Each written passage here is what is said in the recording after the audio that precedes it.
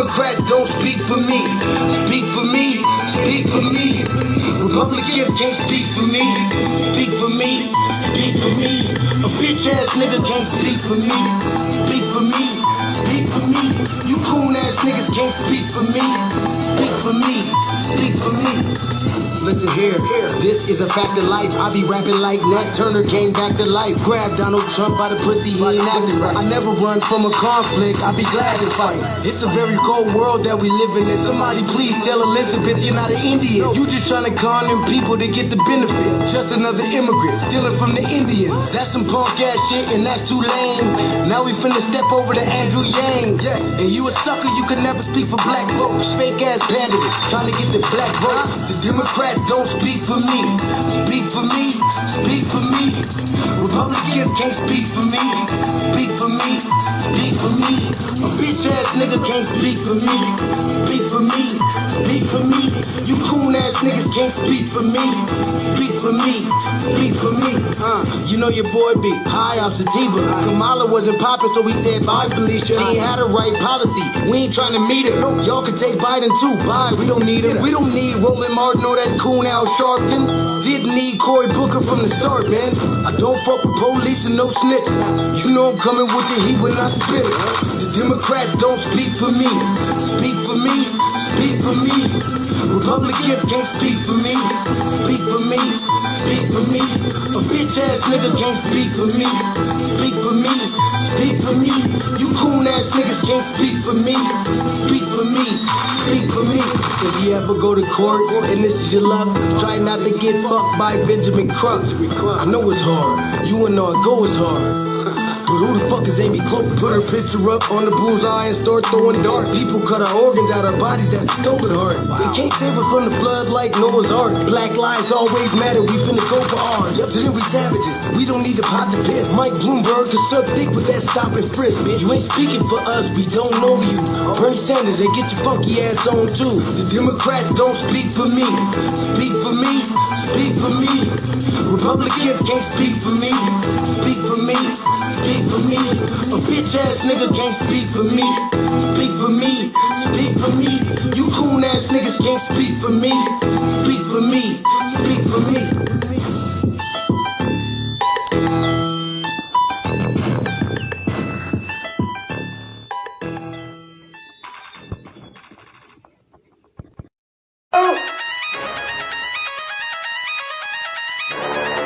I'm talking about Shawty going crazy. People going crazy in these motherfuckers.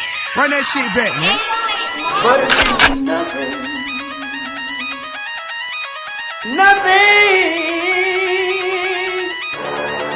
Got a woman on the day.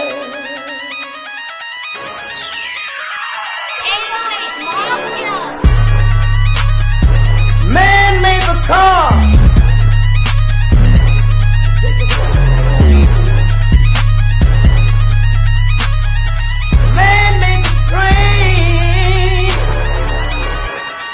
Carry the heavy load. Man made the electrolyte to take us out of the dark. Man made the boat for the water. Let the seven know me now.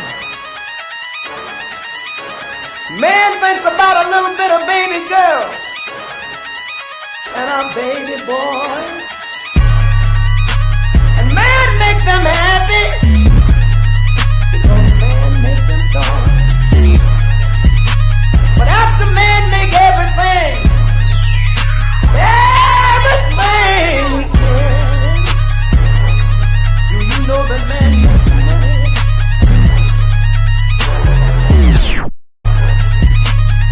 To buy from other men.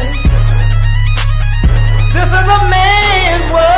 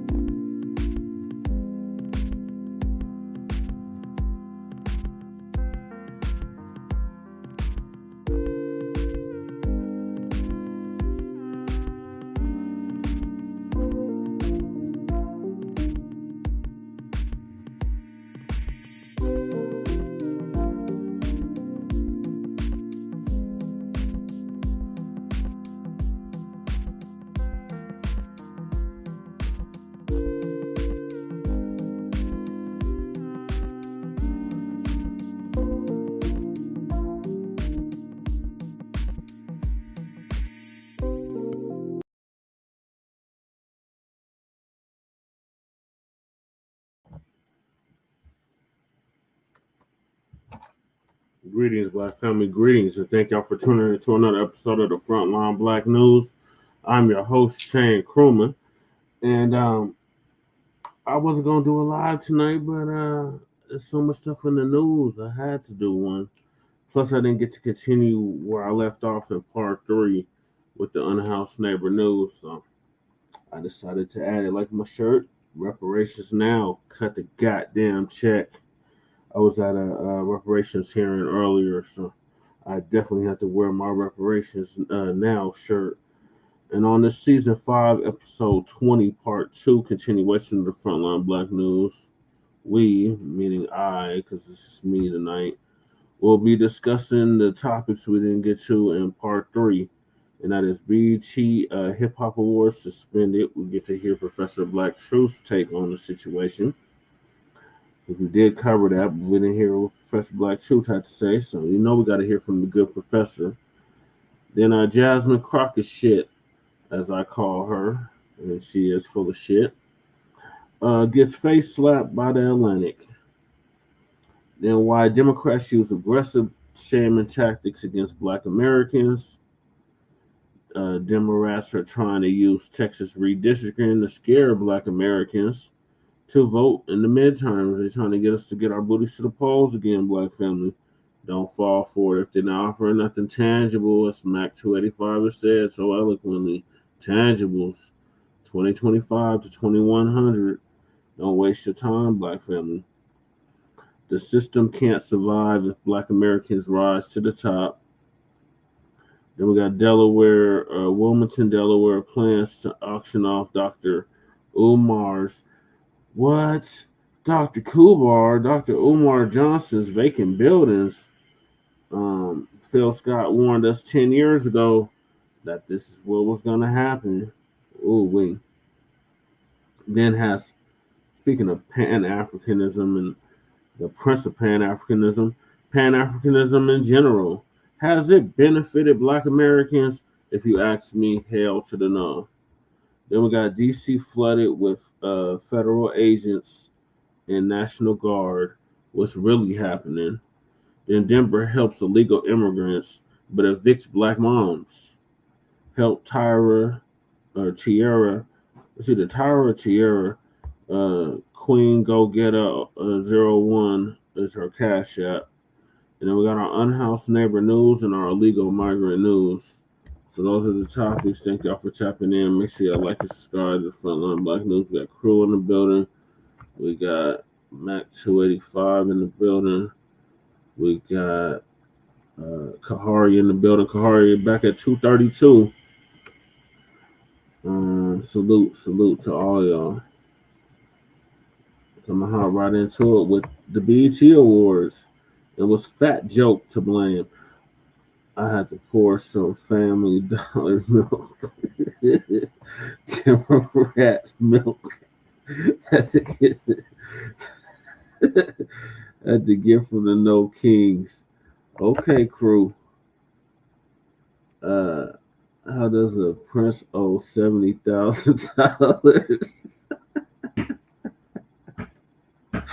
Right, exactly. How he's $70,000 in debt. Jesus Christ. Okay.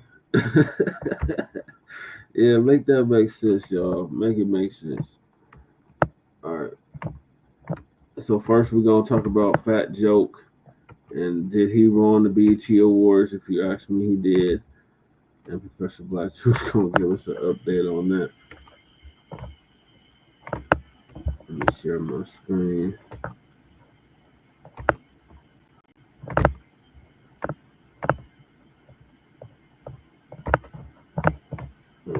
Here we go.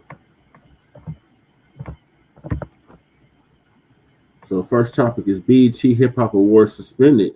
Is Fat Joke, Olympic Joe, Joey Crack shit to blame? Yes, he is.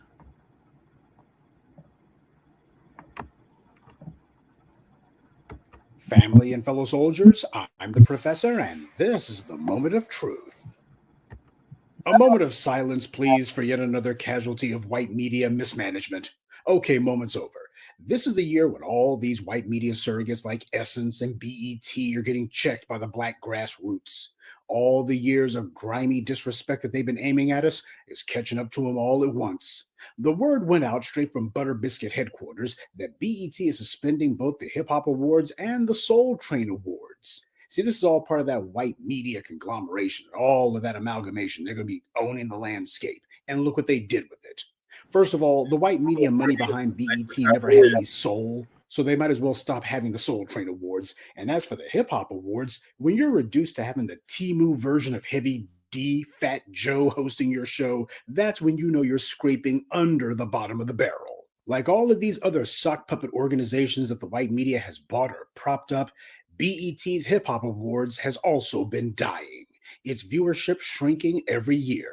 In 2022, BET's Hip Hop Awards had 708,000 viewers. In 2023, that number slipped to 657,000 total viewers. Last year, it dropped to just 333,000. So their award show viewership, which used to number in the millions about 10 or so years ago, fell to less than half of what it was just a couple of years ago. You can't call that anything other than the audience jumping ship. That's how collapses happen. Slowly at first, and then all at once. And yet you got the white media who's trying to call the Hip Hop Awards a, get this, popular award show. They actually have the nerve to write that. See, this is the white media trying to conjure magic. They figure because they have such a pervasive influence that all they have to do is merely say something and people will believe it because the white media reaches so many people. And most of the time, they're right. But thanks to the black media, the white media's iron wall of lies has been pierced, and people are seeing the truth. The white media can call these shows popular all they want. It makes them look like fools. You don't cancel something that's popular. Things have gotten so bad for the BET Hip Hop Awards that they were reduced to having the show at a nightclub in Vegas. I'm not making that up. That's where they had it, Dry's Nightclub in Vegas. Well, that actually does make sense. Fat Joe has always been a lounge club level act anyway, so he belongs in some hole in the wall. If you're one of the poor souls whose lives are so empty that you actually watch BET's Hip Hop Awards, then you already know that Fat Joe's been hosting, or rather occupying, the show for at least the last 3 years, and his presence has also coincided with that decline. Now, he's not the one and only factor at work. BET itself has been in decline for many years now. But his hosting the awards show has clearly been received by black audiences as part of BET abandoning anything that's black. It's part of their loss of legitimacy. And Fat Joe's regular displays of arrogance has also been part of the problem that black audiences have had with that show. Instead of realizing that he's just a guest in a house that he didn't build, that neither he nor his community had any part in building or maintaining, instead of being humble and happy that he's been allowed to eat off of somebody else's table, instead Fat Joe began running his fat mouth and talking like he made hip-hop, like his community made hip-hop. They should have rented a U-Haul and dragged his lard bottom out of there then, but of course they didn't, because disrespecting the black community was the entire reason that he was brought in the first place. You would never have Kendrick Lamar or any other black person brought in to host the Latin Grammys or any Hispanic-based show and then tell those audiences, well, y'all got black ancestry rights, so it's legitimate for me to be headlining this thing. These white media financiers who come in and decide that they're going to buy or set up some sort of so-called black media outlet or entity, they don't use those as platforms to bring black folks in to other people's venues and say, oh, well, we're going to have some black folks who are going to be headlining these things. They don't let black people bogart other people's stuff, but they always make it a point to have everybody else standing in front of us, well, for the shows and the audiences that the white media controls. And this is what put them where they are. BET's been struggling to remain relevant, and while they did bring in some big names for their hip-hop shows for the last few years, the reality is it takes more than just a few relevant names to make your show relevant. And after incident, that becomes show after show that eventually results in year after year of disrespecting black audiences, how do the former black viewing audience of the BET Hip Hop Awards even see the show now? Well, apparently they're not. And this loss of prestige also applies to BET itself. They might as well call the network bootleg entertainment for tethers, because that's all it is. Hell, it was no great shakes back in the 90s. And for the last 20 years after Paramount bought it, it's become a joke, but not a very funny one. To have Fat Joe as the host is basically the white media equivalent of what groups like the NAACP has done, try to move away from being black and instead become some sort of deracinated platform for everybody else. These groups and organizations that run away from blackness, they're not doing it for ratings or for money. They always try to claim, we're trying to expand our audience. Well, as we see, they lose ratings and they lose audience and lose money by running away from blackness. The reason that they do it is because the white power behind these entities is trying to reduce the presence of anything black. This is a social agenda being funded and directed by white dark money. That's all it is. And now BET itself is a zombie network. Bob Johnson sold his soul to those white financiers and investors back in the day. It was only a matter of time before the black viewing audience finally realized that whatever it was that they hoped BET would become, it simply wouldn't. What's happening is that people are waking up to the scam, and it's because the black media is saying what people have been thinking all along, and people are realizing they're not alone, that they're not the only ones who have been looking at this mess and saying this is garbage. See, when people feel isolated, they think that their opinion simply doesn't matter, and when that happens, rather than resist, they become apathetic. Systems of oppression and control thrive on that. That's why isolating people and atomizing them is so important. When people figure that their resistance simply doesn't matter, that it's just them who's objecting to something, instead of tuning out or walking away, they're just as likely to continue going along with the same old, same old. But when you have people who are telling these disaffected masses that they're not alone and that this status quo is intolerable and that they all have to turn their backs on this nonsense, then that encourages people to act on their beliefs rather than just resign themselves to their fate. Never underestimate the power of telling people that they're not alone. And the white media is upset that their control is slipping. Their so-called black award shows that they put on, it's been nothing more than platforms to lampoon us and hold us up for ridicule. They put out this crap every year and they stage manage this garbage. Why do you think the Source Awards has a brawl every single year? It's all part of the show. And please don't think the antics you see these Negro entertainers doing is spontaneous. They get their marching orders from the exact same people who pay for these sideshows. The white media doesn't just encourage them to act like fools, it also shames them whenever they don't. I remember back in 2006, the white media was up in arms because the MTV Awards that year didn't have some kind of over-the-top stupidity that occurred or some act of super raunchiness going on. Instead, they had the usual flash and trash garbage, but not the shock for the sake of shock crap that they usually would do. And the white media ran a story with the headline, MTV Awards Almost a Bland Affair. That's how they responded. And then under that, they reported that the MTV Awards had a, quote, increasingly staid reputation. For those who don't know, the word staid means sedate, respectable, and unadventurous. The only reason people watch award shows is because the people behind these shows spend a lot of money and time inventing the illusion that this or that award is important for some reason or another. Remember what I taught you about awards? They're a way for white power to bestow instant legitimacy on something. That's why they matter, at least under white supremacy. It's a way to give someone instant credentials. You have a group of white men who put on a show claiming that they're going to recognize the best in their field. And then they heap phony praise on somebody and hand them some sort of little trinket award. And they say that this person contributed something truly valuable to the arts or sciences or both. Awards have no value if people look at them and they think that they're not important. Awards require a high level of respectability and normalcy in order for people to take them seriously. So unless your award is the Razzie Awards or some sort of intentionally silly parody award, then yes, sedate, respectable, and unadventurous is exactly what you want. Gee, isn't that why the same white media always complains after every MTV Awards show about whomever it is that does some raunchy or shocking act? Isn't that what they usually do? Except what they do is they're trying to get clicks and views off of controversy. Phony controversy, but controversy nonetheless. It's an awards show. They read off a list of arbitrary categories, then they say which one they think was the best, quote unquote, and they give the person a little trophy and send them on their way. That's really all there is to an awards show. It's supposed to be staid, respectable, and unadventurous. But back in 2006, when the white media was complaining about how bland the MTV Awards was that year, they singled out 50 Cent of all people. Quote, 50 was almost Zen-like on stage and offered little to excite the crowd. 50 Cent.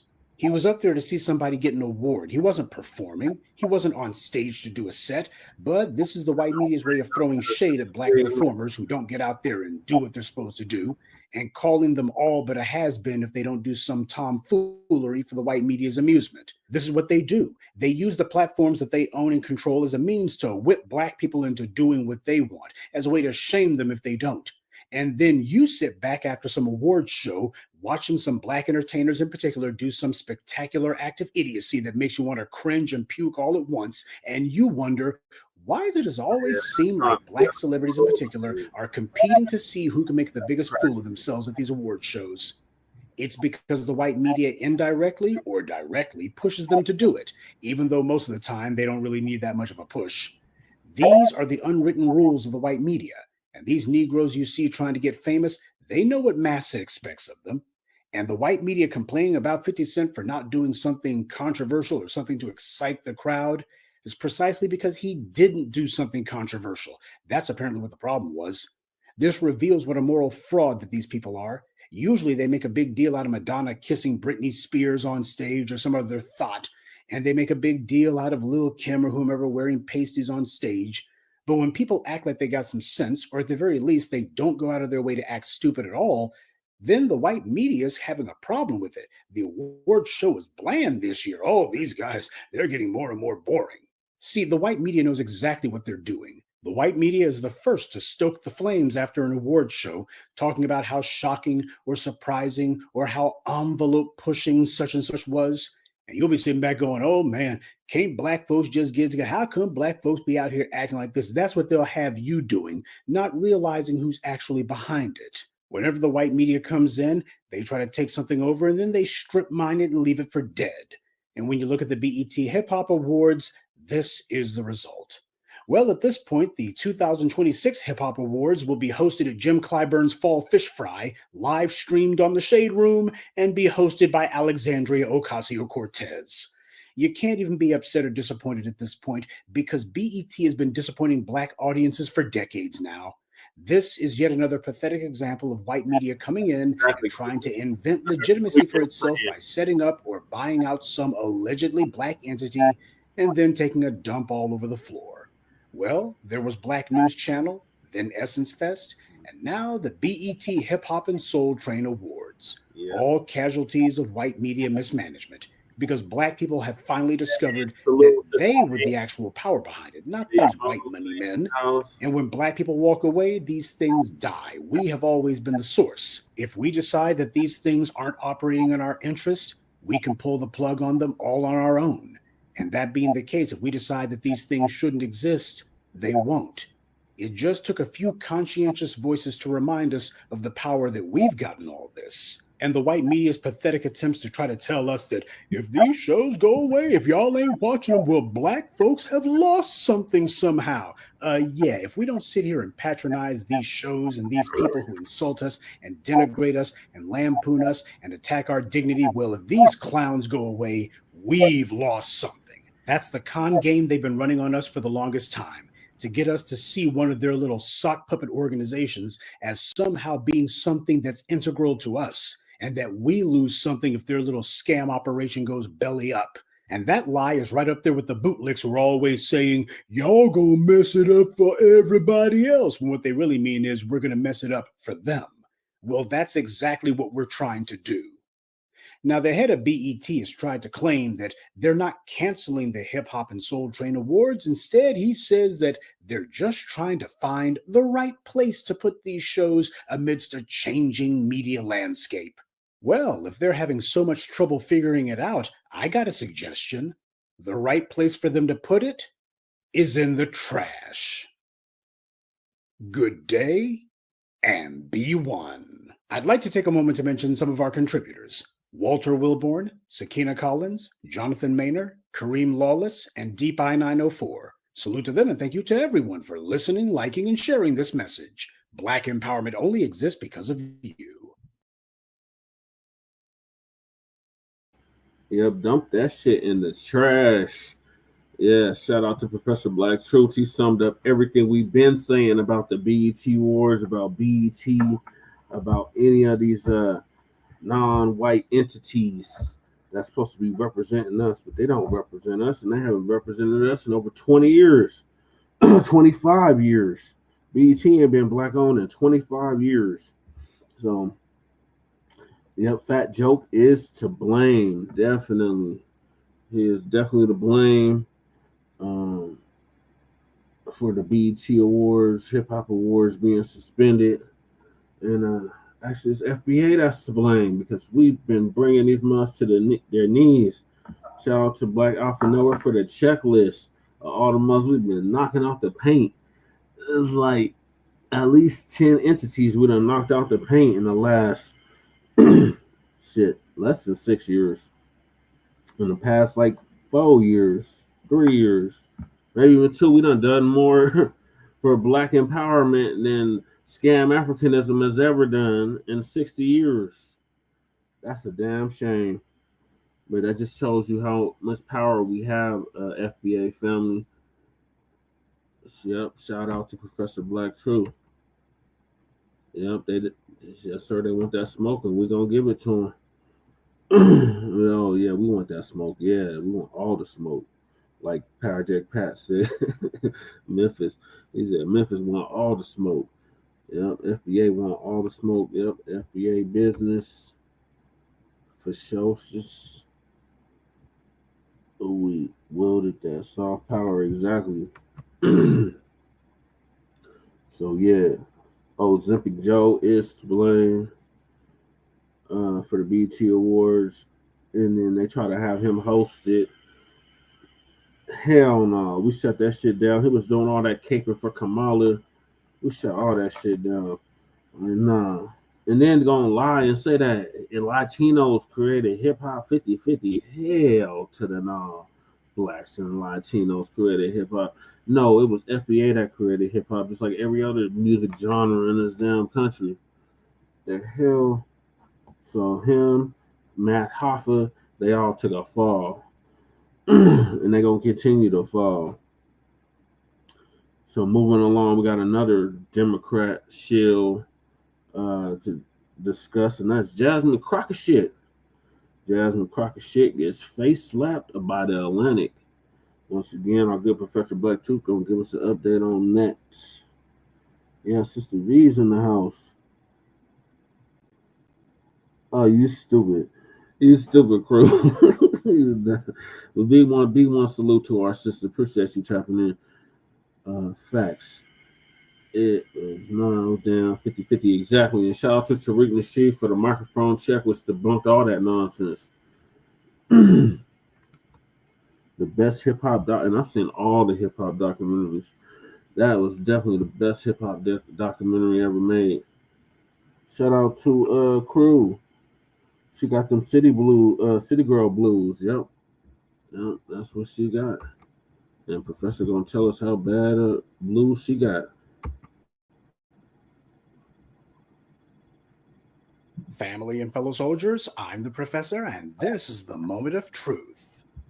It's been a very revealing few weeks for Congresswoman Jasmine Croccett. I would say that it's been a strange few weeks for her, but let's be honest, since when has she not been neck deep in the middle of weird? There was an interview about her that was done by The Atlantic. It was a profile. And this Atlantic profile of Croccett got headlines because at one point, The Atlantic writer did what every profile piece about a particular politician does. They began making inquiries to the subject's other party members and to ask what they thought about them so-and-so. When Croccett heard about that The Atlantic was reaching out to other Democrats to get their opinion about her, Croccett revoked The Atlantic's access to her, and she also said that she was revoking whatever permission she had given to them. But that was closing the proverbial barn door after the horses had already escaped. When politicians agree to talk to a reporter, permission to be quoted directly, as well as whatever information that they give, is laid out in advance. If a politician doesn't make it clear from the outset that an interaction with a journalist is supposed to be off the record, then the reporter feels free to use whatever is said and even to attribute it to that politician. This is the reason that virtually every story, especially in the big white media outlets, if it's supposed to be from a politician or from one of their staffers or whomever, they always quote some anonymous source, unnamed source, person close to the administration, person with knowledge of thus and so, etc. That's the reason why you see that so much. And for Jasmine Crockett, a woman with a law degree, she sure is naive, if not dumb, when it comes to dealing with the white media. In fact, that seemed to be the slant that the Atlantic was putting out here. That Jasmine Crockett, for all of the attention that she is getting, well, this woman just isn't ready for prime time. You see how clumsy she is in a mere normal interaction with the media. Just a normal profile piece, and she loses her mind. That's the point that they were trying to get across. Jasmine Crockett simply ain't ready for the big leagues. She figures all she has to be is a sassy city girl and snap her fingers and roll her neck, and that the world would be her oyster. But she's finding out the oyster doesn't have any pearls in it. And just to make sure that nobody missed the white media's point that Jasmine Crockett isn't ready for the big leagues, the Atlantic piece started out saying that Crockett had been campaigning heavy to get Democrats to make her the top pick to be put on the House Oversight Committee. She had been competing with other Democrats to see which one of them would get that slot, and that it was a race that Jasmine Crockett was losing. In fact, part of why she was losing her bid for that position is because the Congressional Black Immigrant Caucus decided not to support her. The Atlantic reported that rather than support Crockett, members of the CBC instead decided that they were going to vote for a senior-most person in the race, even though that person wasn't a member of the Black Immigrant Caucus. So that most likely meant the person that the CBC was going to back was going to be white, which tells you everything you need to know about that group of clowns and what they're actually about. Jasmine Crockett was angry about this. I guess she's too dumb to realize that the CBC is a gang of foreign flag sellouts and buck-dancing bootlicks from abroad. They don't support anything unless it has to do with immigrants. They absolutely hate foundational Black Americans, and truth be told, they hate Black people in general. And if they can't find an immigrant to vote for, then they'll just back whatever white Democrat is standing around, but they're not going to be backing us. That's how the pecking order is in their minds. Back a white person first, and then if they get permission from massa, they'll back some immigrant, whether they be Black or not. But as for foundational Black Americans, don't dream. This is why the CBC is chock full and overflowing with these immigrants, because white power engineered it that way. White donors looked for people who had no connection to us and weren't going to be making the kind of trouble that we make, compliant sellouts who would do masses bidding, all the while lying through their teeth and laying false claim to our history and our struggle and our ancestry and our lineage. People who have no connection to us and yet try to con everybody else into thinking they are us. They see themselves as some kind of non-racial immigrant group, which is why we have to purge them from the political landscape. Now, I'm not trying to go off on a tangent or on a rant, but Jasmine Crockett stumbling like this and making this big a mistake, there's a reason for it, and here's what the reason is. Lineage matters because we are all of us the result of our collective experiences. And when someone comes from a lineage and an experience of fighting and striving and overcoming, they have nothing in common with somebody who decided to flee from every fight that ever came along, who bowed down and bent over for every enemy who's ever come along, and who has sold out their own family members and anybody else they could find. An experience of fortitude, honor, and uncompromising struggle can never be made compatible with an experience of lying, bowing, scraping, and fleeing. Pan-Africanism wasn't a bad idea as a concept, but we live in the real world. And in the real world, all that matters is how things work in practice. And in practice, Pan-Africanism led directly to this flat definition of Blackness that made it where we extended the same camaraderie to people who do and will always practice tribalism.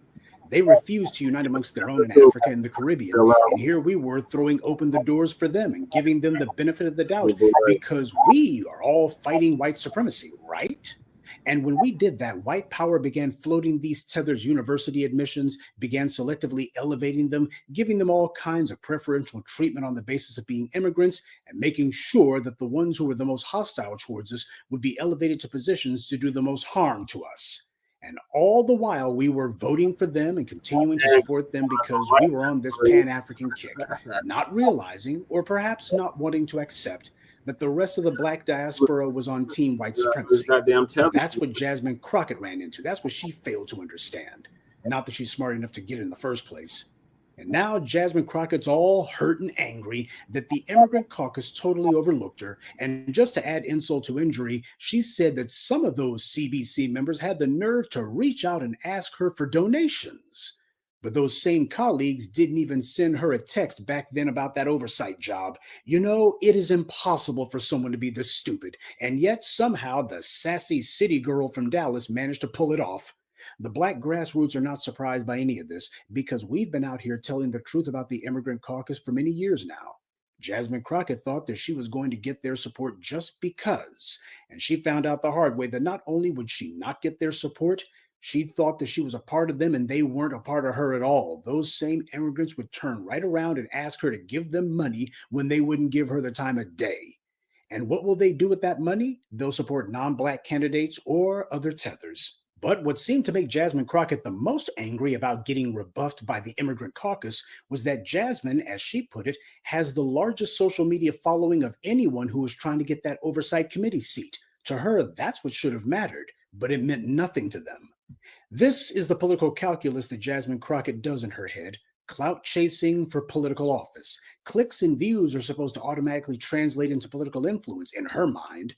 If she has more subscribers or views than anyone else, then to her, that's supposed to mean she also has more clout too. Every time you see her acting out in Congress, cussing and carrying on, or doing her cringe-inducing Kendrick Lamar parody dance, or her sassy city girl routine, that's her trying to get attention on social media because she thinks that's her power. She's doing her own clumsy imitation of the Barack Obama playbook. He made it a point to argue on camera in the Senate against W's administration officials back in the day. Now, Obama didn't curse or get vulgar like Jasmine Crockett did, though. And while he didn't dance to Kendrick Lamar, he did dance on Ellen DeGeneres' show. And Kamala Harris did the same thing, arguing with Trump's cabinet officials when she was in the Senate and dancing, if it can be called that, to Cardi B. When you see Jasmine Crockett bickering with the likes of Marjorie Taylor Greene, this is the well that she's drawing from. This is the real reason that she wanted that oversight seat so badly. She wants more opportunities to do some on-camera confrontations with Trump's people or other ranking Republicans so she can get some more face time for the cameras. Clout chasing. That's her MO. It's why she does all this stupid stuff, because she's chasing clicks and views and engagement numbers. That's what matters to her. But what she's not chasing is a Black agenda. But then again, neither is the so-called Black caucus that she's supposed to be part of. The Atlantic piece mentions how Crockett called Marjorie Greene a bleached blonde, bad-built butch body bimbo, which went viral. Crockett capitalized on that one literally by trademarking the phrase and making t-shirts about it. She's been getting lots of face time on white media, cable, and she's parlayed that into becoming one of the party's top fundraisers. And as she found out, all that meant to the party was that she can give that money to them. And as for her TV appearances, there was another politician who thought that getting his face on TV a lot and trying to win the war for engagements on social media would also translate into him becoming the leader of his party, Ron DeSantis. And I think we all know how that one worked out. DeSantis also couldn't get his own party to elevate him either. Even in his own state, he's now been reduced to having open fights with the same legislative Republicans who have backed all of his moronic culture war message legislation. Man, is any of this sounding familiar yet? And something else the Atlantic reporter talked about was how Crockett talked to her staff. Basically, the piece made her out to be an office tyrant, berating her staff members, complaining about the lunch that they brought to her, just making sure that whoever read it would perceive her as being loud, angry, wrong, and entitled. But one thing in particular that stood out to me is that the Atlantic reporter pointed out that the lock screen on Jasmine Crockett's cell phone was a picture of Jasmine Crockett herself. The Atlantic reporter, as well as all of these wannabe Black leftists out there, they seemed to be surprised when they read that, but they shouldn't have been. I already knew that whenever Jasmine Crockett does some TV interview from her office, she always has two pictures behind her. The one on the right is Shirley Chisholm, though as often as not, she'll have some other Black woman politician, but the one on the left is always a photo of Jasmine Crockett herself. That photo never changes. Who is Jasmine Crockett's hero? Who does she most admire in the whole wide world? Why, Jasmine Crockett, of course. Now, isn't this exactly the kind of ego-driven narcissism that Democrats accuse Trump of? Someone who sits around admiring their own image all day, their entire world revolves around themselves. Jasmine Crockett is a little egomaniac. She idolizes herself. Everything she does is to try to aggrandize herself and raise her own profile. But she's not doing it so that she can produce results for Black people. See, I could see it one way if she was trying to create a cult of personality that would empower her to get things done for us, but she's not doing that. Everything she's doing is because the city girl congresswoman is trying to climb the political ladder for herself. So let's make sure that we get that straight. If Congresswoman Crockett was out there actually pressing our demands, if she was pushing for our interests, if she was representing our lineage and doing so boldly, Well, as far as all the pictures of herself and lock screens and all the rest of it goes, my assessment of her under those circumstances would be, well, she's not entitled or wrong, she's just flamboyant. That's what I would say, because that's what all of these white folks say whenever you got a white person who's representing their interest. The white media comes along and says, hey, so-and-so is loud and wrong and overly flashy. They're just flamboyant. That would be my opinion of Jasmine Croccett, too, if she was representing our interests. My problem with her isn't her asinine antics per se. She's trying to get headlines, and I don't begrudge her that. What I resent is that she's trying to uphold and push an agenda that does not empower us. Sure, she's bringing up the whole Jeffrey Epstein thing, but the only reason Democrats are even doing that is because they're desperately hoping that this is going to drive a wedge between the orange man and his white base. The Atlantic piece was meant to deflate Jasmine Croccett. And no, I don't think that these kind of things are just coming out of nowhere. I think some people in the Democratic Party want this out there. We've seen it before with Alexandria Cortez. She ran her mouth a little bit too much about Nancy Pelosi, and next thing you know, she was getting criticized by the same leftist media that had previously been calling her a rising star in the party. And she was also hearing publicly that she could very well find herself getting primaried. Nancy Pelosi was the congressional Democrat who controlled more donor dollars than anyone else. That's why the Democrats bowed to her. She had access to a ready supply of cash. The message to AOC was clear. You better start learning to toe the line unless you want to go back to being a bartender again. AOC decided she preferred serving Nancy Pelosi to serving drinks at a bar. This seems like the same powers sending the same message to Jasmine Croccett, too. She can daydream about being president all she wants, but if she keeps making a fuss, then she won't even be able to dream about being in Congress anymore. White supremacy loves a cruel prank, especially one that takes a long time to pay off. The white media likes to set some unsuspecting Negro up only to crush them to the ground later on, all the while letting their victim believe that they've got all of these friends around them. They put these tools on TV, they go ahead and give them some honorary title or other, and when they do, they make sure to give them phony praise and give them phony accolades, and these simple-minded chumps actually buy into the hype and think that these people like them, that they're going to be the next big thing when white power has already decided they're going to be the next big nothing. Rising star simply means that you can work yourself to death to support their power, like you can become an effective fundraiser and then give that money to them while they turn their behinds up at you and go looking to support anybody other than you. When you choose to become a bootlick, you've chosen to take part in an abusive relationship. This Atlantic piece is exactly what it was meant to be. A slap in the face to the sassy city girl. They're going ahead and putting her in her place, and they're making it where there's not a whole lot that she can do about it, and they're reflecting it and echoing it and repeating it. That's how they go ahead and peel somebody's hide off of them publicly. This is how they flog a bootlick publicly. That's what's happening to her, and all she can do is take it. I'm not going to say that this is the end of Jasmine Croccett, far from it.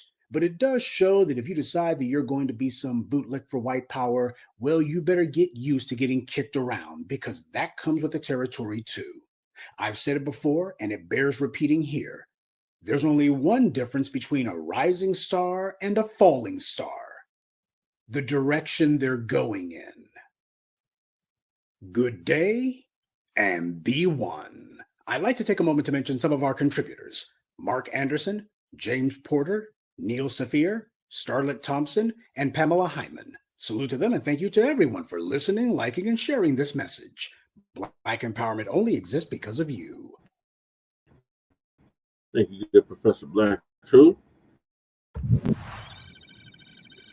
Oh man, he summed it up quite nicely. The hell. There's a rhythm to every political scene. To hell with Jasmine Croccett shit. She's getting her wake-up call. And I have no pity. I feel nothing. Like Torian always says, I feel nothing. This broad sit up here caping for any and everybody but us. And we supposed to care when the white establishment publications such as the Atlantic comes after her? Hell no. She need that wake-up call because she been getting too big. What is it called? What we say? Too big in the bridges. You got too big in the bridges. You know, where stepped your boundaries. Yeah. So, City Girl got her wake-up call, and she said her idol is Shirley Chisholm. That's another tether. Red flag. Nancy Pelosi's platform is gender affirming care. Yep, that's what the Democrats is promoting. Castration, legal castrations and mutilations. That's what their campaign is and what they're promoting. Yeah, Nellie Fuller Jr. said they love humiliating us. They get fun out of that.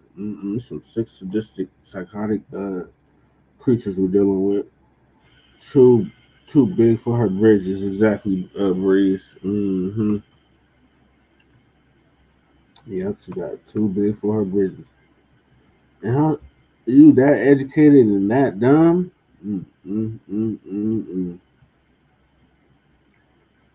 This one comment she just left Breeze though, that one was ooh-wee. Pan Africanism is white supremacy. Well, that's what they promote. They don't want. They keep telling us that they don't want to see Pan Africanism, but they don't even practice Pan Africanism on the continent. So it's like white supremacy been promoting Pan Africanism since the 70s, putting in all the HBCUs, all the college campuses. They give you a whole course on it.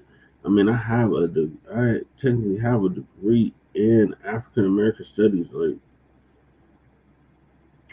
but I had to take Africana classes, Africana studies classes, all that stuff back in college. So yeah, they promote that shit heavily.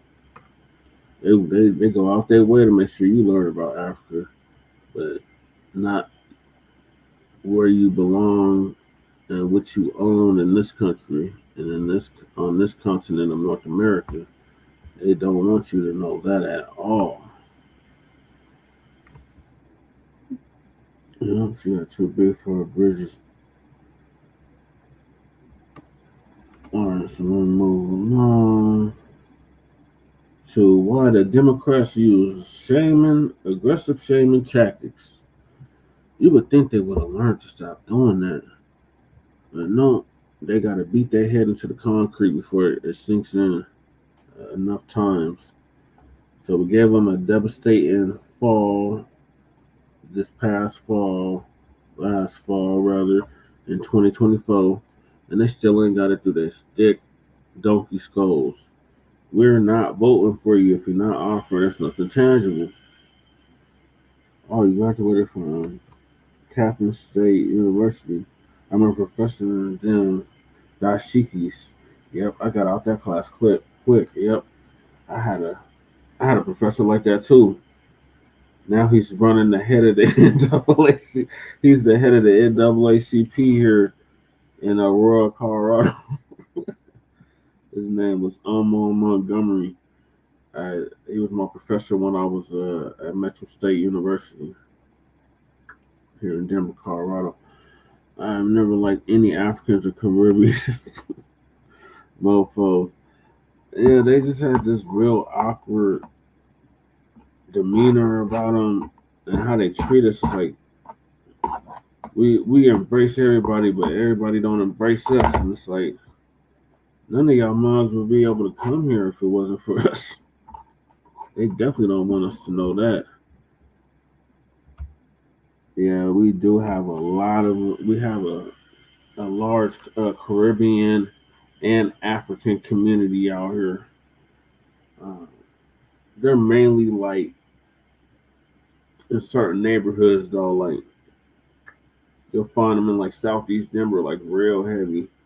Like Southeast Denver is like all African, all Caribbean. They got all these little Caribbean restaurants, all these little apartment complexes that's full of them. The neighborhoods where the houses are is full of them. So yeah, especially like Ethiopians. We got a large Ethiopian population out here. Eritreans out here. Yeah, they always talk shit about us, but they talk it in their language, so we can't understand what they're saying. But you already know, like they saying something like a kata. We didn't even know what a kata was. We don't have no words like that. The most we have is African booty scratcher, and that's just joking around playing the dozens. These damn These damn tethers, they have no sense of humor. They have no concept on roasting. None of that. They get all in their feelings, all upset behind a little jokey joke.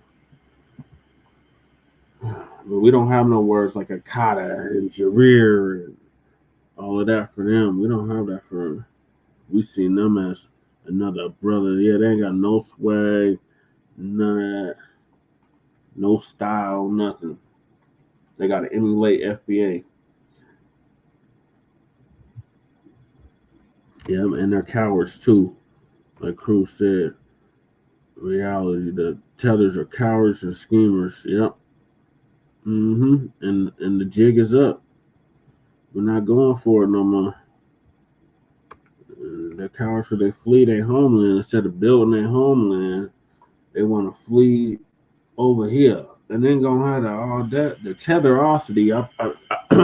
If you hear anybody say tetherosity, they got that from me because I gotta get that shit copyrighted. They got the tetherosity to talk shit about us. Hell no, in our homeland.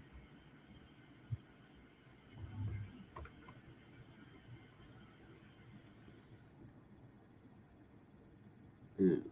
So we're gonna get to these damn Democrats again. The Democrats, they're still using these aggressive shame attacks. You better go out there and vote. You better vote for the lesser of two evil. You better do that. I better stay black and die. That's about it. Yeah, flew out the way. Yeah, they need to get the hell out the way. They're just standing in the way of our progress. We can't progress with these goddamn tethers all up in the mix. And like Professor Black too said, the Congressional Black Caucus is full of them mugs, and that's by design. I've noticed that shit in my state. I'm in a blue state in blue city. Majority of these goddamn immigrants. Majority of the politicians are immigrants now. Every year, every 4 or 2 years, depending on what race they're running for, they elect these goddamn immigrants, and it's been like that for like the past 10 years, at least. Democrats are trying to use So Afro AI, Afro AI.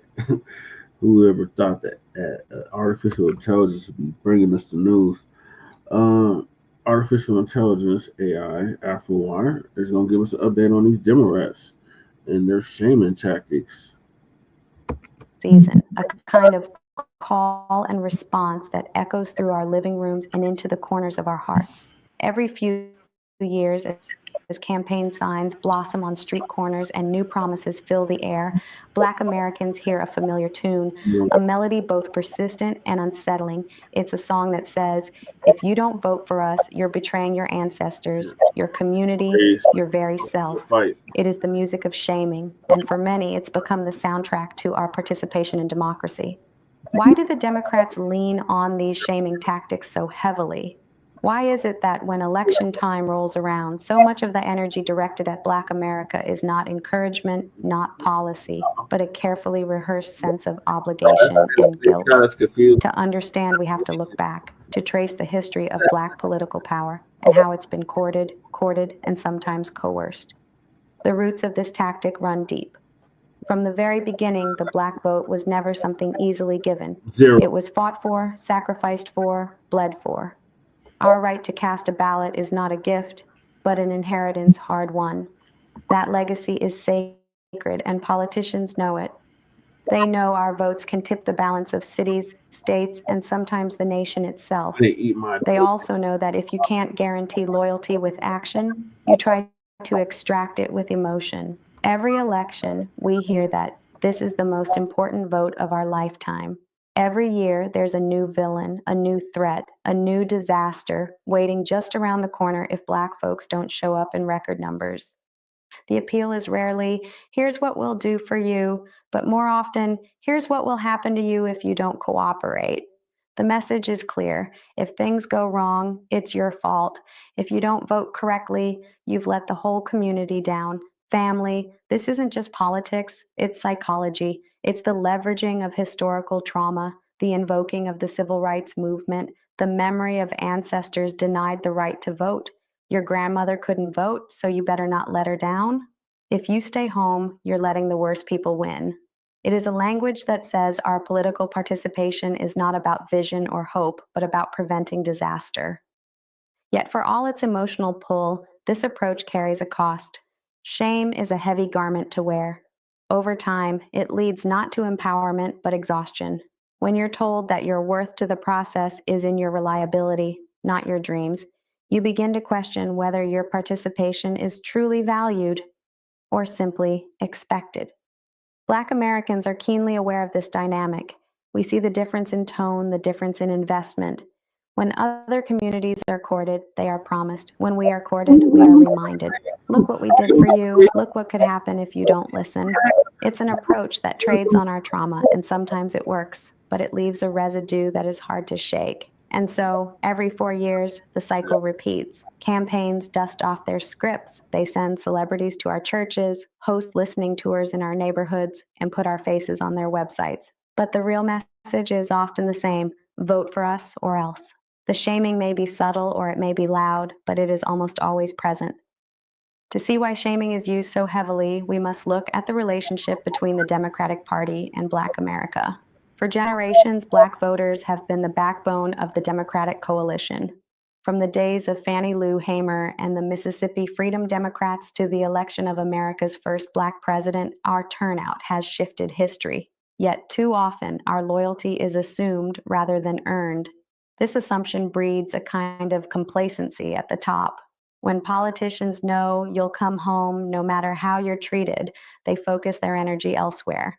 Instead of crafting policies that truly transform Black communities, they put their resources into turnout machines, celebrity surrogates, and messages designed to provoke anxiety more than hope. The strategy is simple. If you keep Black voters afraid of the alternative, you don't have to offer them much in the way of substance. It's a tactic older than most of the candidates who use it. In the past, threats were external, violent, direct, and enforced by law. Now the threats are softer, more psychological, but no less real. It's the suggestion that if you withhold your vote, you are responsible for everything bad that follows. If you even think about sitting this one out, you are letting down your ancestors, your neighbors, your children's future. The weight is heavy and it's meant to be. This is not to say there are no real threats. History has shown that progress can be reversed, that hard-fought gains can be eroded, but LaValle would have you pause and ask, should fear be the primary fuel for your political engagement? Is democracy healthy when one side can only motivate you by reminding you of your pain? The answer is complicated, like most things in Black life. Black Americans are wise. We understand the stakes. We remember Jim Crow, mass incarceration, economic sabotage, and all the ways the system has been weaponized against us. But wisdom also knows the difference between urgency and manipulation. When every election is the most important ever, when every opponent is the new Jim Crow, the words begin to lose their power.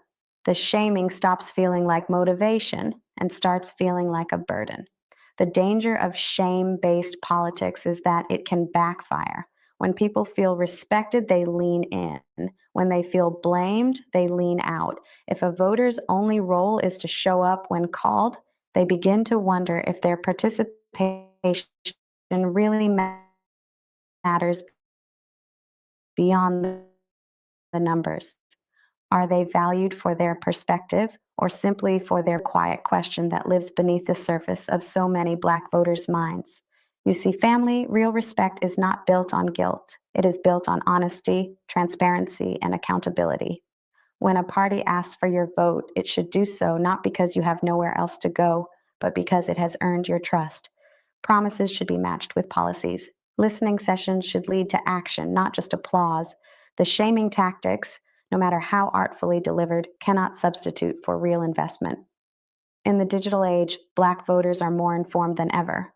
We see what other communities get when they flex their political muscle. Legislation, executive orders, billions in investment. We see the difference between being courted and being guilted. We are aware of the power we hold and the potential we possess. The days of showing up simply out of obligation are slowly fading. Still, the shaming persists. Each cycle, when enthusiasm wanes, campaigns return to old scripts. If you don't vote, you can't complain. If you don't like the options, you should have run yourself. These slogans might ring with a certain truth, but they also echo with a certain disrespect. They erase the reality that people don't just want to be warned, they want to be inspired. So as the world changes and Black Americans demand more, the question becomes, will the parties listen, or will they keep recycling the politics of guilt, counting on old wounds to keep us in line? Time will tell, but the spirit of the community is shifting. To see why shaming is used so heavily, we must look at the relationship between the Democratic Party and Black America. For generations, Black voters have been the backbone of the Democratic coalition. From the days of Fannie Lou Hamer and the Mississippi Freedom Democrats to the election of America's first Black president, our turnout has shifted history. Yet too often our loyalty is assumed rather than earned. This assumption breeds a kind of complacency at the top. When politicians know you'll come home no matter how you're treated, they focus their energy elsewhere. Instead of crafting policies that truly transform Black communities, they put their resources into turnout machines, celebrity surrogates, and messages designed to provoke anxiety more than hope. The strategy is simple. If you keep Black voters afraid of the alternative, you don't have to offer them much in the way of substance. It's a tactic older than most of the candidates who use it. In the past, threats were external, violent, direct, and enforced by law. Now, the threats are softer, more psychological, but no less real. It's the suggestion that if you withhold your vote, you are responsible for everything bad that follows. If you even think about sitting this one out, you are letting down your ancestors, your neighbors, your children's future. The weight is heavy. Yeah, I think she's on repeat. So we get the gist. It's not working no more, Democrats. Do better. Come up with actual tangible policy that's going to benefit us. Otherwise, we're just going to continue to sit it out. All the fear mongering, all the wagging your finger. Yeah, shout out to John Bailey. All that. Oh, we're going to talk down to you. Oh, we know better than you. We know what's better for you than you know for yourself. No, all them days is over, Democrats. You're going to have to do something tangible, specific for us. Otherwise, we're just going to keep sitting it out. And all that shit that roly-poly Martin and the rest of them Democratic shills be doing, it's just going to continue to fall on deaf ears. Because we're not doing it no more. We can't keep doing the same thing except expecting a different result. Voting Democrat for the last 60 years has not helped us one iota. Hey, we got a cousin in the building, Black Joe. How you doing, Black Joe? It says stay strapped or get clapped. NAP, Negro American Pride. Yep. And we all we got. We have no allies. Exactly. That's why it's FBA versus the world. We have no friends. We have no allies. All we have is us. Period. Yep. And these Democrats going to continue to learn, just like these Pan-Africans, and this going to continue to learn. We're not doing this no more. And it's like the voting Democrat and being a Pan-Africanist seem to go hand in hand. And them days are over. We can't keep doing it.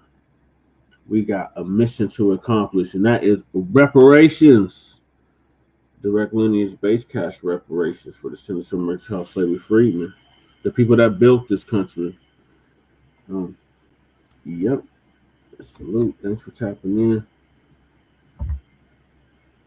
So moving along, Democrats is trying to use Texas now.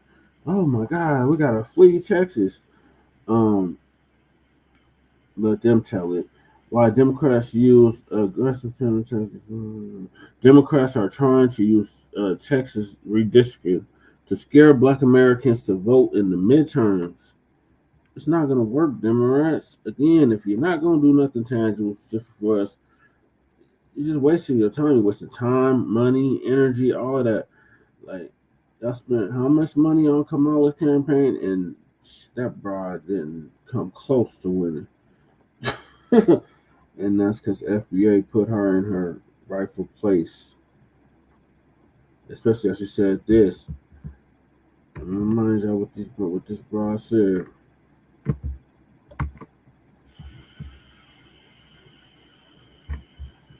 There's niggas outside my door. If you can hear it. That. So I'm not gonna sit here and say I'm gonna do something that's only gonna benefit Black people. No, because yeah.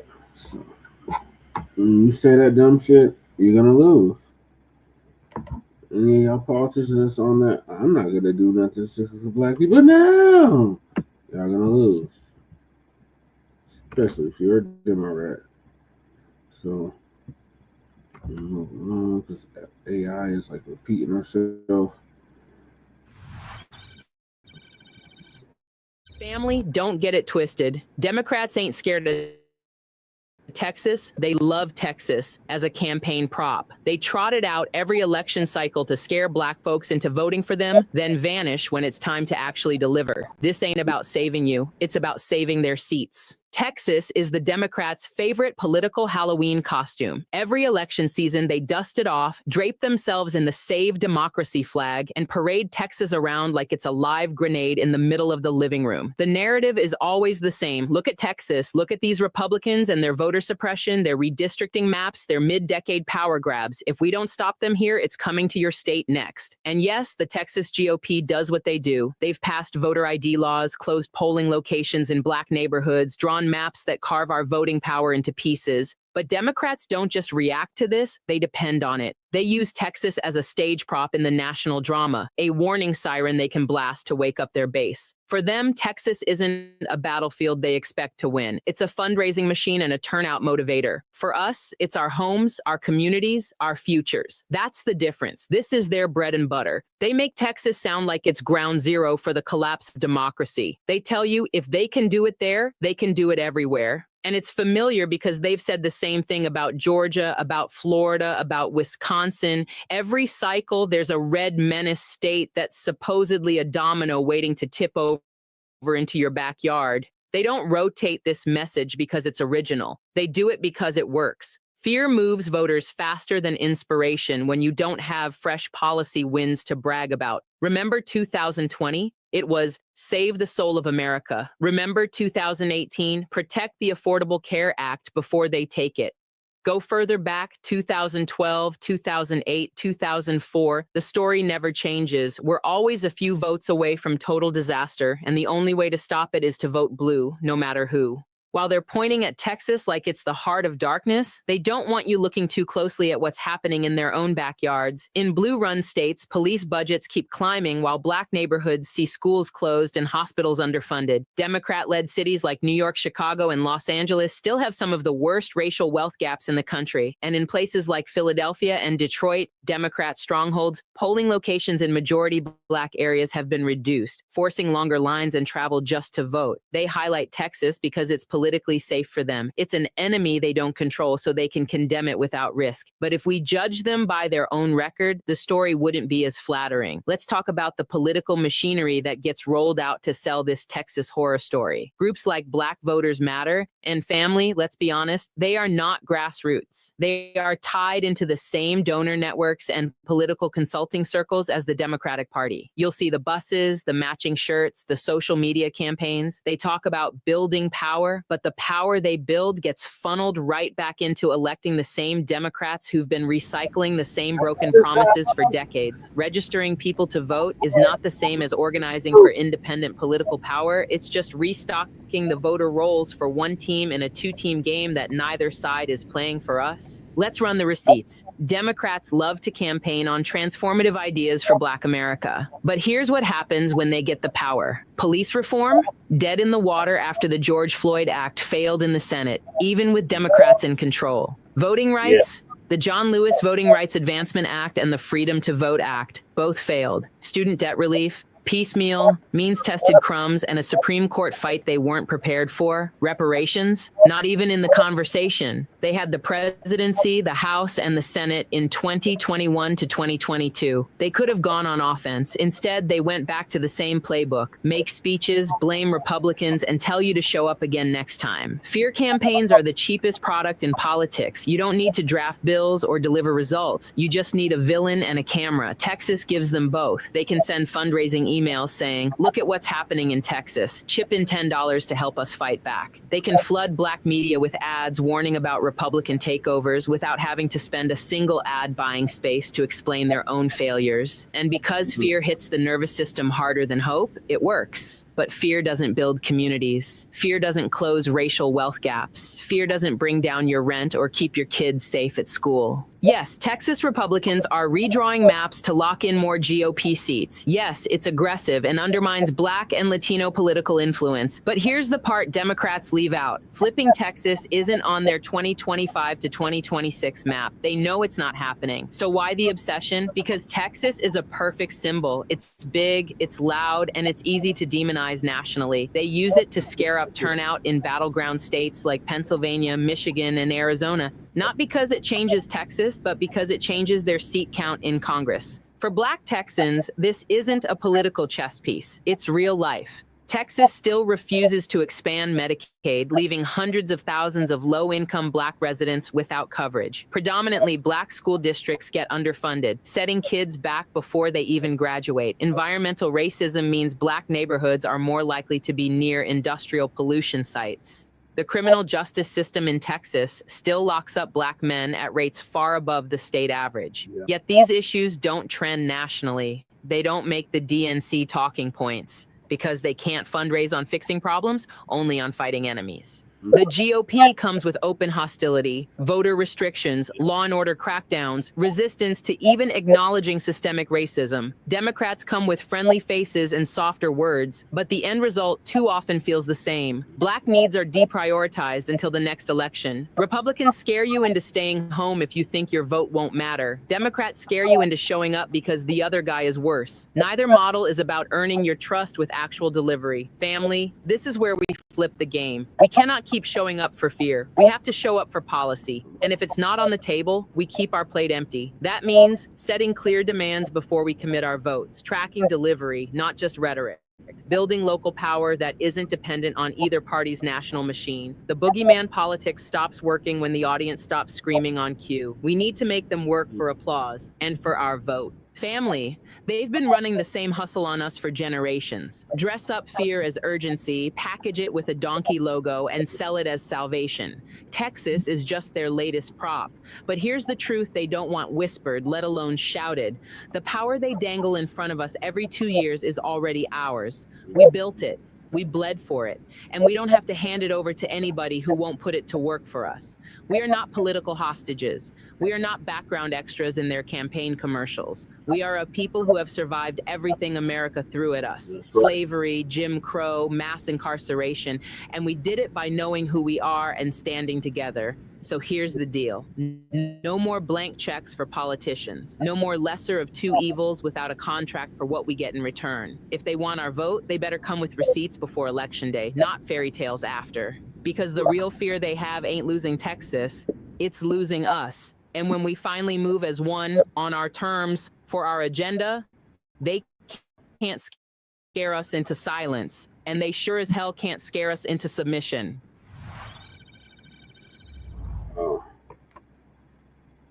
Even AI gets it. So why don't y'all get it, Democrats? We're not going for it no more. No more symbolic gestures. You're going to have to do something specifically for us. You're going to have to do some tangible legislation specifically for us. An anti-Black hate crime bill, direct lineage-based cash payments for reparations, and qualified immunity in all 50 states, tax-free exemption, etc., etc., etc. Otherwise, you're not going to get our vote. You're just going to continue to sit it out. Yeah, that's some diabolical work. Even AI gets it. All right, y'all. So don't fall for the fear-mongering tactics of the Democrats. If they're not going to offer us nothing specifically in writing, contract in hand, This is what I'm going to do specifically for you. Don't waste your time voting for them. Period. They don't have it on their website. They don't discuss it at their town halls. None of that. Council meetings. Don't waste your time voting for these people.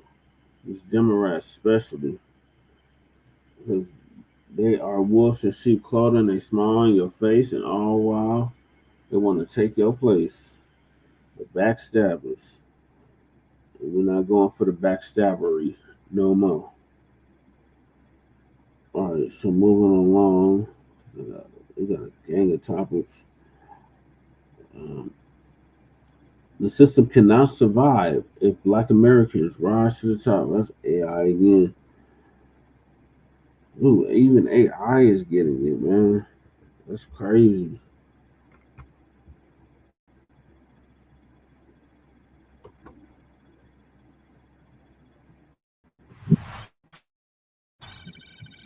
Assalamu alaikum, it's Sister Samila family. Let me make this plain right now. The system you're living in was never built to let you stand shoulder to shoulder with white America. It breathes through your oppression, it survives through your suffering, and the day you're no longer at the bottom is the day the whole thing collapses. Now that we're clear on that, let's get into it, because I'm tired of folks acting like this is about equality in a system that literally cannot function if we're equal. This country's wealth, its power, its so-called success story has always been balanced on our backs. From the moment the first ship docked with our ancestors in chains, our position was fixed. Bottom rung, carrying the load. And every single time we start climbing, they rush to reinforce the ladder so we can't get past a certain step. You know I'm telling the truth. See, they monitor us, and I'm not talking about the regular everybody's on social media type of monitoring. I'm talking about a constant generational watch over our economic, social, and cultural movement. They have entire institutions, think tanks, committees, and corporate boards dedicated to studying us. Not to help us, but to predict and prevent our collective rise. Anytime they see too much upward mobility, they hit the brakes. And they've got 1,000 ways to do it. Economic policy, targeted policing, education, gatekeeping, even cultural programming. Now, let's talk about that cultural programming. You ever notice how the most destructive behavior in our community gets the biggest platform? They will cut a check quick for music that degrades us, for TV shows that clown us, for influencers who tell the world we're only about violence, lust, and ignorance. If you are willing to embody degeneracy, this system will give you the bag, the billboard, the headlines. Why? Because they know image shapes destiny. If they can convince the world and us that this is who we are, it makes it easier to keep us in that bottom position. And on the flip side, what happens to the wise and righteous among us, the ones who speak with clarity, who walk in discipline, who call for unity, economic independence, and submission to Allah's will? Those are the ones they sabotage. They stifle their businesses, shadow ban their platforms, dig up old dirt, or create new lies to assassinate their character. They know a righteous leader can shift a generation, and they cannot afford that. Don't act brand new, family. They did it to Marcus Garvey. They did it to Malcolm X. They did it to Martin Luther King Jr. They did it to Fannie Lou Hamer.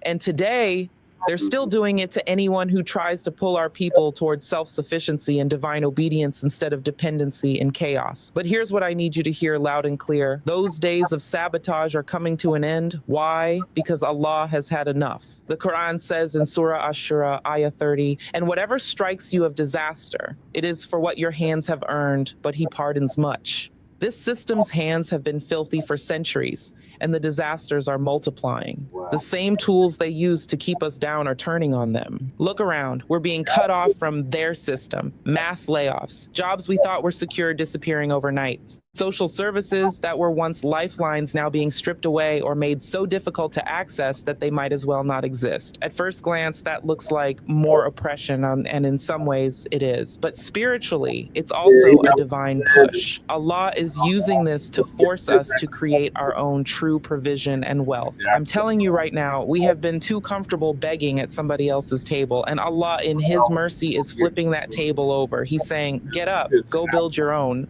And we already have proof we can do it. Remember during the pandemic, when everything was shut down, chaos in the streets, jobs disappearing, and everybody said it was over for us? Black Americans created more businesses than any other group during that time. That's right. In the middle of crisis, we built. While the system was falling apart, we were laying foundations. That's not a coincidence. That's our history. We thrive in chaos. We come out of fire like diamonds, stronger, sharper, and unbreakable. But to keep doing that, we have to reject the poison they keep trying to feed us. Stop letting them reward us for unrighteousness. Stop letting them trick us into celebrating what destroys us. I don't care how big the check is, how many followers it brings, or how much temporary fame comes with it. If it's promoting death to our spirit, death to our families, death to our dignity, it's a setup. And stop waiting for the same system that put us at the bottom to pull us up. It's not going to happen. It can't happen because, like I told you at the start, the system cannot survive if we're equal. Think about it. If we were truly on equal footing, who would they exploit for cheap labor? Who would they over-police for profit? Who would they use as the cautionary tale in their political speeches? Who would fill their prisons, pad their police budgets, and justify their surveillance state? That's why they monitor us so closely. That's why every time there's a surge of Black home ownership, they start playing with the housing market. That's why when our kids start excelling academically in large numbers, they change the rules, cut the programs, or move the goalposts. That's why when we start forming independent economic networks, they hit us with zoning laws, IRS audits, or smear campaigns. Family, we have to stop thinking of these as random events. This is coordinated, this is by design, but here's the beauty. Design can be outmatched by destiny, and our destiny is not to be at the bottom forever. Allah promises in Surah Al-Qasas, Ayah 5, and we wanted to confer favor upon those who were oppressed in the land and make them leaders and make them inheritors. That's us, the oppressed, the overlooked, the underestimated. We are destined to inherit, but not through the permission of this system, through the will of Allah and the work of our own hands. So how do we get there? First, return to the wisdom of our ancestors, not just in the cultural sense. I'm talking about the spiritual discipline, the communal responsibility, the economic cooperation. Our people knew how to pool resources, how to feed each other, how to protect each other. They knew that no one in the village eats unless everyone eats. We need that back. Second, return to Allah, not just in words, but in action. Obey his laws, align with his justice, seek his guidance before we make moves, because when we move with him, no weapon formed against us will prosper, and we've got centuries of weapons aimed at us. Third, use this moment of being cut off from their system to build our own. When the job is gone, that's the time to start the business. When the benefits are gone, that's the time to form the cooperative. When the safety net disappears, that's the time to weave one together with our own people. And don't let the chaos scare you. We are children of survivors. We carry the blood of those who endured the Middle Passage, who built nations from nothing, who rebuilt after cities were burned down in Tulsa, Rosewood, Wilmington. They tried to bury us every time, and every time we grew back stronger. So yes, the system can't survive without us at the bottom, but that's not our problem to solve. That's their problem to face when we decide we're not playing that role anymore, when we stop feeding their prisons, their low-wage economy, their entertainment industry that profits off our pain, when we pull our talent, our dollars, our genius, and put it back into our own hands. And make no mistake, they will try to stop us. They will try to distract us with celebrity gossip, with manufactured beefs, with political theater. They will try to scare us with threats of what happens if we step out of line. But here's what they can't stop: a people who know who they are, whose they are, and where they're going. Allah is already shifting the ground, the layoffs, the cuts, the instability. It's uncomfortable, yes, but it's also a mercy because it's making us see the truth. We were never meant to depend on them. And when we embrace that, we will build something they can't touch. So my word to you today is simple. Don't just survive the chaos, master it. Let it refine you. Let it push you back to Allah and forward into the future our ancestors dreamed of. Build now while their system shakes. Create now while they're distracted. Unite now while they think we're too busy struggling to plan, because the truth is, we're not just at the bottom of their system, we're the foundation. And when the foundation decides it's done holding up the weight of a corrupt house, that house falls. People worthy of our history, worthy of Allah's promise. Wow, this AI, man, this shit is trippy. it's not lying though. Like everything it's saying is truthful, like to a T. Like, it's saying it better than we say it. Like goddamn. But yeah, this system definitely was not built for us to survive or rise to the top. But we definitely rise to the top um, without their permission. We don't need their goddamn permission. We do what the hell we want to do. All right. So this is crazy. Like the AI, how the AI just disseminated that information. It's just like wow. But yes, no lies detected. That was all truthful. What the Muslim AI sister said, it was all truthful. Like what the hell? All right, y'all. So now we're gonna get on Kubar. Dr. Kubar. Dr. Kubar, Dr. Kubar, Dr. Kubar is Wilmington, Delaware. Plans to auction off Dr. Umar Johnson's vacant buildings. Yep. You're right, Black Joe. He said it's super trippy. He said AI has been super trippy. Pray for the best, prepare for the worst. Okay.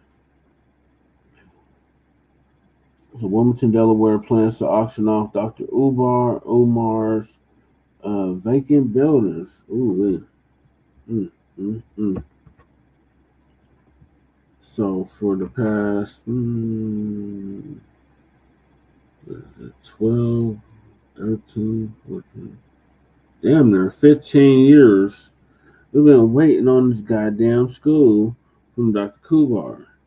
Dr. Kubar said back in like 2012, 2013 that he was going to create this school for boys called the Frederick Douglass Marcus Garvey Academy.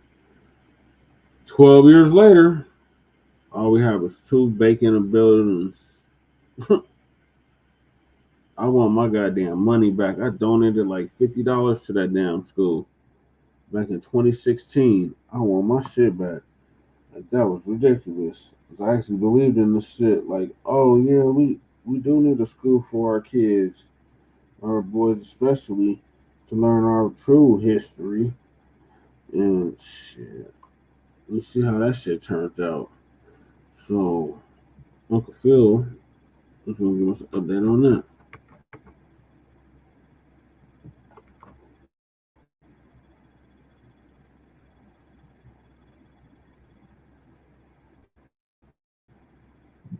Now, I know a lot of people are hearing a lot of this stuff with Dr. Umar Johnson. It last, he has come out that they're going to auction off those buildings that he has for a so-called school that he never opened. But 10 years ago, I had made a commentary about him after his debacle he had with this so-called conscious stripper person. And I had interviewed her, after all of that. And I asked him, hey, you want to come on and talk about it? He didn't want to say nothing about it. But after the fact that I made this video 10 years ago, and now you find out 10 years later, no school, not a single child in there.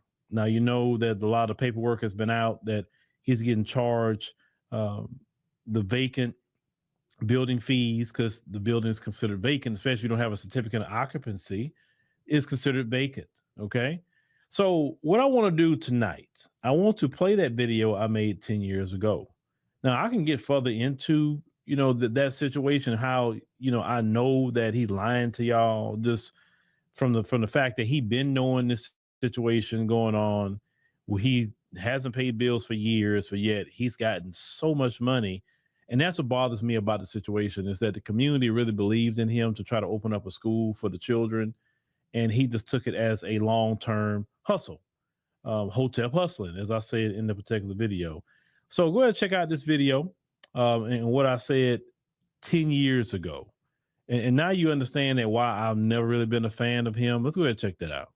About maybe a few weeks ago or so, we had the concert stripper on the Advised Show radio show. Now, the reason that she came on the show was to put what she had to say out there and to see if it matches up with Umar Johnson, what he had to say, and for her to defend herself on what people wanted to critique her on. Now, I didn't know now one of them at all. I don't know him. I don't know her. I know of him, but I never followed him like that because there's some things that he say that I just cannot go along with. But that's to each his own. But when I heard everything that she had to say, and a few things she pointed out, she said he's very arrogant and he's not the right person for the school. Now, their personal relationship, what they had, that's their business. I don't really care about that. But one thing I can't stand is pimp preachers and hotel hustlers. Can't stand the both of them because they both say that they're for something noble, but then at the end of the day, once the smoke clears, it's all about money, ego, arrogance, and what they want to do. Now, I've done videos about Creflo Dollar, and many of you have seen some of these videos. But now I have to do this video about Umar Johnson because how is it that I would talk about Creflo and I won't say nothing about him? Forget that, because he is the same thing as Creflo Dollar. He's just not on the level of Creflo Dollar. That's the only thing. And I'm pretty sure he wished he was on that level to collecting that sort of money. There's a video that came out of Umar Johnson in his own words. Now, see, let me tell you the difference between me and everybody else. I show before I talk. So let me go ahead and roll the clip of Umar Johnson speaking to people about his school and what he thinks about funds coming in. Then after that, we're going to break down certain pieces of what he said and show you how this is just totally wrong. Let me go ahead and roll the clip. That's what we're working towards. So far, we raised $250,000.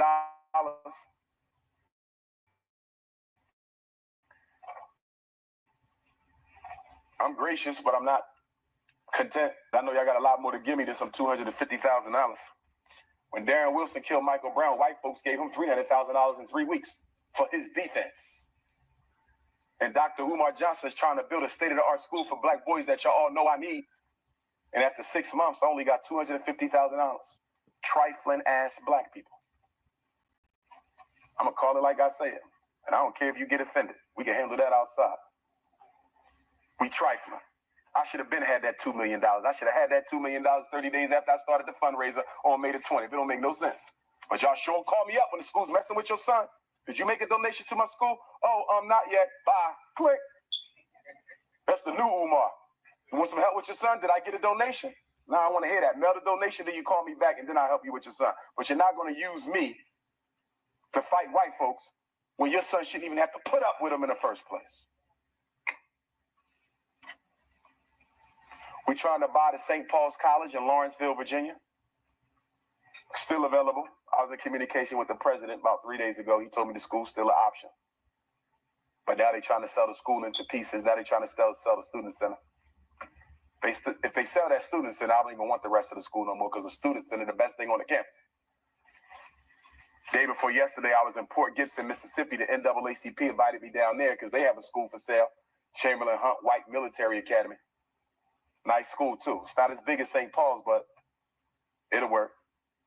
So I'm just hoping y'all help me raise this $2 million before somebody buy them schools. That's what I'm hoping. Okay? So if you need the information to mail in a check or donation, if you brought a check or money order, make it payable to FDMG Academy. Make sure your name, address, and phone number is on your donation. I really don't want cash. I prefer to have a paper trail with your donation. But if you got to make it cash, you need to put it in a piece of paper, wrap it up. Do not give me raw cash. Put it in a piece of paper with your name, your phone number, your email address on it. Why? Because when we finally open up that school, everybody who helped me, whether they gave me $1 or $1 million, I want to make sure they get properly honored. We're going to have an honorary ceremony for the people who cared enough to help me build that school. I need everybody in here to come up with $1 amount that you can afford to mail every month, and you mail it. I don't care if it's $10, $20, $50. You come up with what you can afford, and you send me that. I'm getting sick and tired of getting texts on my cell phone for black folk talking about I've donated, like they done. You gave me $25 damn and you think you free now. We got to raise $2 million. Your ass ain't done. I better get some more and some more and some more and some more until we hit the goal, brothers and sisters. That's the way we're going to have to do this. We also want to teach our children African spirituality. African spirituality. It's not a religious school. We're not into that. I don't want the kids coming back home to you because you're part of the problem. You got Willie Lynch all in your system. White Jesus on the wall, teaching your kids to be multicultural, daughter looking like Beyonce, a head full of blind ass weed. What the hell I want her coming back home to you for? Resume, we've already received over 600, but that's not enough because we need schools everywhere. We need to have a Pan-African school district everywhere black folks are. We need a FDMG, ADAG. So send me your resume. You can email your resumes to fdmgresumes@gmail.com. And you don't have to be a school teacher to work. We need security guards. We need nurses. We need counselors. We need house parents that live with the children. We need bus drivers. We need maintenance. We need engineers. We need painters. We need barber and hairstylists, natural hairstylists. I don't need no perm juice. It ain't going to be none of that. Okay? So if you want to work at the school, send me your resume. Don't wait till the last minute. There's a school. Okay, so you watched the clip. Some of you may caught on some things that what was said, but we're going to go ahead and focus on some things.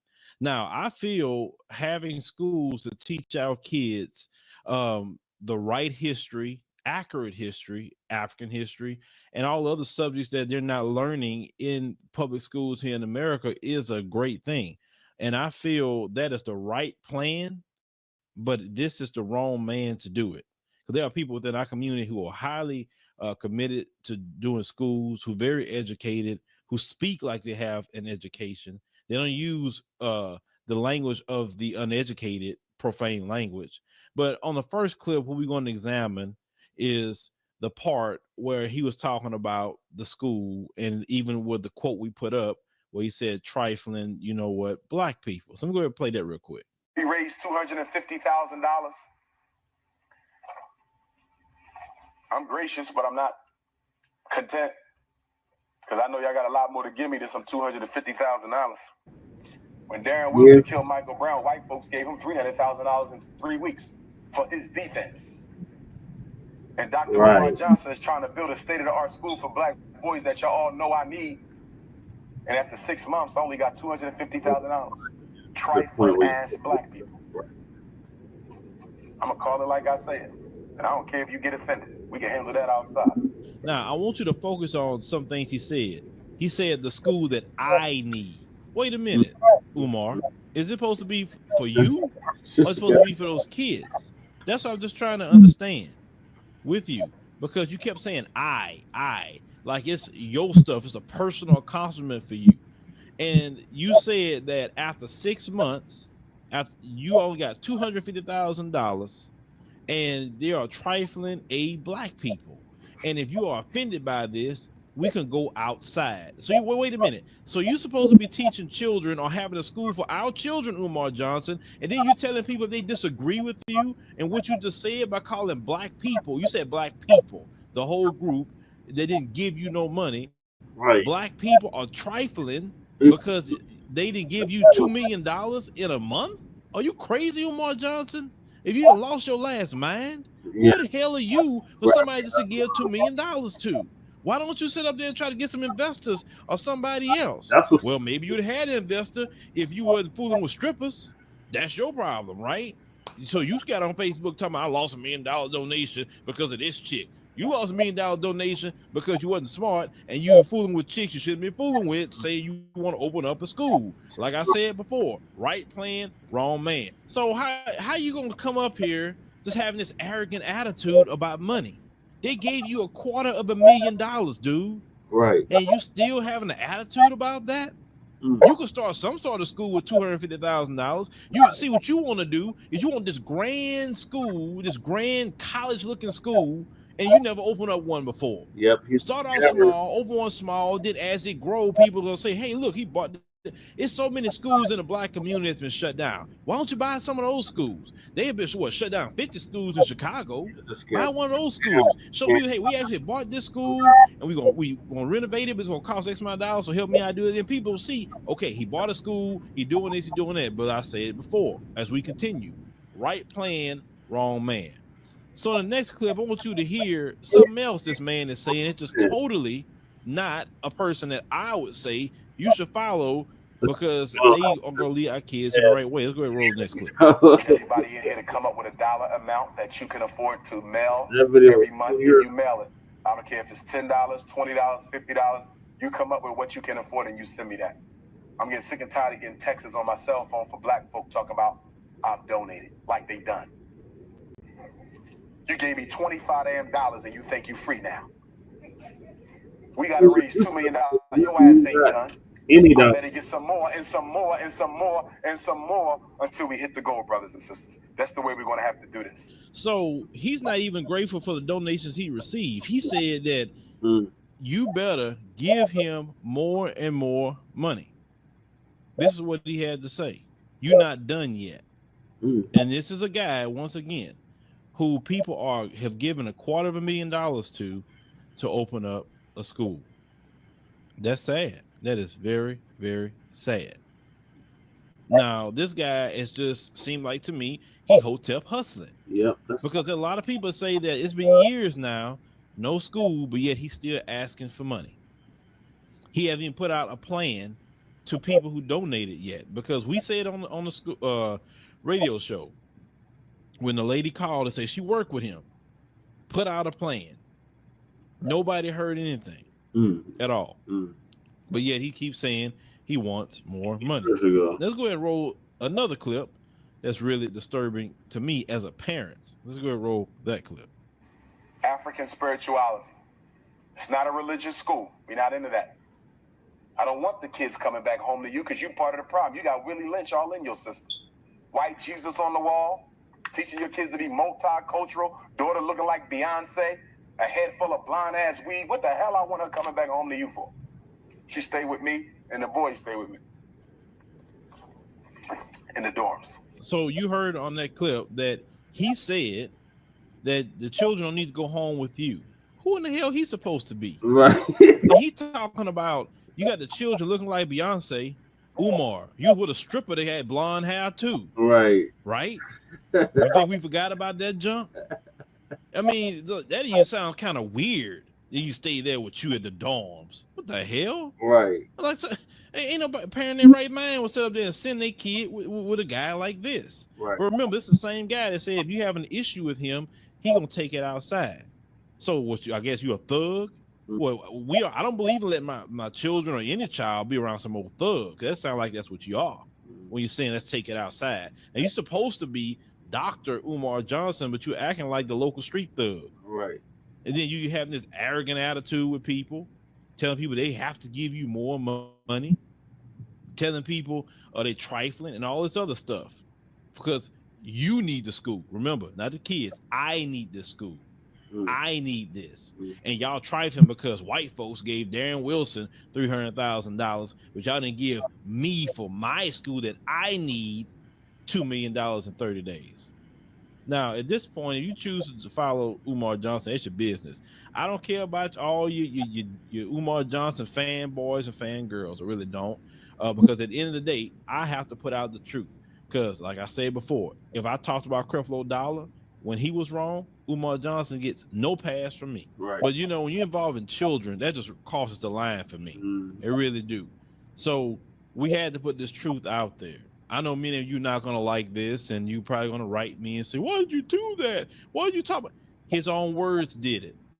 It wasn't text messages from a stripper. It was his own words. And the sick part about it, black people laughing about that, thought it was funny, thought it was a joke. Now, let's see if he's going to get upset like he always do and want to cuss and fuss and whatever else. At the end of the day, Umar Johnson's a hotel hustler. I see it as that. No different. I see Creflo Dollar's a pimp preacher. Just that simple. You can come to me and say, you're just trying to destroy what the black man's doing. Any brother that's doing something wonderful, you ain't never heard me say a word about him because I won't say a word about him. because they ain't got no reason to. But if you pulling some stunts like this and you saying the things this man is saying, and you constantly asking people for a quote unquote school for our children, oh yeah, I'm gonna say something about it, because I care more about the next generation than adults anyway, because adults make their own decisions. Children are still impressionable. So let them know what you think, hate or not. But this guy just exposed himself as a hotel hustler.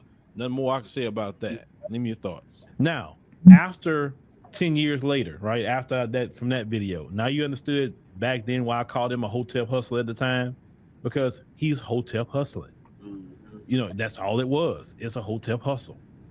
I know plenty of black people who have a school, and we have schools that really could expand in our community, and all the money that he's been given over the years. And yes, I know it's entertaining to laugh at the Black Queen Forever Snow Bunny. That's fun. That's entertainment, and that's fine. If you want to be an entertainer, it's cool. Don't have no problem with me. He always talking about somebody struggle streaming, but yet he's streaming just as much as the struggle streamers. Maybe if he was struggle streaming, maybe he'd get the money to pay his taxes. Right. Because struggle streamers do pretty good. You know, people like Kai Sanat and I Show Speed, they consider struggle streamers to him, and yeah, they doing pretty good. They are. This is a name, just two, right? But Dr. Umar Johnson, this is why black people a lot of times don't believe in other black people. It's because of individuals like that. Yeah. Just take advantage of people in the black community, don't do what's right, and then now black people are upset of what's going on, and now they have to sit up here and either defend you because they feel like, man, I gave this dude money, or they got the egg on their face. Yeah. Now, do I believe he's going to come up with the money to pay for that? I don't believe it. I don't believe it. Now, he do, okay, he do, but I just don't believe it at this point. This man is not a businessman, not by a long shot. You can't open up a school by yourself. It takes teams. Right. It takes contractors. Yeah. It takes a curriculum. It takes kids to be a school. Right. A building isn't a school. Lord Jamar tried to help him.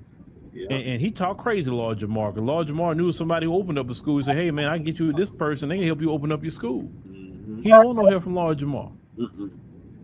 Should have known back. Well, some people should have known back then that you don't turn down help when you got somebody already did it. You don't turn down that kind of help. Right. But I hope in the future, black people, you just be a little bit more diligent and tell people, you know, before they say you want to open up a school, listen, you should already have a school open. Right. You should already have a school open yourself.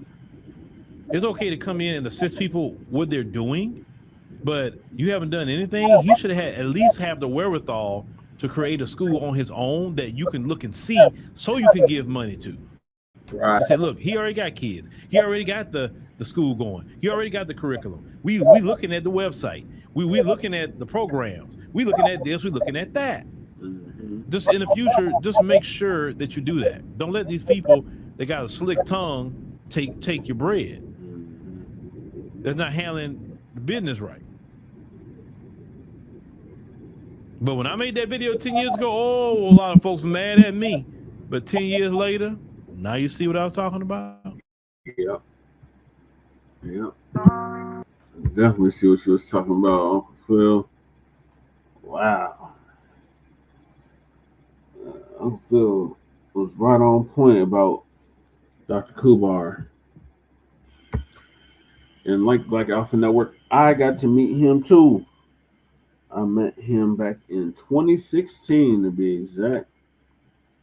And shout out to my boy Moraine and the Sankofa family. They would bring him out here to Denver, Colorado. And that's when I donated to the school. I got a picture with Umar Johnson. Like, I actually met the dude, and at the time I believed in what he was talking about. But like I said, great plan, but wrong man. And he tried to sway us on it. And I was compelled to say, oh, well, yeah, we need something like this. It sounds like a good idea. Yeah, I'll support this. Yeah, here's $50. Shit. Down there 10 years later, yeah, 9 years later, almost 10 years later, still ain't no damn school. And now the state of Delaware, the city of Wilmington, is about to auction off. Is about to auction off those two buildings that he kept saying for years were going to be the sites for the school. And years later, still no school. I even had tellers online that was trying to debate with me about this. Like, oh, here's the address to the school. Because I said, where's the school at? We're still waiting on the school. It's been 19 years. We still ain't got no goddamn school. Oh, here's the address right here. I found the address. Okay, it doesn't even say this place is open. Is there any enrollment? Like, what the hell? No. Mm-hmm. If I go back 9 years ago, I'm like, no, not donating the damn thing. I could have kept that $50 in my damn pocket. Mm, mm. If I knew that this was going to be a scam, but that's what them Pan Africanists seem to be on. Number scammers. Scammer. And Dr. Kubar is no different. Just another scam Africanist. That's how they make their living, by scamming people.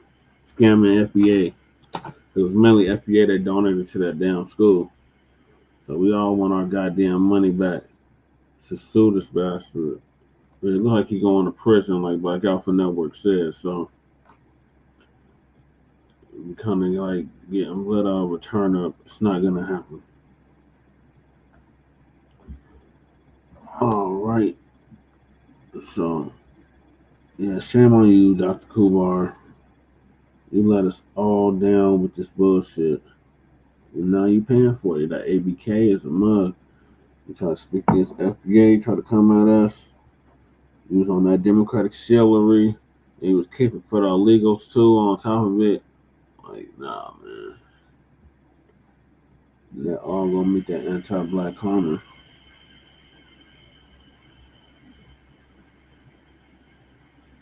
So moving along to scam Africanism. Has Pan Africanism benefited Black Americans? The quick answer is hell to the no. But let's see what Tariq got to say on it. So Tariq gonna give us an update on has Pan Africanism, or as we call it now, scam Africanism, benefited Black Americans.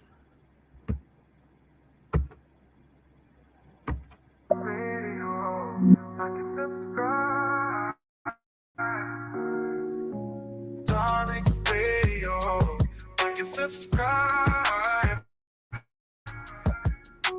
Darling Radio, like and subscribe. Boom. Let's get Boom in here. Hey, what's up, Tariq? You can I can hear me? you, brother. How are you? I'm all right. I hope you good. I had one question, right? Yeah. You said there's 43 point something plus million FBAs. Now, when two Nigerians have a child here, they join that 43 million as far as the census is concerned. So do you actually think that there's less FBAs than what they count due to all these Islanders and Africans that are first generation that get counted to that number? See, that's what I'm being a little conservative about the number, because if you entered immigrants and all of that, it would be more Black people if we're going to count just people as Black, quote unquote. But as far as foundational Black Americans, there are at least 43 million plus just of our lineage. Okay. So they've already counted. I don't, how many immigrants are here? How many African and Caribbean? Is it like 5 million? I forgot. I forgot what the number is. But I'm talking about born here, first generation. Yeah. From what I've researched, they get included into that 40-something million. Though. I could be wrong, but I was just asking what you thought about that. Well, right now, there's a delineation that's being discussed for the census. They're doing certain documents now where they'll ask if you're Black, if you're a Black immigrant, if you are a descendant of slaves from America. So there, certain forms are starting to delineate based on lineage now. And when we were having the reparations hearings out here in California, for example, we were making sure that it was a delineation of lineages. We were just making sure people could trace their lineage back. But yeah, you're not, if a Nigerian come over here and have a baby, you're not going to be a foundational Black American. A foundational Black American is what it is. You can't become one. You already have to be one. You already have to be a foundational Black American, right? Yeah, but I'm not speaking of the lineage. I'm just speaking on the census and how they get those numbers, if that makes sense. Right. I understand the lineage and how a person with 2 Nigerian parents is not an FBA. Right. I'm just saying when they speak on the 45%, 45 million African Americans, as they label them on the census, would that include those first generations? That was my only question. And what I was Yeah, wondering. they would probably be in the Black or African American category. So there it is. That's all I There have, you go. brother. Thank you so much. All right. Let's get what's that, Dr. Dury? Dr. Duryea. What's up, brother? Hey, what's going on? I just wanted to give you your props, man, because I listen to you a lot. I've been a fan for over 10 years, and I hear a lot of your techniques when you deal with Dr. Nilly, when you deal with people on the space, and I hear a lot of Dr. Nilly Fuller, how you keep asking questions until you get the answer. And I implemented that, and I watched you do it. It's a master class if people really go back and understand exactly what you're doing, and it's really ingenious. But I'll close. I'll land my plane here with a lot of them know exactly what FBA is. It's just a diversion tactic to confuse things. It's just like when people talk about the difference between when people always bring the Jew issue up to you, right? Right. And they always want to make a difference, a delineation from being white to an ethnicity. So they jump all over the place, and they just want to make things confused. So I'll land my plane with that. Much respect. Thank you, brother. Let's get Darrell. Darrell, yeah, Darrell. How you doing, brother? I was calling, is the FBA movement kind of like the Chicano movement and Mexicans? Not really.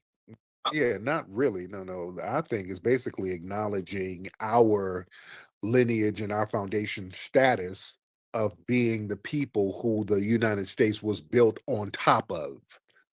So the Chicano, Okay. I think that's kind of a different thing.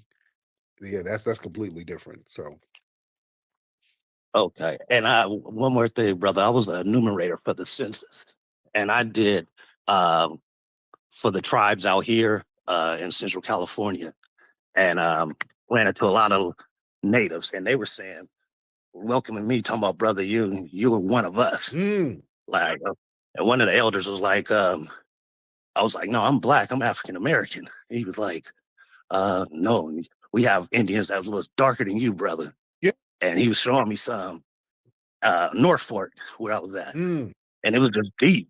But when you go into casinos, the tribesmen and the chieftains is $5 Indians. Oh yeah.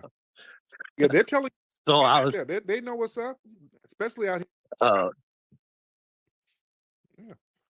Yeah. But thank you so much, D. But yeah, out here in California, you had so many Black tribes out here. Oh man, there was several writers who wrote about all the Black native tribes out here in California. That's not a coincidence. They talking about the Ohlone people. And just go look at old images of California Indians. When I go to different museums out here in California and go to national parks and stuff like that, and they have these old images of the natives, a lot of them dark as hell. Ontario, what's up? Ontario. All right, Ontario won't say nothing, so we'll get Keith Nixon in the building. Keith, what's up? Mr. Keith? Can you hear me? I can hear you, Keith. What's happening? Hey, what's going on, Tyreek, man? How you doing? I'm good. I'm good. I want to speak on this Pan African uh, thing that's going on, man. My question um, is what you build from it. You dig what I'm saying? Mm-hmm. Come, nobody have never shown me that Pan African came. What was the result of it? Is it just a club? That's a club. Right, right.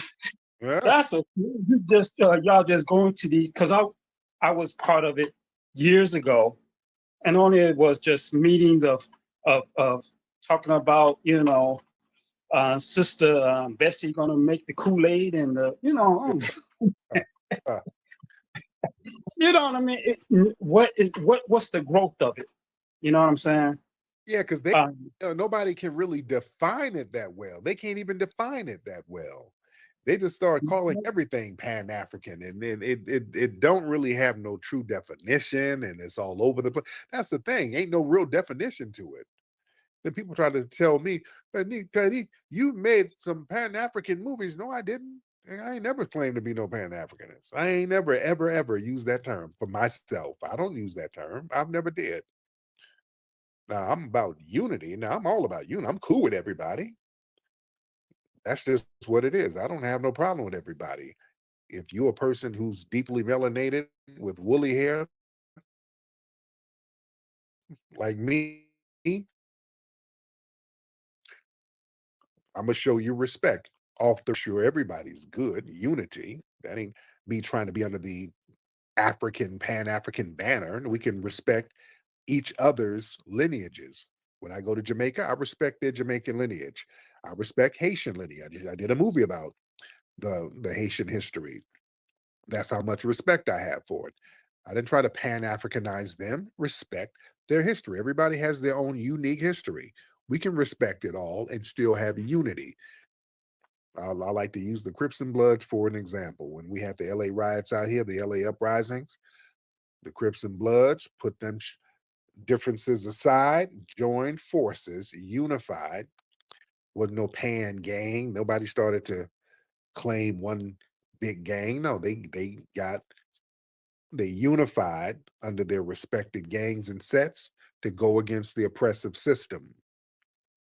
That's just unity. That's what I'm about.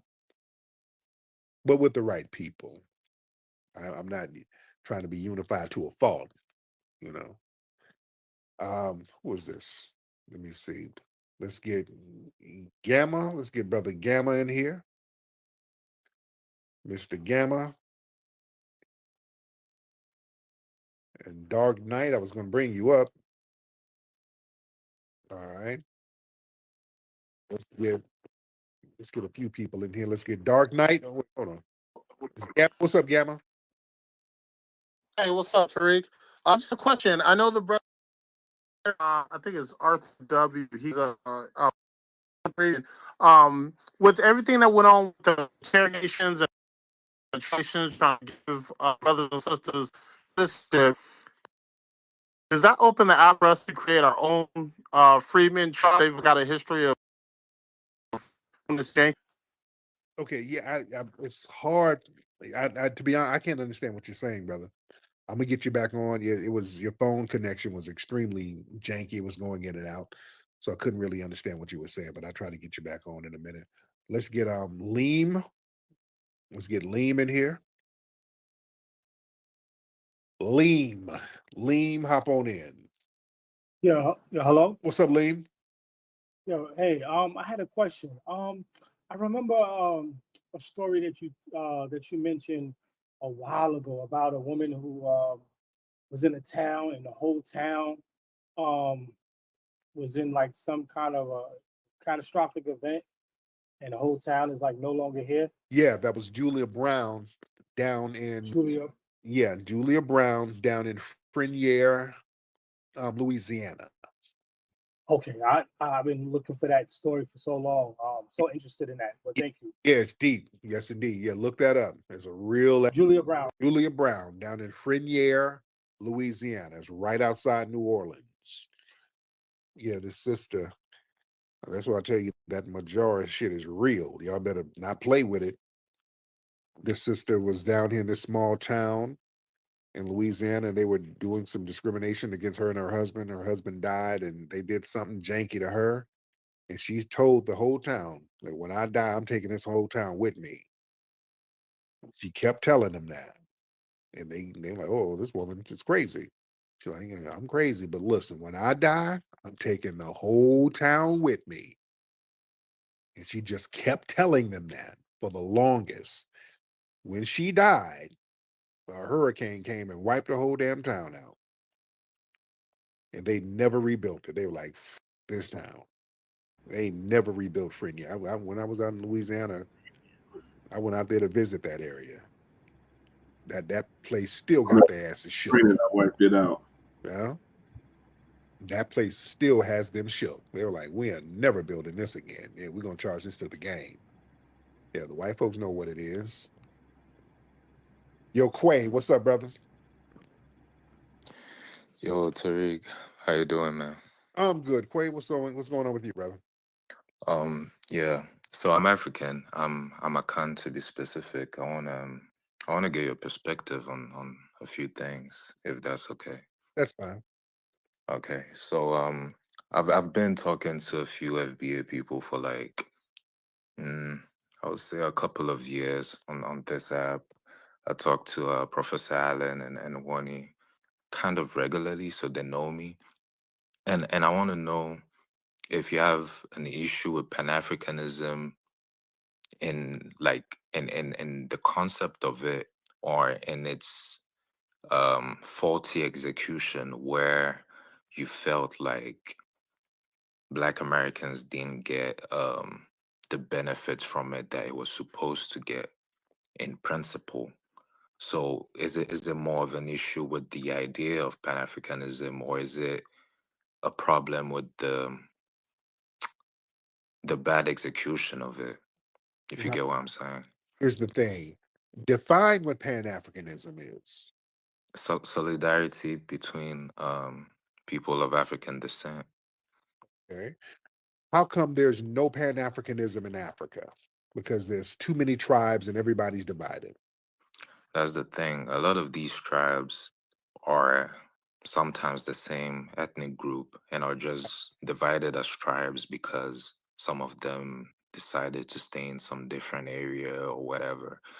That whole point of there being 3,000 tribes or 3,000 languages in Africa is not something that I subscribe to. I speak a few African languages, or understand a few mutually intelligible African languages. I genuinely think it's a point that white supremacists kind of use to make it seem like Africa is more diverse and more divided than it is.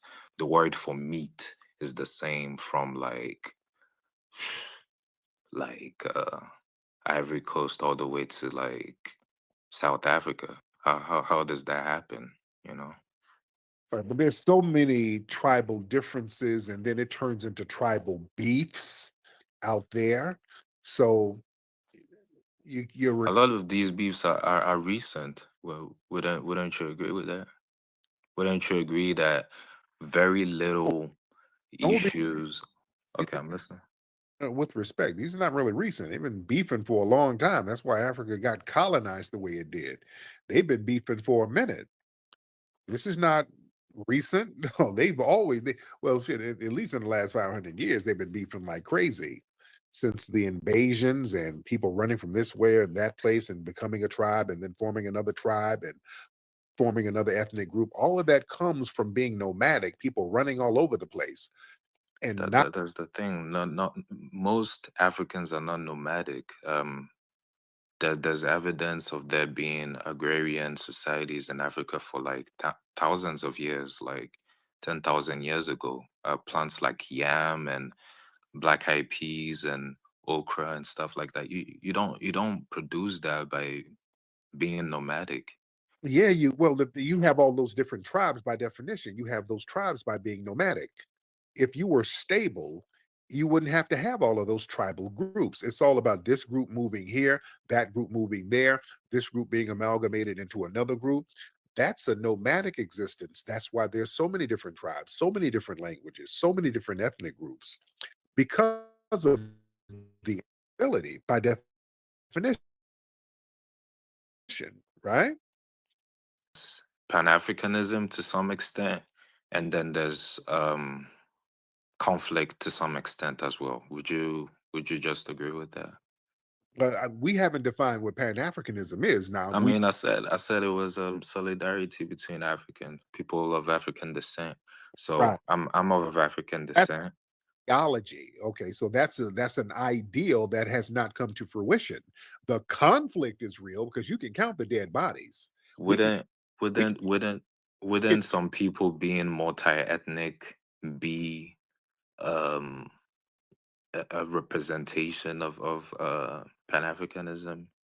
No, that's just showing people fleeing and running all over the place. No.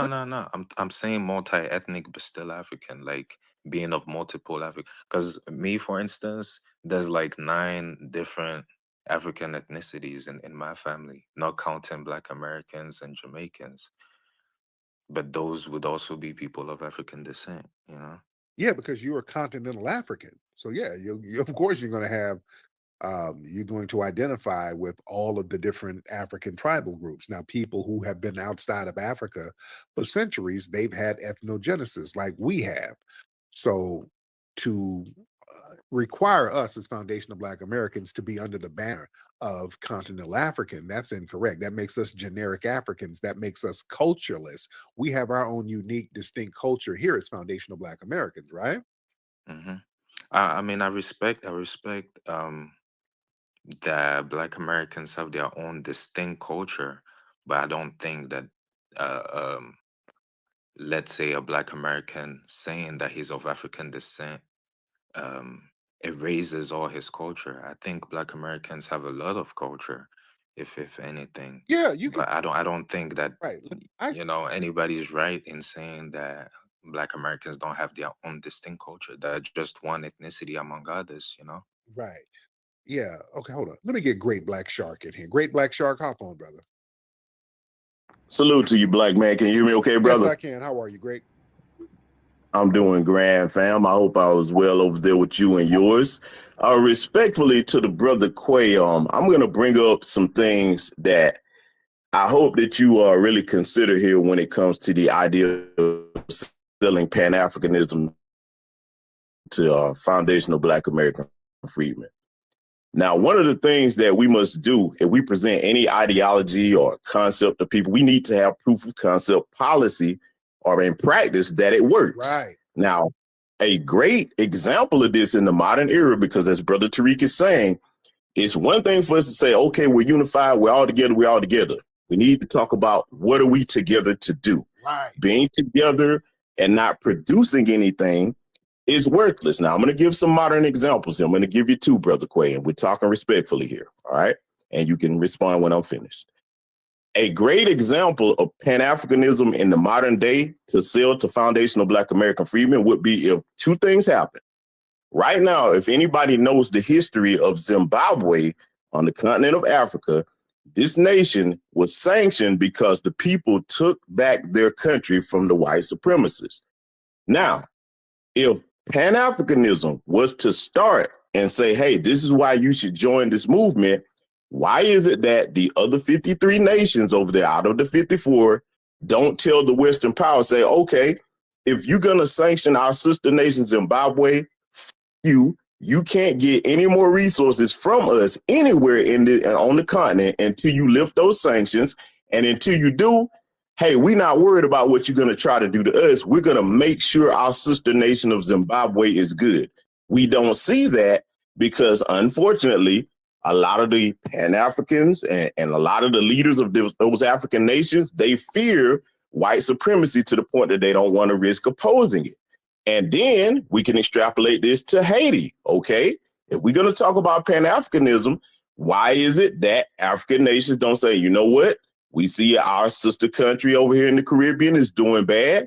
Let's help them out. Same thing. We're not going to give you any more resources until you lift the sanctions and all the economic hardship that you placed on Haiti. So what I'm saying to you, Brother Quay, if we're going to sell people on the idea of joining something, we need to have proof of concept policy. And the last point I want to make is this. When it comes to Pan-Africanism dealing directly with foundational Black Americans, a show of good faith will say, okay, we don't expect you to drop your cultural identity, but to show you that we really want you, brothers and sisters, to be a part of this movement, we're going to advocate for things that we see you're fighting for here. Let's advocate for you to get your reparations without trying to be a part of it. And let's advocate for you to get an anti-Black hate crime bill. So those are the points I want you to consider. And with that said, I'll land. Thank you so much. Great. Go ahead, Quay. Yeah. All right. I appreciate the question. The question. Sorry, my French accent popping out. Here's the thing. I don't think that in what you said you have an issue with the ideology in itself. You have an issue with how it's been executed. Again, that was my main question. I think the things that you mentioned are mostly it's just been us things that African nations don't do anything about because they don't control what they eat. Like some countries right now in Africa have to import food from some places, or there's NGOs that claim to be feeding Africans, but then the NGOs are used to purchase things from, let's say, European or Western companies. And that's the system of white supremacy. This system is being backed by some people who are short-sighted in Africa. Oh my God. It doesn't mean that these people are the majority. It doesn't mean that these people represent the bulk of the people that are there, but they are the people who are calling the shots or making these decisions. And it's the same thing in the Caribbean. If economically, if you don't control even what you eat, how can you have a say whatsoever? Because just one decision could make millions of people starve or die. Because America is kind of a bully nation. I mean, look at the history of Black Americans. Anytime that Black Americans have tried doing something for themselves, America wasn't going for it. So how much more, entire nations outside of the boundaries of America, So that's my short answer. There you go. I got Brother McCall on here. Brother McCall, hop on. Brother McCall, hop on, please. Brother McCall. Brother McCall, where you at, brother? All right, I wanted my Brother McCall to hop on in here. Oh, there he is. Brother McCall? Great Minister of Code. How are you? I'm so good, brother. How are you? Excellent. Just living the dream and winning. You mind if I speak to Mr. Quay? Absolutely. Go ahead, brother. Excellent. Brother Quay, how are you? I'm good, Mikhail. How's Ethiopia? Excellent, excellent, excellent, excellent. It's been a while, huh, since we talked, right? Yeah, been a minute. Good. See you working on my tone, calm, relaxed. That's a good thing. Yeah, I mean, a real man's got to be stoic.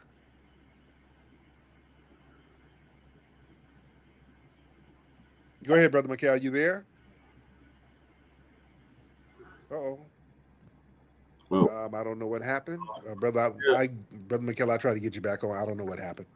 All right. But all right, Brother Quay, thank you so much, brother. We're going to wrap that up. Thank you so much. All right.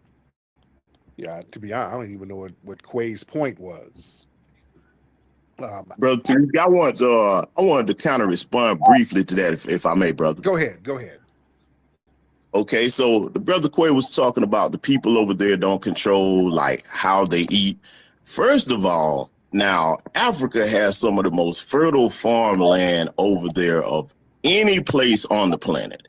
Now, if the people are not controlling that, then that's on them. And then as far as like their leaders not taking responsibility or standing up, here's the main thing, and I'm going to say this briefly and go ahead and land. The problem with why they don't oppose the system of white supremacy or the West is because today, even though they're free on paper, people keep overlooking the fact that at least 19 African nations are willingly a part of the British Commonwealth. That shows that they are still mentally colonized. And so if they're not mentally ready to oppose white supremacy, then how are we going to unify with them when we are the minority over here and we consistently have a history of opposing this system? But that's it. I'll let it drop there, brother. There you go. Thank you so much, brother. Yes, indeed, man. But yeah, Pan-Africanism, nobody can really define that thing. Nobody can really give it a real good definition. It's just unity among Black people of African descent, but ain't no unity in Africa like that. People over there aren't unified like that. That's what we've been talking. We just got to be very honest. So it's basically an idealistic viewpoint that has not really been enacted like it's supposed to be, and everything ends up falling on us as foundational Black Americans. So that's what we're saying. We don't want to just bear the brunt of this one-sided Pan-Africanism. That's all we're saying. All right, let me go ahead and wrap it up, family. It's been real. Everybody go to Hidden Frontline Black News. Yeah, man. For real, like, this was a whole clinic on why scam Africanism is dead. It's been a one-sided affair. It's been only FBA's championing it. We can't do it no more. It's not benefiting us one iota, as Dr. Claude Anderson always says. It don't benefit us one iota. So why are we still doing it? In my case, I was a Pan-Africanist. I thought that was, the way to go at one point in time. But when I realized that shit was not being reciprocated and that these damn tethers did not like us and they was going out their way to undermine us, I said, to hell with that shit.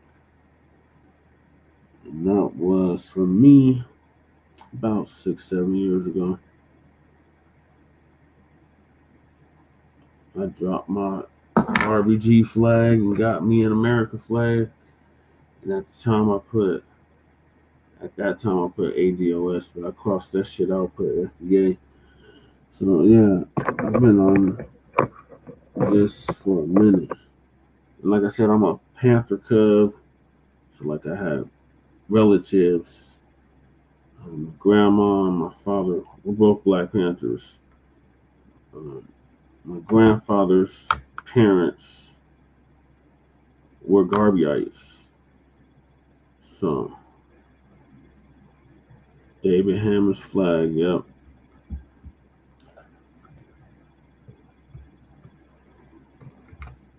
Actually, Grace Swisser's flag.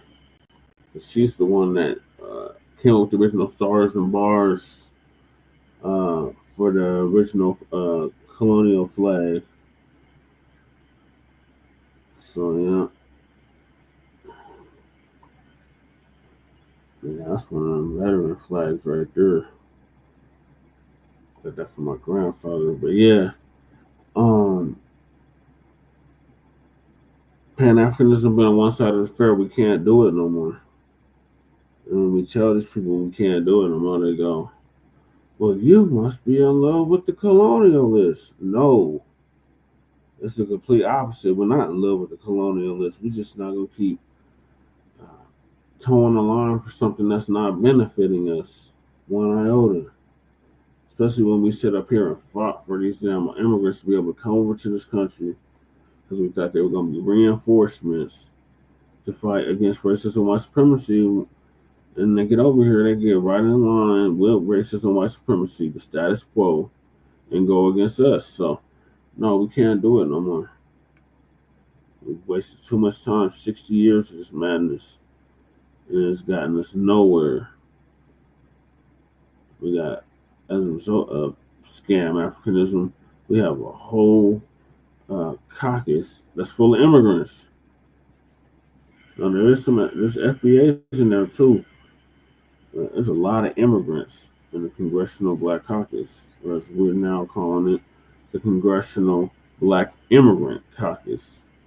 Because a lot of them aren't even of the soil. They're not even of the American soil.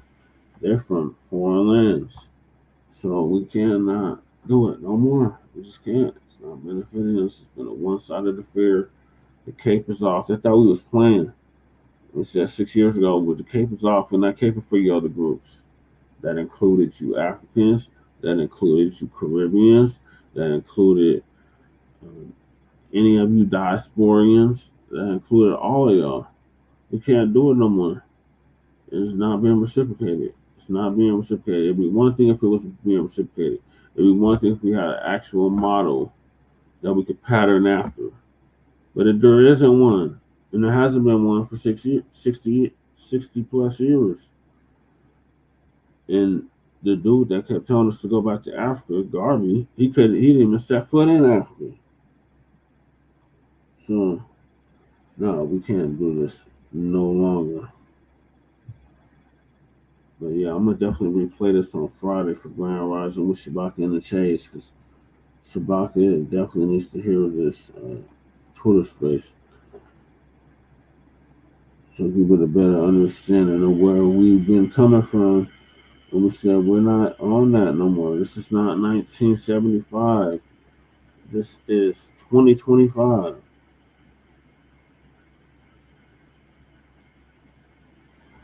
This is 20. So the next topic is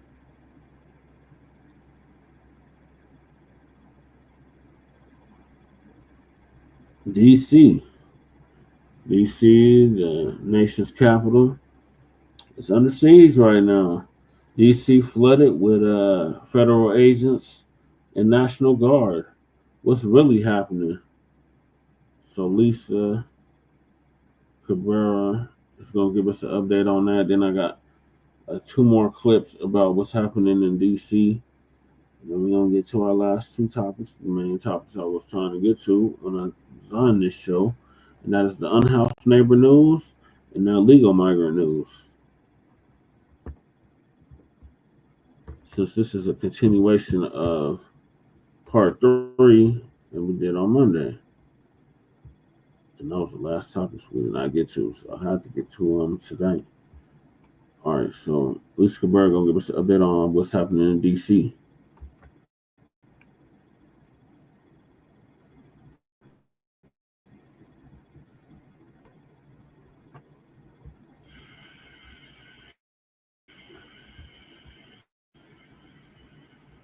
It's known as the District of Columbia.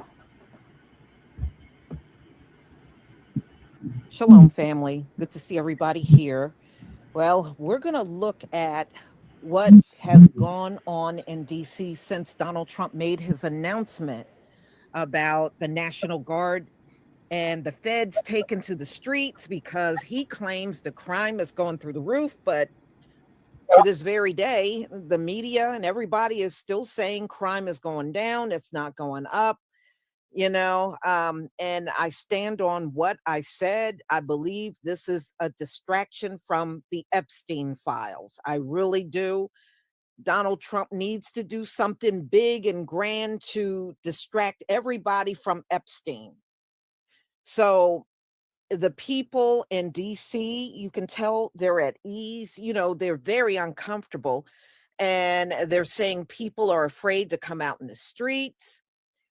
And the National Guard and the feds are virtually on every single corner in DC, walking up and down the streets, asking people for ID, so it's not a good situation for those residents. And I really feel bad for them. But this is what Donald Trump has done. So I guess if he can't get martial law, he'll just try to create the situation for it because he knows we're not coming out in those streets. He already knows it. I definitely want All right, you to y'all. So I'm going to go ahead and share my screen. And those of you that live in DC, be careful out there. Be careful, because I know if this was happening around me, I know darn well I would never like it. I would never like this going on around me. Who the hell wants the feds and the National Guard walking around being all nosy, getting all up in your business. Who the hell wants that? Yeah, other shit Rico has. And you know who's going to always get it the worst is going to be the people that are not a problem because they're soft targets. That's who they're going to really hone down on. Anybody that's not really a problem, a soft target, not doing anything, that's who they'll be approaching. And anybody that's a real problem, they won't be bothering them. Okay, let me share my screen. Shalom to everybody in the chat.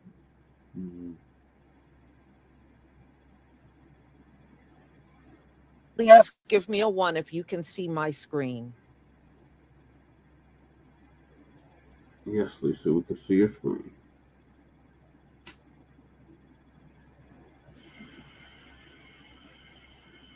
Okay, thank you.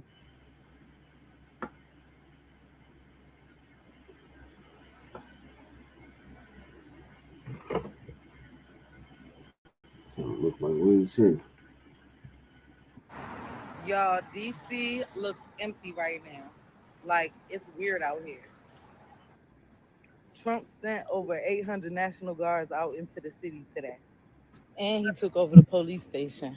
He's saying it's about crime, but crime is actually down this year. It looks like everybody is just staying in the house because the vibe is off. The whole city feels tense. National Guard everywhere, police under federal control.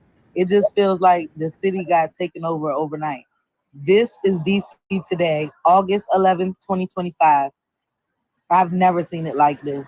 It's just crazy. One day you wake up and the whole city is under a totally different kind of watch. Shabaka, he was talking about a Twitter space I had just played before you came on in the chat. It was about has Pan-Africanism benefited Black Americans.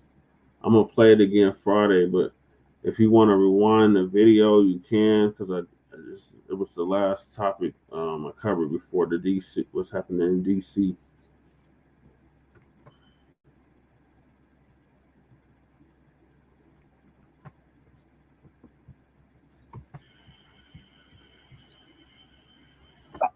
This just makes you wonder what's next and how long is this gonna last. If you're in Washington, D.C., stay safe out there. And if you've been feeling the same weird energy, you are not alone. I don't know what's coming next for our city, but all we can do is pray. It's been federal. National Guard members are now patrolling the streets of Washington, D.C. after President Trump launched his crackdown on crime. Their first mission is to patrol the National Mall and offer a presence at the city's monuments. White House officials say the troops are there to assist local law enforcement and clear out homeless encampments. The Army says guardsmen are not carrying weapons, but do have access to them. So the National Guard marching down the streets in D.C., Washington, D.C.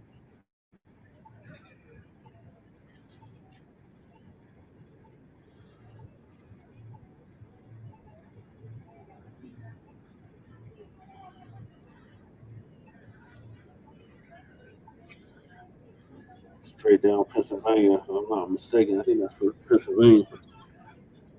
Lots of reinforcements and a huge presence right now of troops.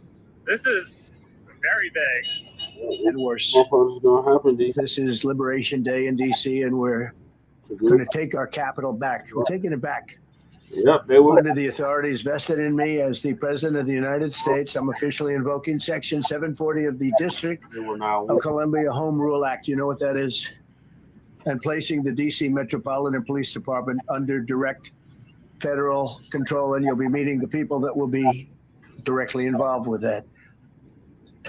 Very good people, but they're tough, and they know what's happening, and they've done it before. Here we go, ladies and gentlemen. The National Guard has taken over Washington, D.C. How do you guys feel about this? The crime in D.C. is about to go to zero, as they are in the nation's capital, taking over. How do you feel about this? Is this too much, or is this exactly what the president should have done? President Trump ordered them in. They have now taken authority over the police department in Washington, D.C. The National Guard is taking over. They will pretty much be little to 0% in crime now, as they have taken over. They have federalized this as it is already a federal state in control, but now they are in command of the police department out there in DC. Even the mayor, even everyone who does not like Trump are coming out and saying, you know what, we need this help. There's no reason why we should be the murder capital of the world, even if crime, according to Democrats, have gone down. Which brings me to what I got to show you from Judge Jeanine Pirro. As you can see right here, these are the images of the National Guard in DC right now. As they are taking in, they're in command, they are taking over the streets. Again, we've seen bad things happen in Washington, D.C. Before we get to Judge Jeanine Pirro, well, we've seen, congressmen and women attacked. I remember there was a congressman who was shot out there in these streets right next to the White House.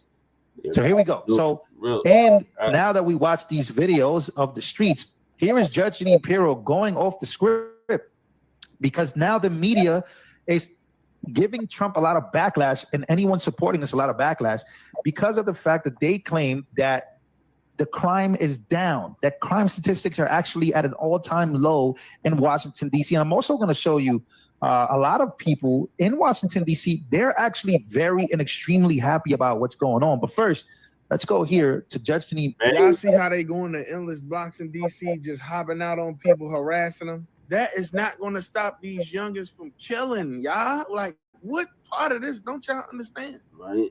I don't blame. They're going to try to find a loophole to kill still. Like, y'all got to try to find programs for these kids. Try to help these kids get legit money. Well, they not trying to hear, oh, yeah, y'all just popping out, harassing people for 30 days straight, and then they go back to the regular lives killing. What's going on? We had summer camps, programs, all type of stuff. Now they only got a Glock with a switch with a 30 in it. I understand what you're trying to do to like decrease the crime, but Mo, here that's not going to work. Really, just teaching them to be better criminals. Me personally, try to find something where people can get the young kids can get legit money. If they can get legit money, a lot of stuff wouldn't happen. But then again, niggas got off. You run into your op when you trying to get legit money. I ain't gonna lie, there ain't no saving the youth. I ain't gonna hold you. It's too far gone. The youth is gonna keep killing. It's like it's nothing gonna fix it, in my personal opinion. Like, people died. Like it ain't no squashing certain things when people die. So it's like all this police hopping out on people, harassing people. They got some harassing civilians at that. Like it's not gonna help y'all. I don't know what to tell y'all, but it ain't gonna help y'all. So all the young niggas, man, just be safe, y'all. Put your head on the swivel, man. I just pray for every youngin' out here still outside doing what they doing, man. Cause all my friends dead or in jail, so I don't gotta I can't. That's the only thing I can tell y'all. It only come with two things: death or jail. So, and I hung with some serious people in this city. I'm talking about the ones that need documentaries in this city. Like I'm telling y'all. So it's just me personally. Like man, just stay smart, stay out them people's way, and get to the money, y'all, on a coup.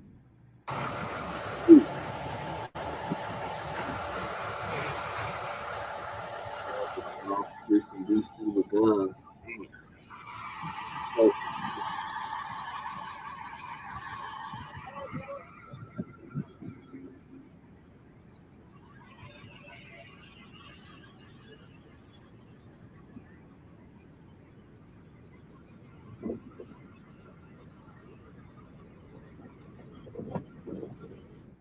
All my homies are there as well.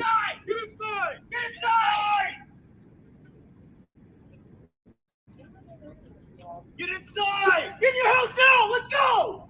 Oh, hell no. Coming to a city. Get in the house! Yeah, let's get in. Get in. Get in. Oh, God, that hurt. Are you okay? Right on the fucking crotch. Are you okay? You got hit? I'm good. It was shooting at the white people too. How y'all doing today? Y'all staying in that trouble? You got your ID on you, Chip? No, I live right here. Oh, hell no. They go with the a cigarette. These fools in the streets acting slow. They're acting like this shit. Y'all get a call or something about right here? No, so we're doing checks. Everybody's safe down here, right? Have you heard of the federal surge that Donald Trump's put down? No. Right. You don't follow No. Code 3, anything like that? No. All right. So yeah, Trump's got all federal agencies kind of coming together, 7 days and going out, trying to stop the violent crime, all kind of stuff. So we're out here contacting people, talking to them, right?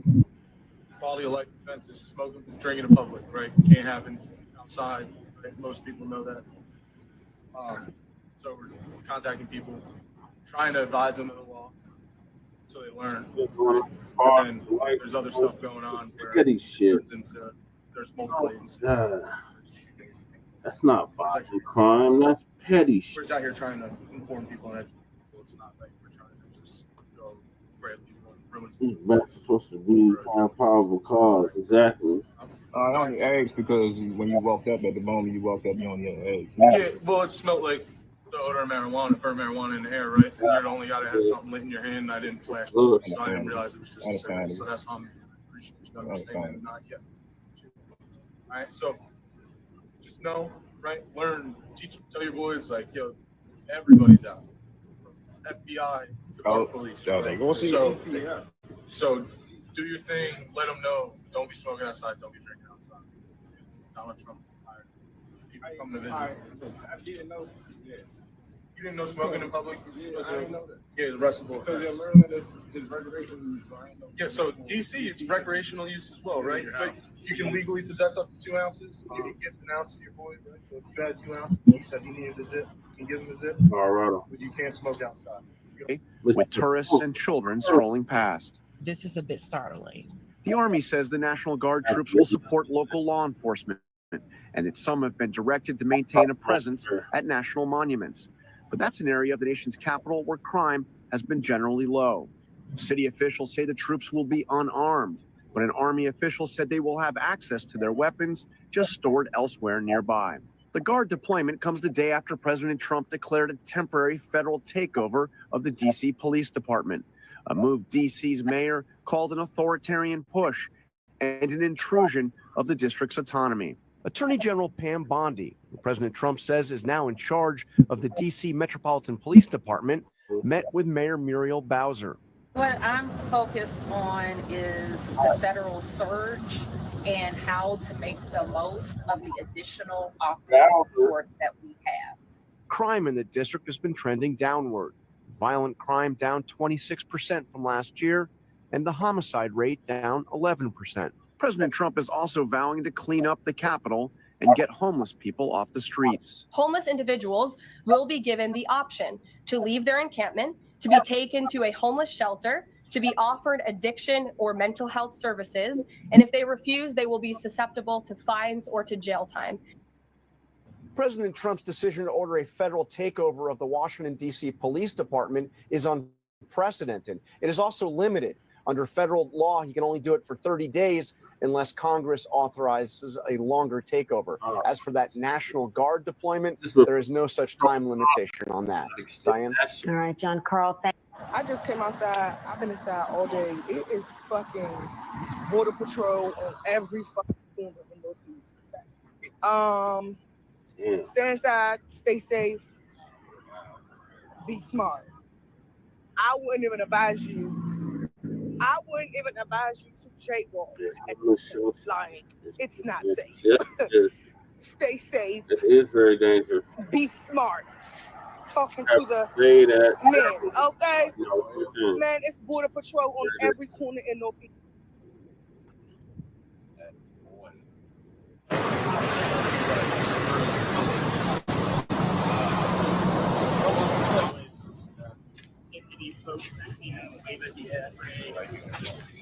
Yeah, not into PT. Shoot.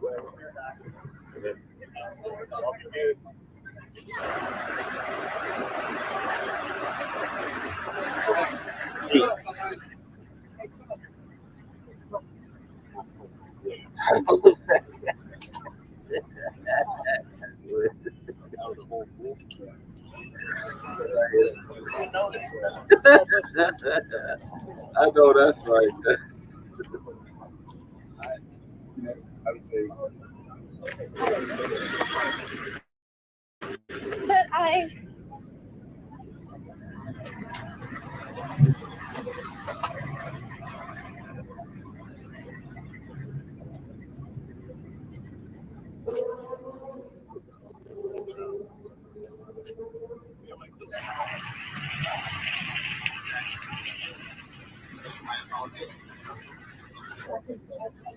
Then it would like all the dark groups around.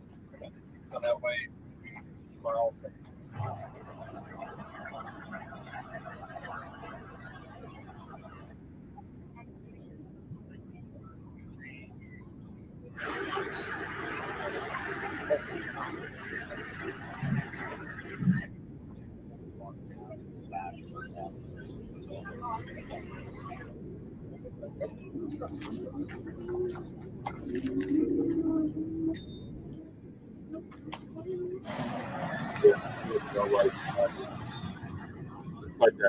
Hindi, minded ako na eh. It's my life.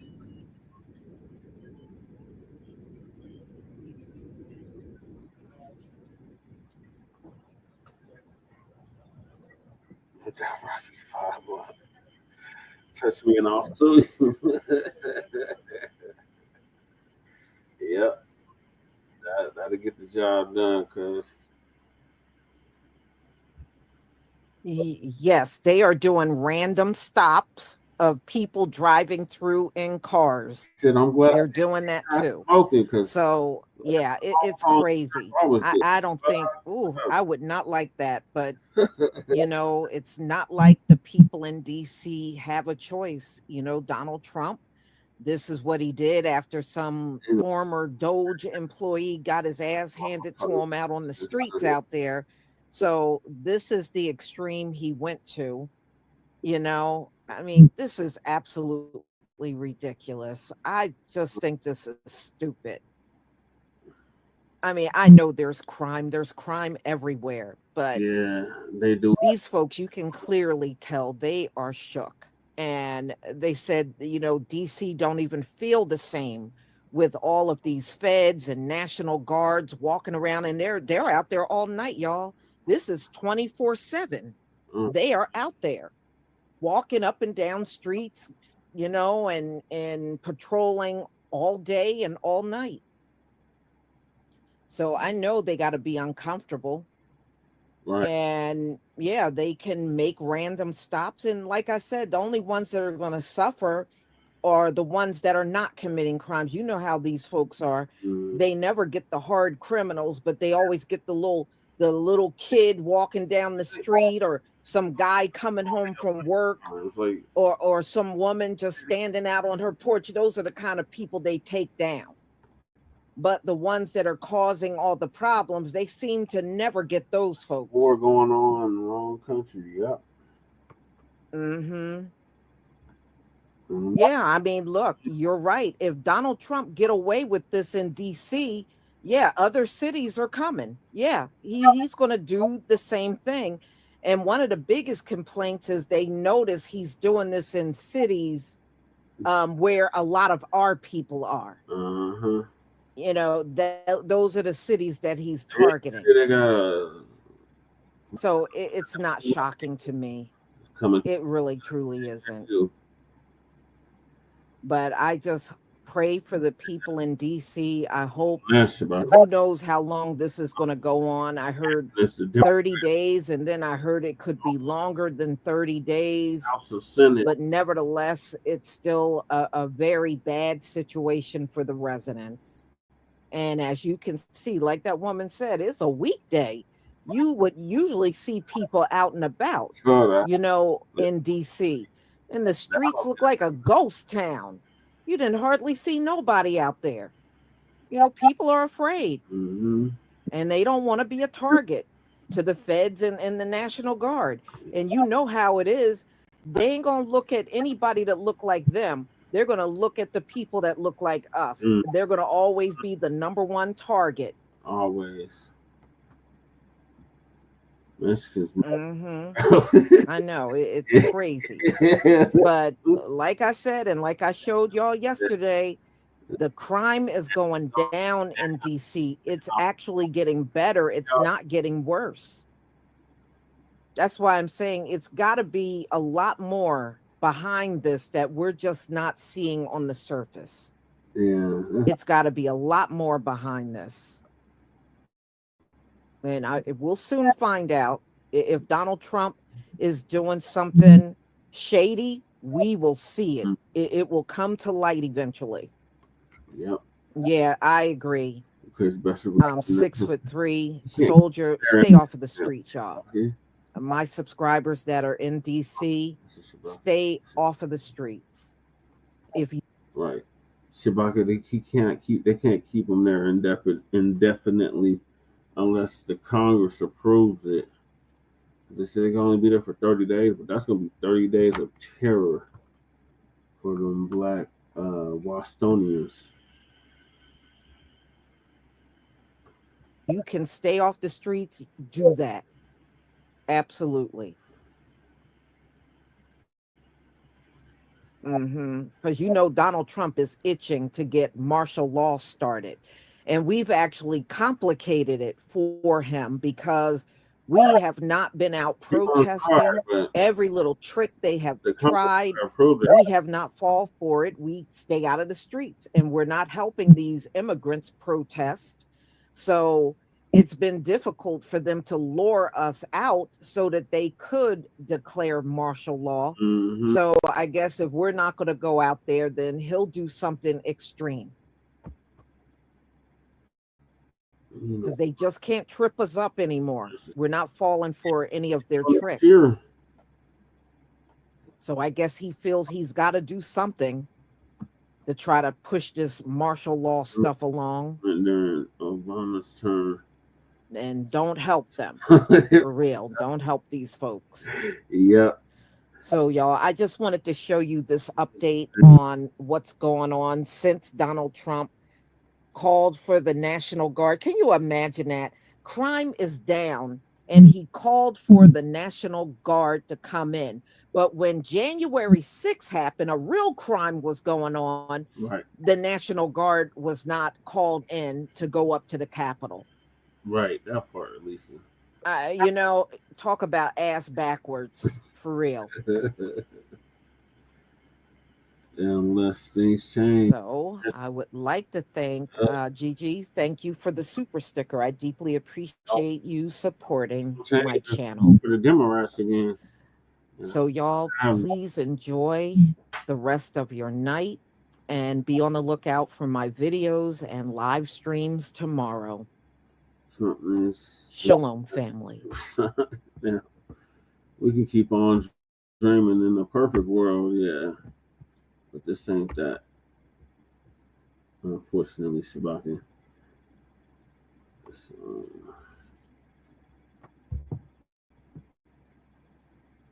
Let's see what's going on. Some more in DC. City Media Group is going to update us on some more happenings. DC police commander busted for faking crime reports or crime stats. Them stay silent. Ooh. And of course, as we just seen, the National Guard has been deployed on the nation's capital. So starting today at 12 giant grocery stores in DC and Maryland. If you have a bag over 14 inches, you cannot take it inside the store. Here's a backpack, 14 inches. This one can't go in. Also, if you're under 18 years old, you cannot go into the store after 6 p.m. without an adult. Giant store leaders say it is all because of thieves, and shoppers we spoke to say all these new rules, these are a small price to pay. It's a private business. They can set their own rules. Yeah. If you don't like it, shop somewhere else. It would also keep prices down for us as a consumer. And I think the stores are trying to do the best that they can to help the consumer out. And if that's what it takes, then that's what they have to do. I'm for anything that works. I don't know, Shabaki. Do you know the answer to this question, Jamie? I don't know. I don't know California laws like that, Shabaki. I would say it's a good possibility. If they came on one accord, he said, can California have special elections to remove its congressional members? Yeah, I think they'll have to do it in each district. Like they would have to recall them in each district. That'd be the only way they could remove them.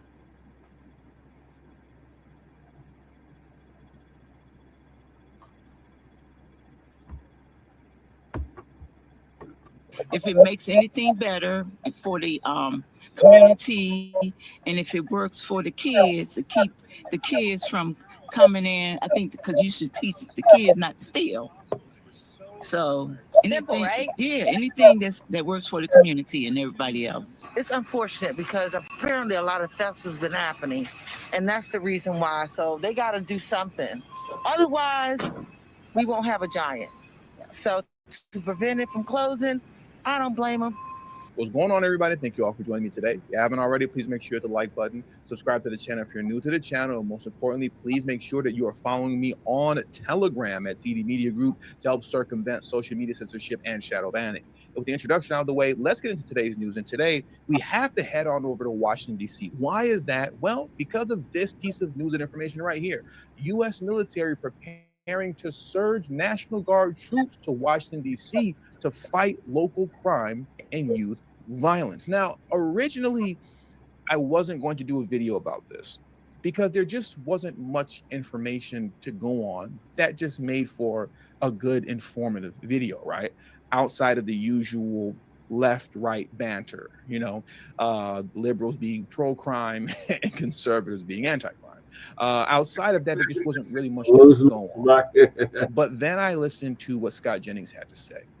And Scott Jennings and the information that he provided when he was on CNN just blew the lid off of the idea that crime is actually dropping in Washington, D.C.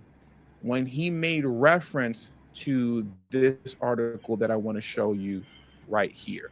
Okay. When he made reference to this article, D.C. police commander suspended, accused of changing crime statistics. When he referenced this article, that's when I said, okay, now this is worth discussing because it goes beyond the usual left-right banter, those who are pro-crime versus those who are anti-crime. Now we have some real information to go on that substantiates a lot of the claims that people have been making for years, that when it comes to blue cities and blue states, they're tampering with the crime statistics. A lot of people have been alleging that for years. But what's very interesting, even more so concerning DC, is that it's not just a matter of reports and research papers coming out and accusations. What you have here also is in Washington, D.C., this man right here, if I'm saying his name right, Greg Pemberton, Greg Pemberton, this man is the chairman of the DC Police Union. And he exposes exactly and precisely how crime data and statistics are manipulated to make it appear as if crime is decreasing in Washington, D.C., when that's far from the case. Far from the case. But now let's go back to this article here first, and then we're going to go through a couple of video clips afterwards. Once again, the article is titled, U.S. military preparing to surge National Guard troops to Washington, D.C. to fight local crime and youth violence. Allow me an opportunity to scroll down, and then we'll get into this and unpack this very quickly.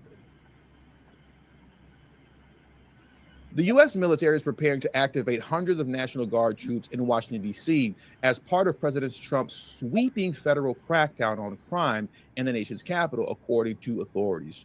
The preparation comes as 120 FBI agents from across the country have already begun patrolling D.C. streets overnight and backing up area cops at carjacking hotspots, despite many lacking local patrol work training, the Washington Post reported. Now, this is very important. Let's listen to what Donald Trump had to say when he spoke on this on Truth Social, right? And I quote, "Be prepared. There will be no more Mr. Nice Guy. We want our Capitol back," Trump wrote in a post Sunday on Truth Social ahead of a planned White House press conference Monday morning about the city's cleanliness and general condition. Trump will go on to say, "The homeless have to move out immediately. We will give you places to stay, but far from the Capitol. The criminals, you don't have to move out. We're going to put you in jail where you belong," Trump wrote in the Truth Social post. The mayor of DC, Muriel Bowser, is a good person who has tried, but she has been given many chances and the crime numbers get worse and the city only gets dirtier and less attractive, Trump said in a different post on Sunday. Now, here's where we get into the crime statistics, right? Violent crime is down 26% compared with this time in 2024, according to police data. And there have been roughly 20% fewer juvenile arrests this year, the Washington Post reported. Now, I want to say this before we get into Scott Jennings. I want to say this first. What there needs to be, right, when you're taking into account these statistics that are saying that crime is down 25, 30, 35%, because you see this with the mayor of Chicago as well as the mayor of Baltimore as well. They're reporting that crime is down, 30%, things of that nature. You have to look at their policies overall for one. When we're talking about violent crime being down, they're currently writing a national trend. Nationally, crime has been dropping. Violent crime has been dropping for about, I want to say maybe 2 or 3 years now. So number one, they're writing a trend. But do the policies that they've implemented match up with the crime statistics that they're reporting? What do I mean by that? We've talked about this in the case of Chicago. How is it possible that you're telling me that violent crime is down 35%, yet at the same time your homeless population has tripled in the same time period? That doesn't make sense as far as policies are concerned and the effectiveness that it's having on the city. That lets you know that something really funny is happening with the numbers when you have just contrast that are that drastic. Never mind the fact that the city is running over a $1 billion deficit, and the Chicago Public School District is running a $735 million deficit, and it's expected that it's going to be like a $1.3 billion deficit by 2030. All of that has to be taken into consideration. How can your city be that much underwater in every category when it comes to fiscal responsibility, when it comes to test scores, when it comes to homelessness? You're just underwater drowning. But yet you're telling me that is very true. Violent crime is down 30 some odd percent. Something doesn't add up. Something doesn't add up. And Scott Jennings blew the lid on that. And I want to get into that next. I was going to play a video from MSNBC with this guy here. I'll put him on the screen right now. But it's just pointless, man. It's just the same old, same old. It's racism, white supremacy, and Trump is trying to distract from the Epstein files. It's just a typical Democrat playbook. So there's no real reason to even listen to what this guy, his name is Eddie something, what he was talking about on MSNBC. It's just irrelevant because it's just so tired. You're not saying anything or giving any real information. It's another one of these, professors or doctors or whatever that they try to go off the aesthetic. You see, I have the dorky blue glasses. I just can't wear regular black glasses like TD. You can't wear just a standard, you know what I mean?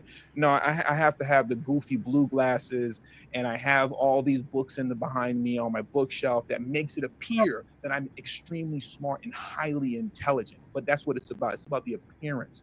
It's about making you think that I'm intelligent, making you think that I'm really smart, while the entire time I'm saying absolutely nothing. Meanwhile, you have a guy in Scott Jennings who just talks the truth like a regular normal human being and backs it up with facts versus gaslighting. So let's get into what Scott Jennings had to say. Forget about what this DNC lunatic is talking about on MSNBC. And so I'm anxious to see how far he wants to take this. But frankly, I think for the people who live there and the people who visit there, they're going to welcome extra police presence on the street. That carjacking that happened to the White House staffer the other night, there were a couple of cops sitting there. Had they not been sitting there and witnessed that, I don't know what would have happened to that poor kid. He got beat up by 10 people, a 10-person gang. And so I think the more patrols you have, whether it's park police or whoever, the safer people will feel going around our nation's capital. They exist in a state of lawlessness. I mean, we have blue cities all over this country and blue states that have sanctuary laws where they have encouraged illegal immigration. I mean, that's the problem in California, is that illegal immigration has been welcomed and coddled. And then when you go in and try to enforce federal law, there was, all sorts of unrest and violence and mayhem on the streets. And so that was a situation brought about by the local officials there. Trying to resist, I think, the enforcement of federal immigration law. In Washington, D.C., everybody who lives there and everybody who visits there on a regular basis knows it's not safe. It is not safe. And there's even discussion in the ranks of the police department there. I think one guy's been put on suspension because they've been downplaying the crime statistics there to try to give people a false sense of security. So I don't think this is political. I think it's about safety. And in the case of California and other blue states, I think it's about the enforcement of federal immigration laws that are on the books. And you have Democrats in those places trying to resist that. I do not understand it. I almost forgot to make mention of this. This is kind of, you could say, I guess, metaphor. It's something I was thinking about on the drive to my office before I started recording, right? I want to come back over here before we unpack, you know, what Scott Jennings was discussing concerning this right here. DC police commander suspended, accused of changing crime statistics. If you want to know what's going on in any city, you have to actually ask the people and talk to the people that live there and ask the police officers that work the streets, right? You know how you have, so let me pull this up. Look at this here, right? Let's come back to these kind of statistics that you see here. Allegedly, violent crime is down, what is that, 26% in DC? Allegedly, it's down 26%. And you'll have the mayor of Baltimore as well as the mayor of Chicago. They'll cite similar statistics, right? There's what the data says, allegedly, and then there's what the people and the police say. Those are two different things. The same way how when you, let's say, check the weather, it'll say 85 degrees. But do you ever notice, like at the bottom, you know, depending on the weather app you're using or if you're Googling it, the weather, it says 85 degrees, but real feel 92. Meaning the technical temperature is 85 degrees, but it actually feels significantly hotter outside. That's what this is when you're looking at these so-called, you know, crime statistics, right? That appear to be highly manipulated. When the real feel doesn't match what the data is saying, Democrats, you're gonna lose this argument every single time. You're gonna lose it every single time. You can shout 35% decline and all this stuff all you want concerning violent crime. But when the people on the ground don't feel that, then it's a moot point. You're not saying anything. And then that's what calls for further inspection into whether or not, or I should say further investigation into whether or not this data is actually true. Because you'll have somebody like a mayor of Los Angeles, Karen Bass, which is where I live in LA. She'll sit up there patting herself on the back like she's done something amazing. I think she had a press conference recently where she stated like homelessness is down 9%. And she was so proud of herself. But the real feel, if you ask anybody that lives here in LA like I do, what's the real feel? The real feel is that homelessness has gone up 900%. Because you're walking down the street or you're driving down the street and you're seeing people laid out on the street and you don't know if they're sleeping and knocked out from the drugs or whether or not they're dead and they OD'd from the drugs. I don't know. Outside of my office building a couple of days ago, you know, I was leaving out, driving around the corner, and guys just laid out on the ground. Is he sleeping or is he dead? I don't know. Not too long ago, I was coming off the 405, got off the Manchester exit, going east on Manchester. You know, as soon as I hit that right, going down Manchester with my son, guy laid out on the street. Is he asleep or is he dead? I don't know. But the real feel is that homelessness is not going down. The real feel is that it's clearly out of control. So once again, all these numbers have to be put into question. And that's where we come into now this article here, right? When the real feel isn't matching the data, you got to start questioning everything. DC police commander suspended, accused of changing crime statistics. I'm not going to go through this article here, but I'll play the attached video that you see there at the bottom. So let's get into this next as we bring things to a close. Well, hi there. The DC Police Union is putting its allegations on the record tonight, claiming police supervisors in the department are manipulating crime data to make it appear violent crime has fallen considerably when compared to last year. As of today, according to the DC Police website, crime is down 25%, a decrease the chairman of the police union calls preposterous. The union's allegations come as the former commander of the 3rd District stands accused of doing what the union says is being done day in and day out. News 4 reached out to Commander Pulliam for comment. He denied the allegations against him and referred us to the public information officer. As for the union's allegations, Yeah. Chairman Greg Pemberton laid it all on the table. When our members respond to the scene of a felony offense where there is a victim reporting that a felony occurred, inevitably there will be a lieutenant or a captain that will show up on that scene and direct those members to take a report for a lesser offense.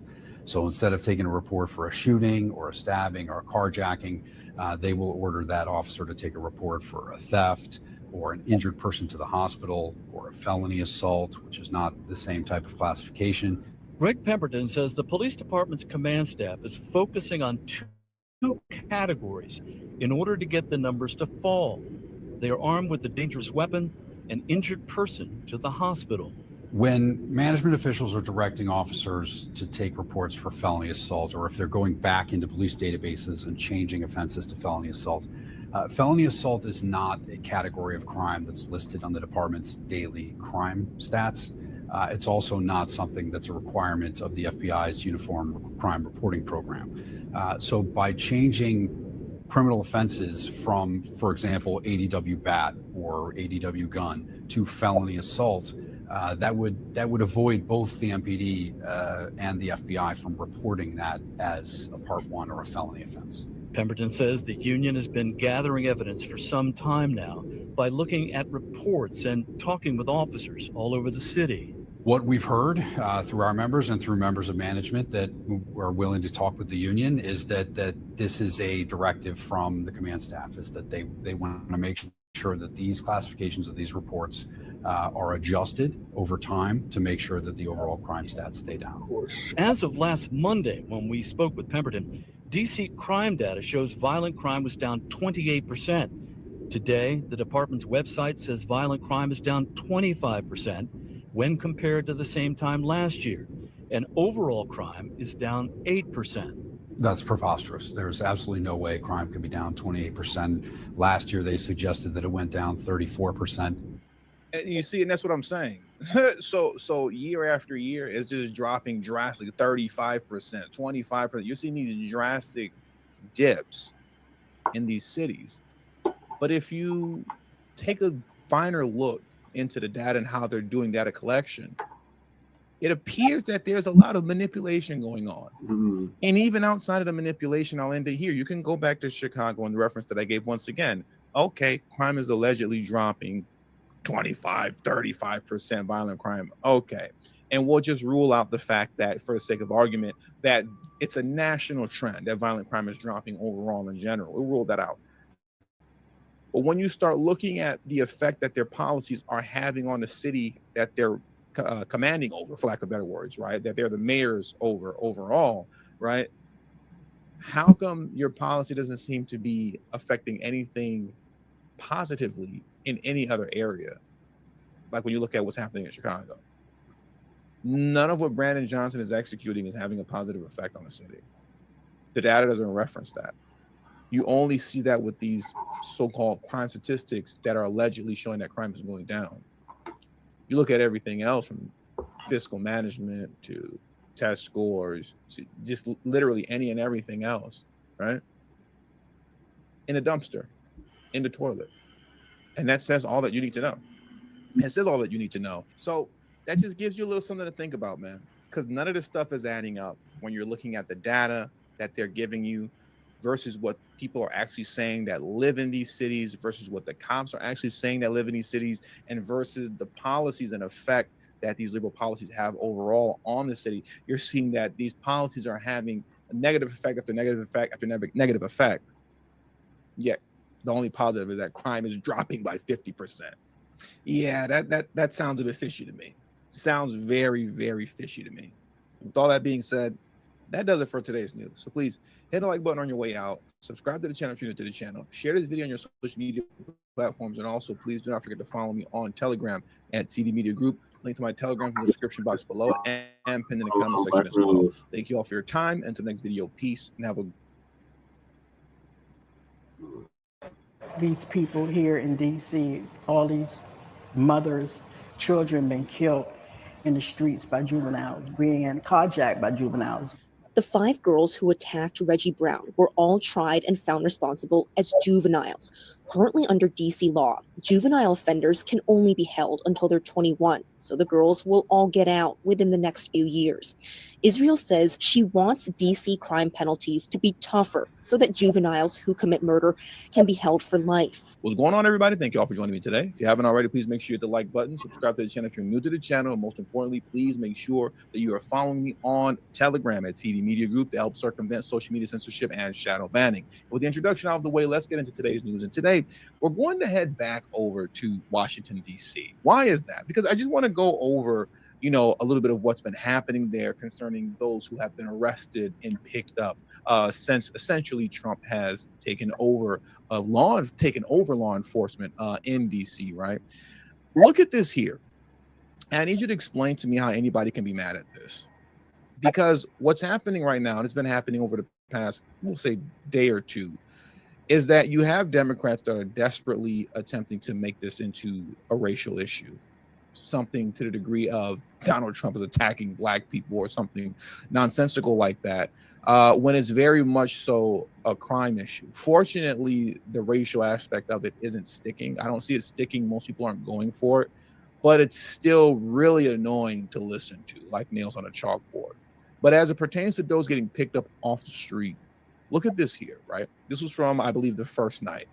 Operation Making DC Safe and Beautiful. Multi-agency task forces are hitting the streets of Washington, D.C., cleaning up crime and keeping our neighborhoods safe. In one night, and this is what they did in one night, arrested 37 criminals, seized 11 firearms, issued 4 narcotic charges, right? So you see one guy here, failure to appear for a trial on an assault offense. You scroll down some more. Photos are a little bit smaller. I'll zoom in here. You got this guy here, possession of firearm, possession with intent to distribute narcotics and carrying a pistol without a license. We got this other guy here, possession of a firearm, possession with intent to distribute narcotics, carrying a pistol without a license. You have this guy here, unauthorized use of a vehicle. He looks extremely salty. This guy looks like he's about to cry. We got another guy here, possession of a firearm, possession with intent to distribute narcotics, carrying a pistol without a license, and it goes on and on, right? I don't need to belabor the point. But what this speaks right to is the reality that if fighting crime was actually a priority for Democrats, and if that was something that they were genuinely serious about, this shows what you can actually do if the will is there to do it. Because once again, this was just one night of intently making it a point to go after and remove criminals off the street, right? Not just patrolling and waiting for something to happen, but going out with the purposes of saying, we are targeting the bad guys. For the most part, a lot of them, we know who they are, and we're going to specifically target and go after them. And that's how you're able to get all that in one night, right? Without even really trying. This is like a half-hearted effort. This was night one. So it speaks volumes to how much Democrats don't actually care about the cities that they run. And they don't care about the people who live in the cities. They only care about the chaos that exists, because as long as there's chaos, they can always find a way to pivot it over to say, well, this chaos exists because of Republicans. It exists because of conservatives. It exists because of some sort of racism. It exists because of sexism, homophobia, right? Despite the fact that you're living in a Democrat city. It's DNC from top to bottom. When you're talking about states and cities like, Chicago, Illinois, the city of Chicago is state of Illinois, right? You're talking about California. You're talking about the city of Los Angeles. Democrat control for how long? Especially when you break it down to city. What racism? What discrimination? What sexism? What homophobia? What are you talking about? Republicans where? Republicans borderline don't even exist in a state like Illinois. Don't even exist. But that chaos is necessary in order for them to stay in power. So they'll allow folks like this to run around and terrorize the communities that you live in while placing and shifting the blame on someone else. And then if Trump makes a move to put an end to the crime, all very true, somehow he's racist. right? Let me play this video for you very quickly. It's so stupid how they're trying to interject race into this conversation where it doesn't make sense to. Look at this video here, a quick clip from MSNBC of Simone Sanders. It's what this doesn't even make sense what she's getting ready to say, right? And it's so nonsensical. I'll play this next. Sanders, that's the one that was. You don't think more police make streets safer? No, Joe. I'm a Black woman in America. I do not always think that more police make streets safer. When you walk down the streets of Georgetown, you don't see a police officer on every corner, but you don't feel unsafe. So what is it about talking about places like Southeast DC, right? Ward 8, if you will, that people say, well, we need more officers to make us safe. I think we have to rethink what safety means in America. You see how it's just like a default that they defer to? What did you be? I'm asking you a question of, do more police and law enforcement presence make people feel safe, right? Is this a good idea? Well, I'm a Black woman in America. What does that have to do with anything? That has absolutely nothing to do with the discussion that's being had. But I'll find a way to interject that into the conversation, because that's the only line of defense that folks like Simone Sanders ever have. And what I find even particularly interesting is the way in which Muriel Bowser, the mayor of DC, she's not playing the game, at least not yet, right? But there's a big difference between how national Democrats, right, everybody outside of DC, are responding to this versus to how Muriel Bowser is responding to this. And they're going to get into that next in this next clip that I want to play. It's very interesting because they're speaking to this on CNN. If you remember, in the article that I read yesterday, where I was reading the Truth Social post from Trump, when he spoke on Muriel Bowser, the mayor of DC, he stated that she's a good person and she's tried. She's had multiple chances to get it right concerning the crime problem, but now I'm going to have to step in. But my point is that he highlighted and stated that she's a good person and she's tried. Trump doesn't just hand out compliments willy-nilly. If he's handing out a compliment, it's because you're operating with common sense and you're not giving nonsensical resistance to what you know needs to be done. And I'm going to play a clip from Muriel Bowser essentially stating that in a moment. But first, let me play you this clip on CNN where they're discussing that there is a divide between the National Democrats and Muriel Bowser, and they're not following her lead. They're going down the road of fear mongering and the like. So let's get into this clip next.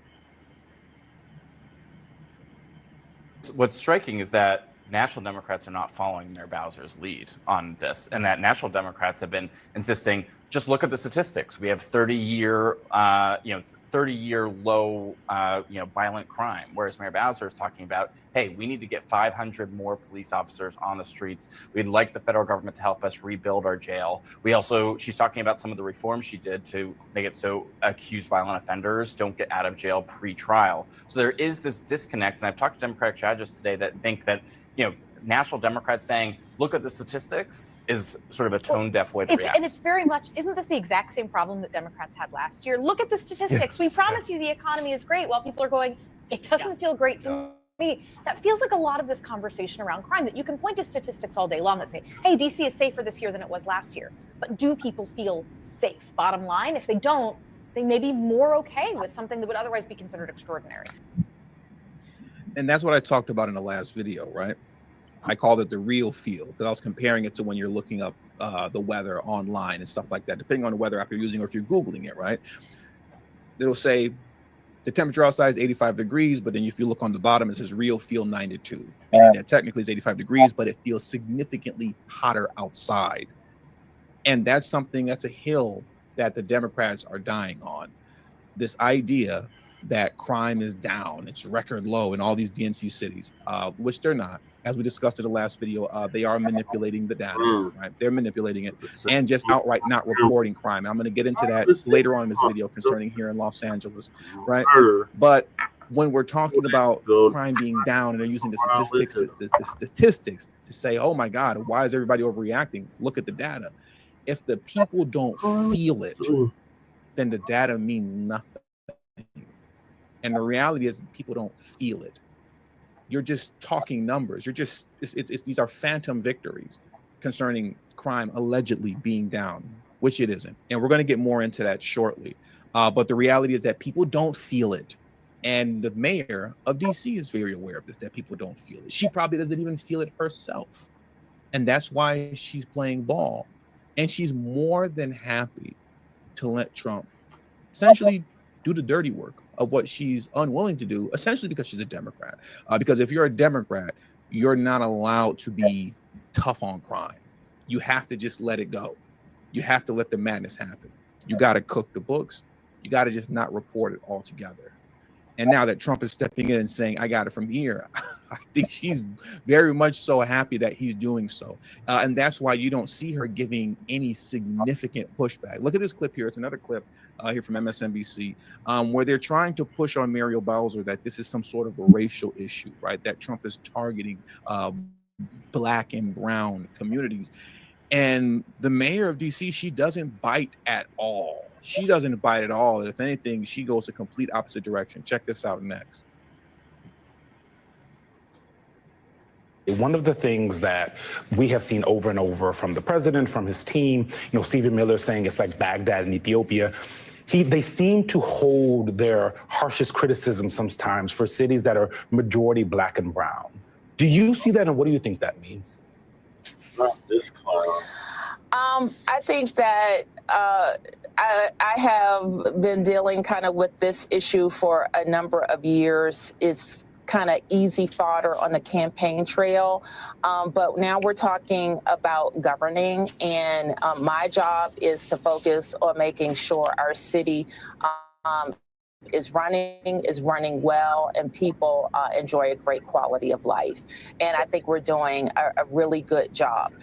We do need the federal government's help, as I mentioned, because they have an outsized influence on our criminal justice system. We need more prosecutors. We need more judges.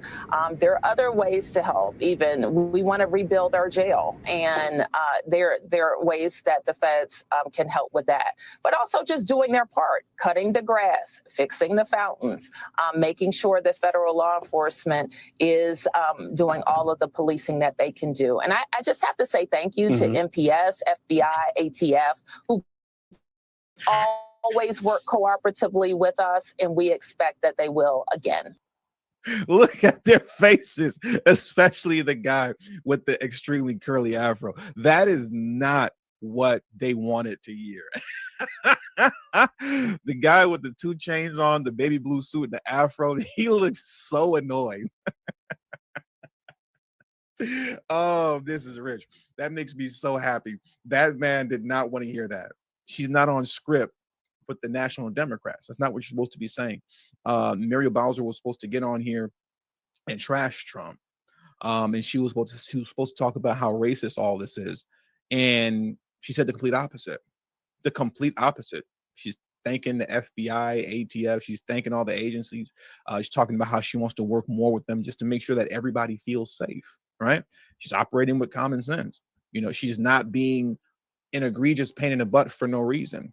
Now, mind you, it's not that she agrees with everything that's happening right now, right? She's not necessarily in agreement from what I've seen about the National Guards being deployed. She doesn't agree with that. But there's a difference between, like, we have just kind of a disagreement on how things are being done versus you just being obnoxious, right? Just being completely obnoxious and talking foolishness concerning what it is that Trump is doing by just spewing complete lies and taking things to a territory concerning sexism, racism, homophobia, just nonsensical fear mongering. You're taking it to a place where it doesn't need to go, because now you're just speaking in nonsense that's rooted in lies. You're just being outright dishonest at that point, right? And Muriel Bowser just isn't playing the game. She's not playing the game, and they hate it. They hate it. But another thing too, another reason why Muriel Bowser, I believe, isn't playing the game, is because she knows and understands that there is corruption going on concerning the DC police, concerning the way in which crimes are being tallied, right? I played the video. I'm not going to play it right now because I just literally uploaded the video about maybe 2 or 3 hours ago, depending on when I upload this video. I just uploaded it, right? Of the chairman of the DC Police Union, where he exposed and explained how DC police cooks the books to make it appear that crime is lower than what it really is, right? And understand, at the end of the day, the mayor of each respective city is in charge, essentially, of the police. They're in charge. So people are starting to think that Mary Bowser knows what's going on with the cooking of the books. She knows that this stuff is happening, and she just hasn't said anything. And essentially, if you don't want this to really fall on your head as bad as it could, don't be a pain in the butt. Don't be goofy. Don't be silly. You know that there's a problem with crime. Just admit it, and let's get it done as far as putting an end to crime is concerned in your city, to which it's gotten out of control. And they're going to speak to that next in this CNN clip that I'm going to play now. Check this out here. And I think Mayor Bowser may also know that there's an ongoing investigation in her police department over the potentially manipulation of those statistics, that there have been a downclassing of some of the crimes, there's been a massaging of the numbers and the reporting in order to fit them more beneficially into the FBI crime stats. So she may know some things that national Democrats are not paying attention to. Exactly. Exactly. She knows. She knows. Because she's in charge of the police. So she knows. And once again, if she doesn't want that kind of corruption to fall on her head the way that it could and the way that it probably should, right? If we're talking about accountability, just play ball and don't be stupid, right? Don't be like Karen Bass. Look at this next clip here. Karen Bass, the troll-faced mayor of Los Angeles, where I live. I don't know why she's speaking. Well, I do know why she's speaking on this, because she's a Democrat and she's doing her job, right? Just be against Trump at all costs, despite the fact that your own city is upside down, right? So just look at this here. Listen to what Karen Bass had to say. And through Karen Bass, I'm going to prove to you and to submit my evidence to you that, yes, Democrats do cook the books concerning crime statistics. We already discussed it in the last video concerning what's going on with DC police. This man already explained it here. And I'm also going to show to you and submit my evidence that here in LA, the police just aren't reporting the crimes, right? They're just not doing it. So let's get into what Karen Bass had to say first, the troll-faced mayor out of Los Angeles. So let's get into this clip next as we bring things to a close. It's interesting which mayors and which cities he's chosen to focus on. In Los Angeles, where you have crime down a 60-year low in terms of homicides, homelessness is down. He points to homelessness and he points to crime in Washington, D.C. I don't know what's going on there, but I imagine that they are not suffering in the despair that he described in his press conference that in any way would warrant the use of federal officials in this manner. Crime isn't down in LA. They're just not reporting it. It's not down. It's not down. They love talking. She loves talking about homelessness being down. Ask anybody about homelessness that lives in LA. Like I said in the last video, I'm walking over bodies lying on the ground and driving past them on a daily basis where I don't know if they're asleep from the drugs or if they overdosed and died from the drugs and they're just laying on the ground dead. I don't know, right? This is just a regular daily thing here in LA. So she's full of it. And I want to show you how she's full of it by playing this clip here. This is about a 3-minute clip concerning illegal, what is it called again? Illegal street takeovers, where they do this really obnoxious things with cars, where they block off all the intersections, right? At a major intersection here in LA. And you'll just have a bunch of douchebags doing donuts in the middle of a major intersection at like 3 o'clock in the morning, popping fireworks like a-holes. It's really annoying. And nobody ever gets arrested for this. And that's why it continues. Anyways, let me get off my soap. I was about to just start going off. Let me reel it on back in and let's get into this clip next as we bring this video to a close.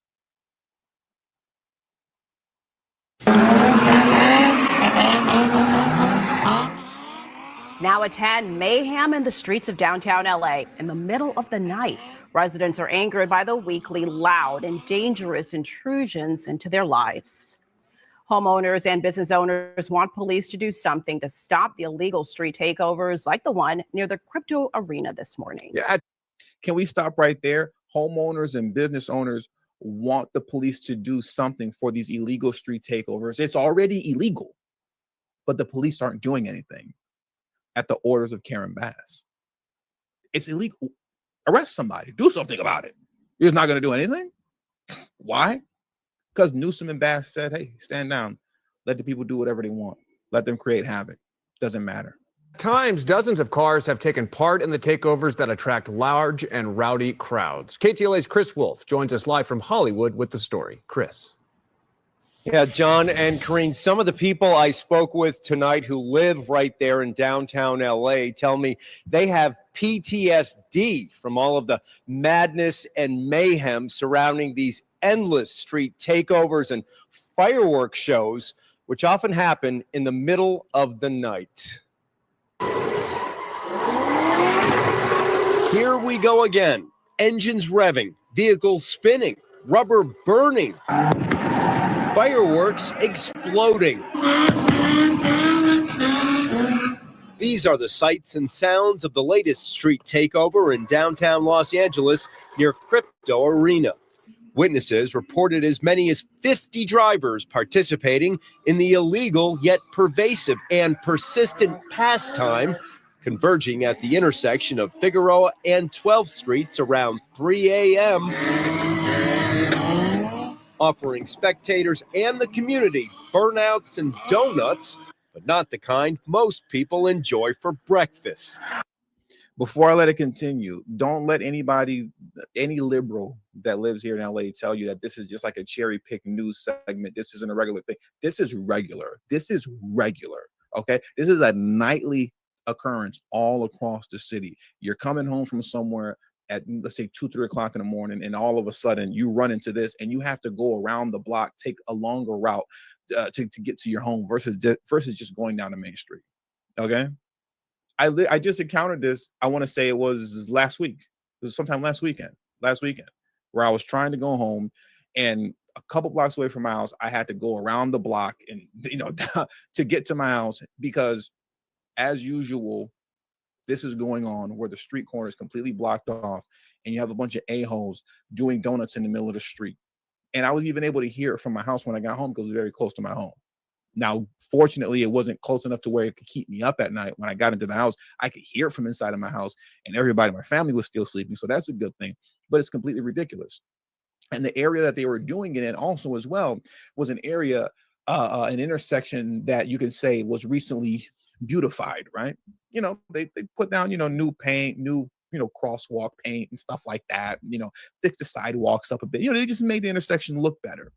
And now it looks like trash again. Why? Because you have tire skid marks all throughout the intersection, all throughout the crosswalk. It just looks like garbage all over again. Excuse me. This is the importance and why I don't have an issue with like really stiff sentences and stuff like that. Listen, if it was up to me, I promise to God I'd give everybody their 20 years in prison. Go sit down somewhere. Go sit down somewhere. It costs too much money to live in this goofy city to be having to deal with this kind of stuff. It costs too much money to live here, man. You pay too much in taxes and fees and cost of living. And I think last time I did a video when I was talking about LA, which was last week, I think I said the average cost of a house is somewhere around $850,000. Then I looked it up afterwards.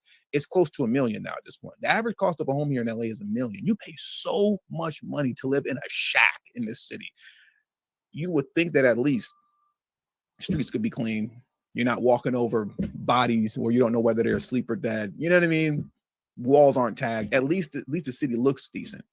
At least you're not surrounded by nonsense and foolishness. But no, you pay an arm and a leg to live here, and then you have to live amongst animals who don't get arrested ever.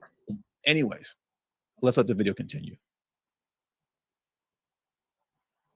I'm very sensitive to noise, so obviously I got to go check out what it was, and then hearing the loud explosions and realizing that's fireworks, just those nonstop cars coming in and out, more people started gathering. It can be very traumatic, or you're waking up to explosions. You don't know if it's a bomb or whatever it may be. Fireworks stayed on the ground, but Errol Moore lives in a high-rise apartment building near the hell-raising hotspot. Sales. That's regular. What you saw, regular. And those are grown men too. Those aren't teenagers. 9 out of 10 times, those are grown men riding on these little makeshift mini motorcycles in the middle of the street. There's no license plate. It's not street legal. Do the police pull anybody over? No, absolutely not. Just all in the way creating traffic, being a nuisance. That what you just saw right there is so LA. That is so LA. That's so regular. Rep and brand manager for designer eyewear was. Rewind it back just a little bit. Whatever it may be. Fireworks stayed on the ground, but. Errol Moore lives in a high-rise apartment building near the hell-raising hotspot. The sales rep and brand manager for designer eyewear was expecting a higher quality of life when he moved here.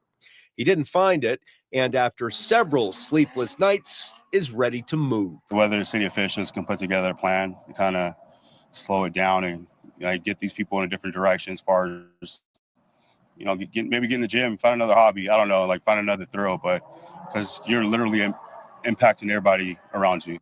I thought it was warfare going on, 3 o'clock in the morning. My younger side of me says that was pretty cool. My more mature side of me says pretty dangerous. LAPD officers responded, and officials say cops were able to clear the area. Apparently, no one was cited or arrested. We can end the video there. Apparently, nobody's cited or arrested. Crime is down, a record 60-year low, because you don't record crime. When you do, you cook the books and you downgrade it, and then outside of that, when you come across foolishness like this, you just don't report it, and it's illegal. It's illegal. You could hand out an abundance of tickets, an abundance of citations. You could arrest a whole bunch of folks right now, and they just don't. They just admit it to you here, but then the Democrats will sit up here and talk to you about how crime is down in their city. They're just not reporting it. Let me play that one more time. They just don't report it. My more mature side of me says pretty dangerous. LAPD officers responded, and officials say cops were able to clear the area. Apparently, no one was cited or arrested. Not long afterwards, police were called to the scene of a break-in and theft at a nearby sports merchandise store.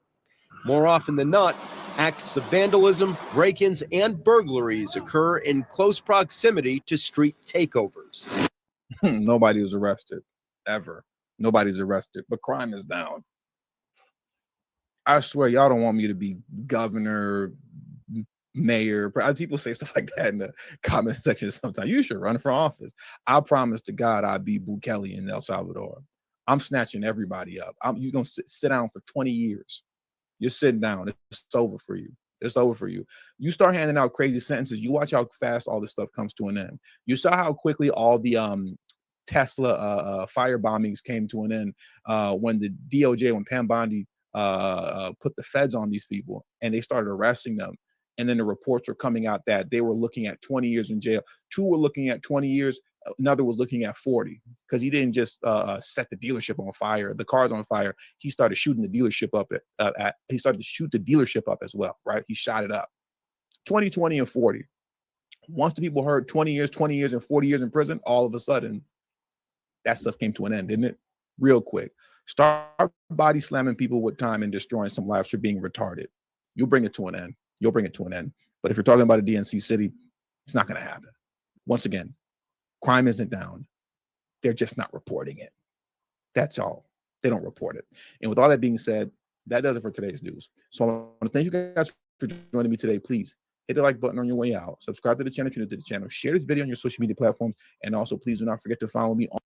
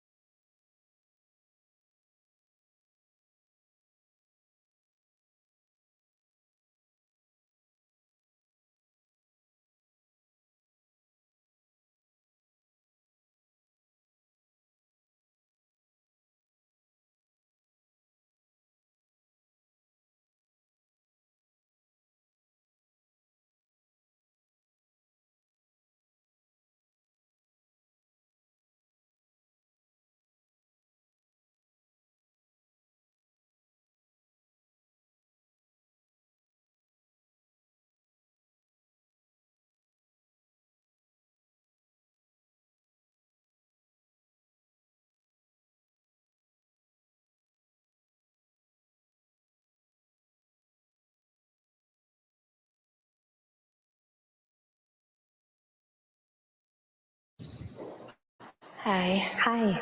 Well, I was going to say my name, but you already said it. The reason why I'm here is because I'm a tax-paying citizen, and I have been my whole life. I've worked for as long as I could work.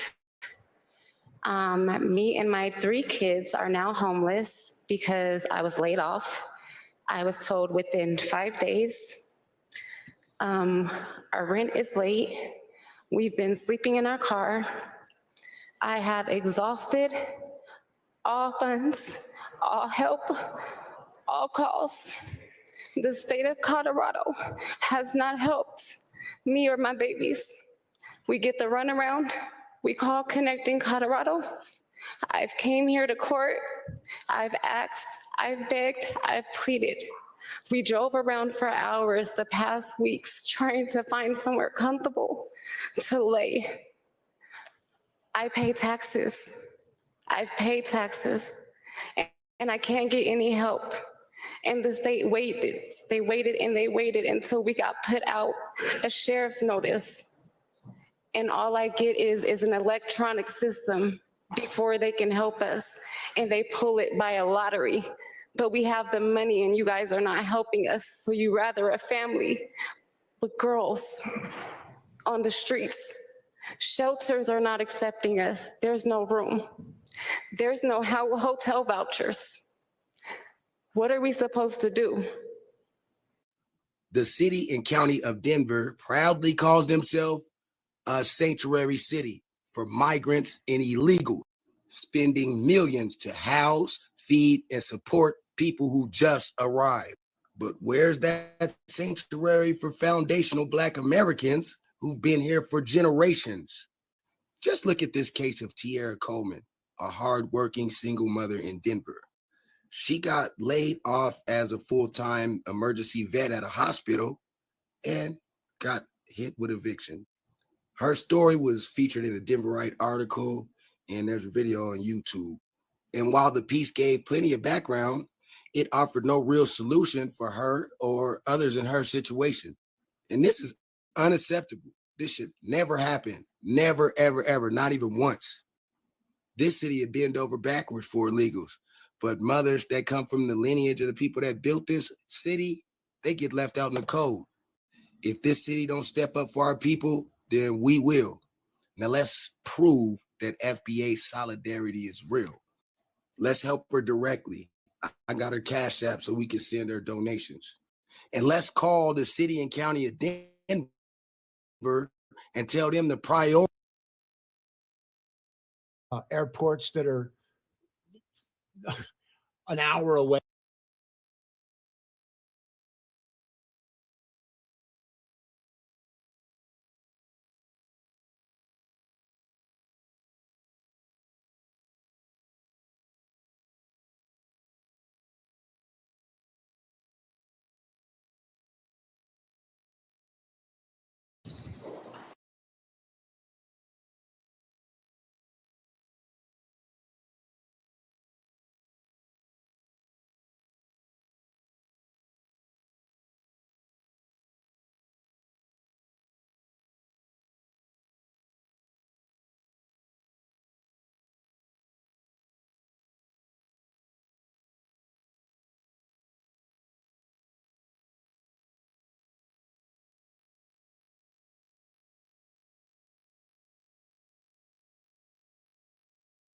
Call the city and county of Denver and tell them the priority.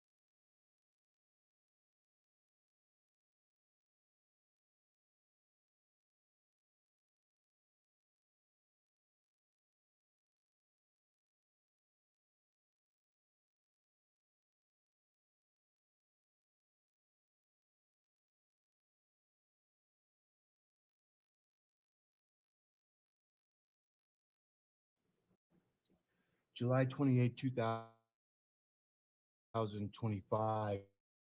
Vote no on Vibrant Denver bond November 4, 225. It's funny if you watch the shell game of city councils aren't happy with the bond. They had to add in more stuff. So now they're almost at $1 billion, folks, and they're not going to raise your taxes. No, they're just going to ask you for all the money up front. So then they can spend it undiscretionally, any way they want. You remember those 44% raises?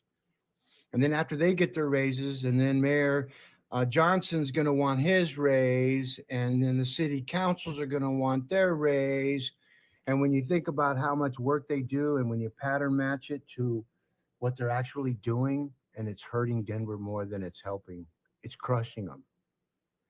And they have the same 30,000 people. That's their main core right now, 30,000 people that are willing to give these people $1 billion, but they're not going to raise taxes. Oh, wow, that's great. Wow, that's far out, man. These are some smart people. Duh. Look at these, man. These people are clowns. This is who the last election, and we needed to index it because this 2025. Oh my goodness. I mean, when they have no ideas, this is what they do. Okay, so Mike Johnston did the 2R dance, the shuck and jive dance. Watch what he does for this dance. And when you hear him, when the state of the city address, listen to this first one. And then look what happened, folks. 250 million in debt. And you know these people are out of control and are totally insane. When none of them said, hey, how about if we take the money out of the bonds and pay back that $250 million? Oh, no, we can't do that. That's money spent. See, that's how nonprofits think. Denver is a nonprofit city. Forget about the blue city. It's a nonprofit city. All the news people, when you think about the news, the nonprofits over the profits.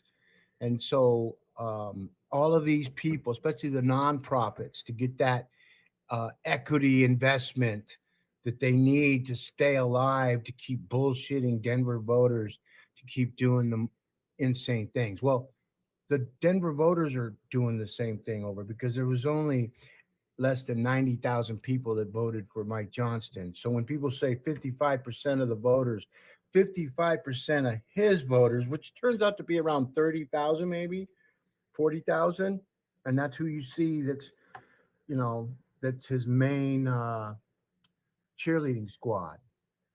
And the one thing that I have to say is when you want to see frustration on people's faces, there's nobody's frustration's face. I'll say that real fast. There's nobody's face that has more frustration than the chief of police. I mean, I wish I could interview him, man, but he couldn't tell me what he's really thinking. I could tell by his face. Anybody can. And that's the one thing that you got to understand. They're cutting the Denver police. They're oh, we can't hire anybody, so we got to hire these illegals that we passed last year in the election process. 2023. You see how that goes?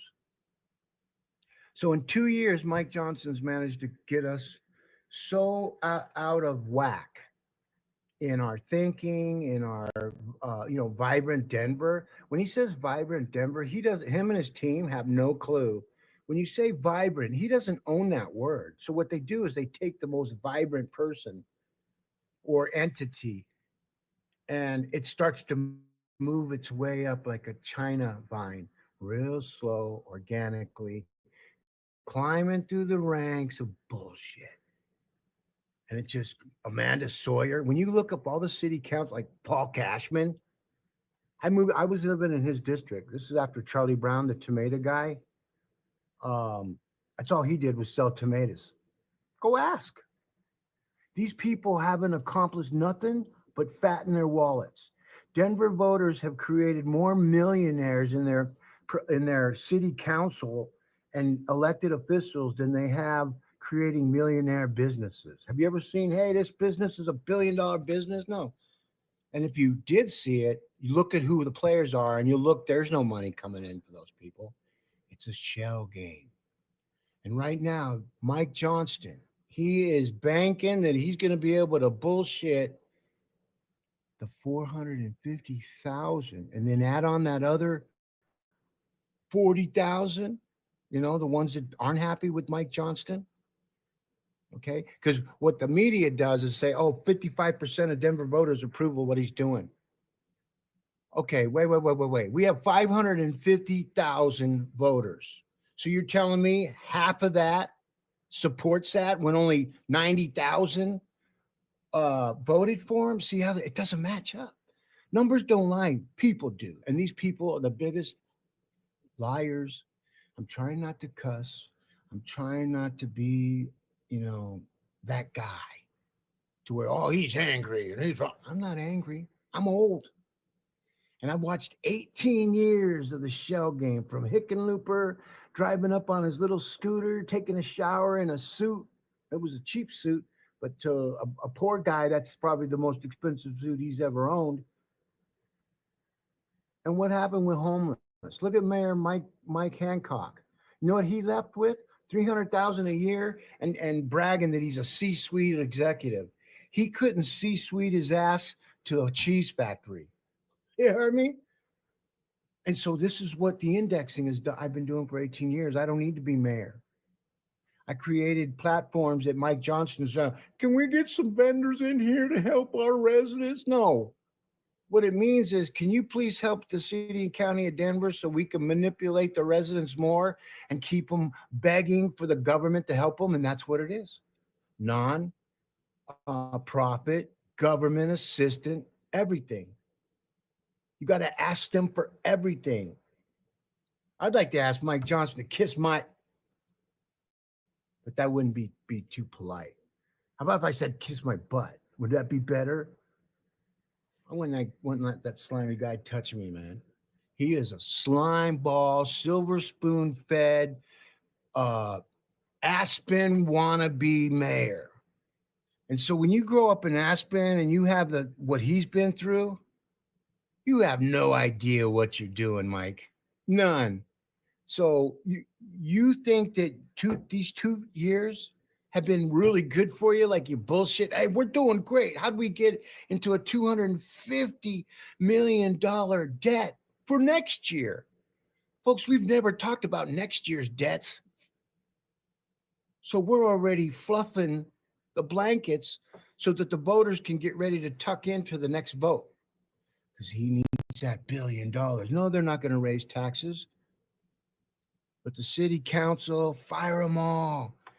Google search their names, find out what they've done their whole entire lives. Nothing but kiss ass to Denver Democrat Party. And the National Party is going to have to boot Denver Democrats to the curb because he's bringing down the numbers.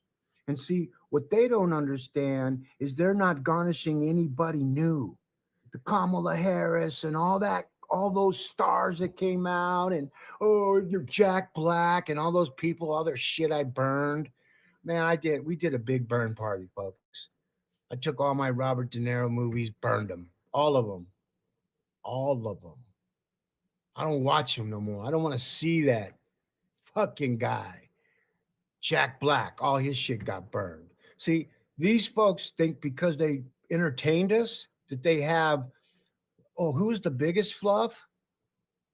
Who's that guy who couldn't even ride a scooter in his coffee commercials? Yeah, that guy. Huh. So this is his Angela Gale moment. So anyways, folks, you're getting hornswoggled by a group of people that are very good at what they do. And that's to bullshit you. Look at 950 million. It's expected to take final vote. See, Denver 7, they get a little bit of money of that to advertise all the big stuff. All ABC, CBS, NBC, Denver Right. Look at Denver Rights. Denver Right. Denver leaders cut housing to fund road safety. Indigenous. I'm indigenous, folks. I don't need their fucking help. None of these Indians need their fucking help. But they got to sit there. See what it is? Oh, we're helping the indigenous. Well, what about the fucking Asians? What about the the fucking Haitians? What about the fucking Puerto Ricans? What about the fucking, you hear me? That's what I hear on the trail when I go walking around talking to people. F, F, F, F, F. Now I start F, F, F, F, F. I'm a Gemini. I'm a chameleon, folks. But look at this. Facebook, Councilman. The Vibrant Denver Bond package is incredibly worthless. I want to send it to the November ballot. See, they think that they're going to bullshit you. See? Look at that. Citizens for no debt. There is somebody. Oh, I wonder who those people are. See, Denver 7. Proposed events as a city council. Denver City Council updates 225 bond projects. None of them said, hey, let's pay back the $250 million that we're in debt. No. See, Mike Johnson, I think they're going to get that money. They don't want to tell you, which makes sense. Yeah, we're going to pay back that $250 million. Because people go, what? 250 million? Who? No, these are the have-nots that are voting for the haves. The haves is the city council, worthless. There isn't one city council member that I'd let them watch or walk my dog or wheelchair my dog. I don't care how you look at it. And see, we become so pussified, you can't even say, hey, that guy's in a wheelchair. Oh, you bigot. What?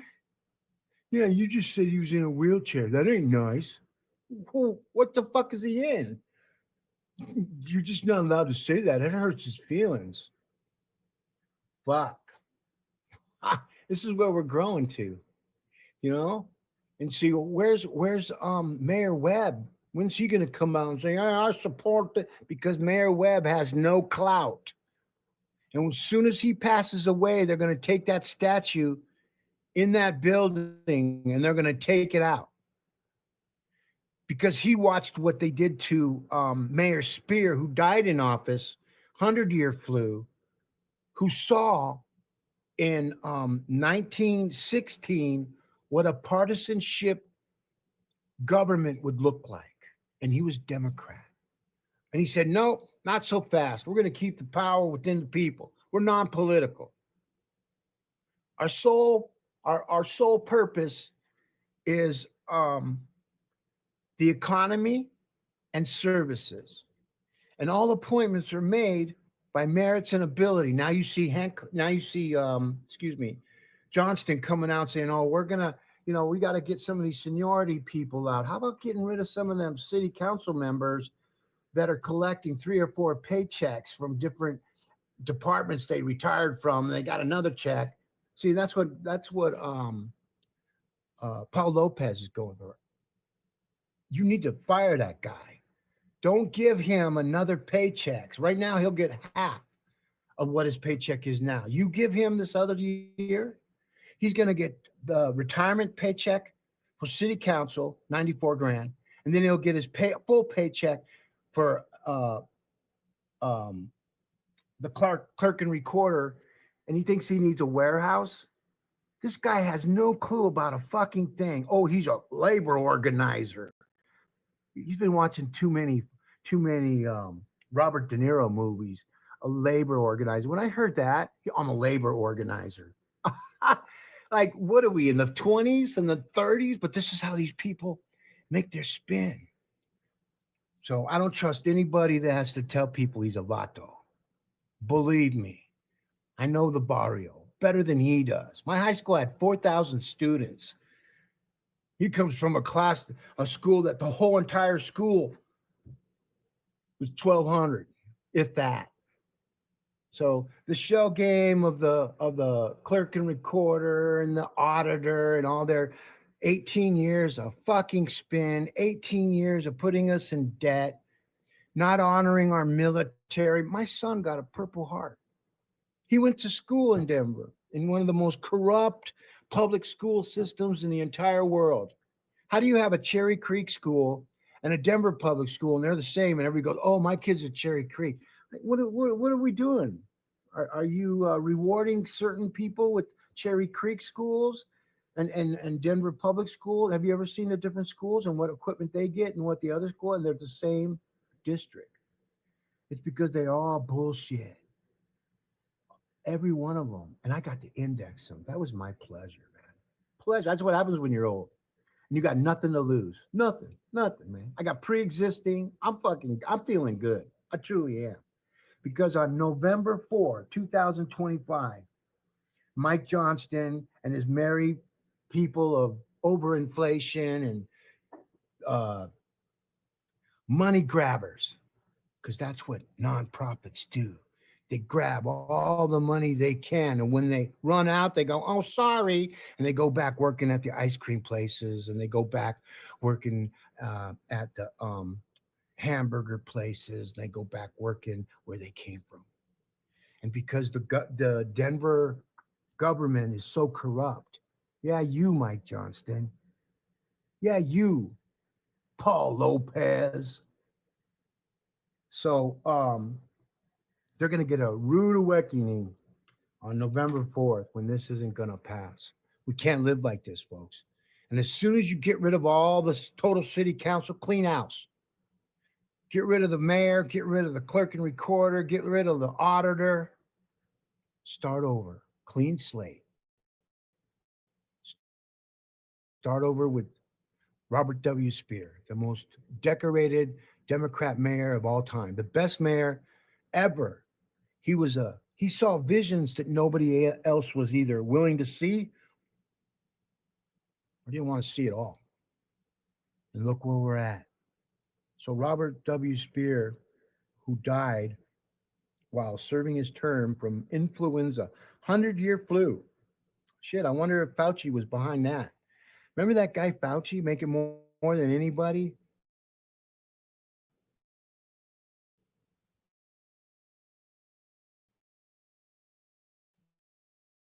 He killed a lot of people, folks. In other countries, they didn't close their countries down. They didn't lose. Only the old people that were running our country thought they were going to die. When Senator Grassley, the oldest living senator, still in office, caught COVID and didn't die. What does that tell you, folks? What does that tell you? And we haven't even felt that damage. And right now, as far as like Trump, Democrats are not, as Republicans and independents, the only services for restaurants are no Democrats are waitresses and no Democrats are bartenders and no Democrats get tips. Because I know people that get tips that don't have to pay taxes on those tips. And I don't think they paid much taxes on those tips anyways, but IRS has ways to look at other people that are doing the right thing and paying the tips, and looking at the employee who's claiming that he didn't make that money working the same time the other guys do, and he still has his job. Yeah, dude, you didn't pay your taxes, because if you didn't get no tips, then you might not be worth a damn. So you would have been fired long before you would have had to file your taxes. So this is what Gen AI does now, supervised. It takes everybody's questions, everybody's answers, everybody.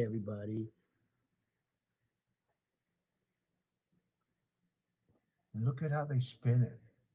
For the bond initiative to appear on November 4th ballot, the council must approve its language and legislative detail by August 25th. Oh, are they going to do it? Of course they are, folks. If they don't pass, just like the 2R, Denver voters said no. Why they voted for illegals to be able to be firefighters and police, that was all changed. There was a list a mile long to be a firefighter in Denver. I know this from 2007. And they're saying that, oh, well, we can't get the right people to apply. So we have to hire these illegals.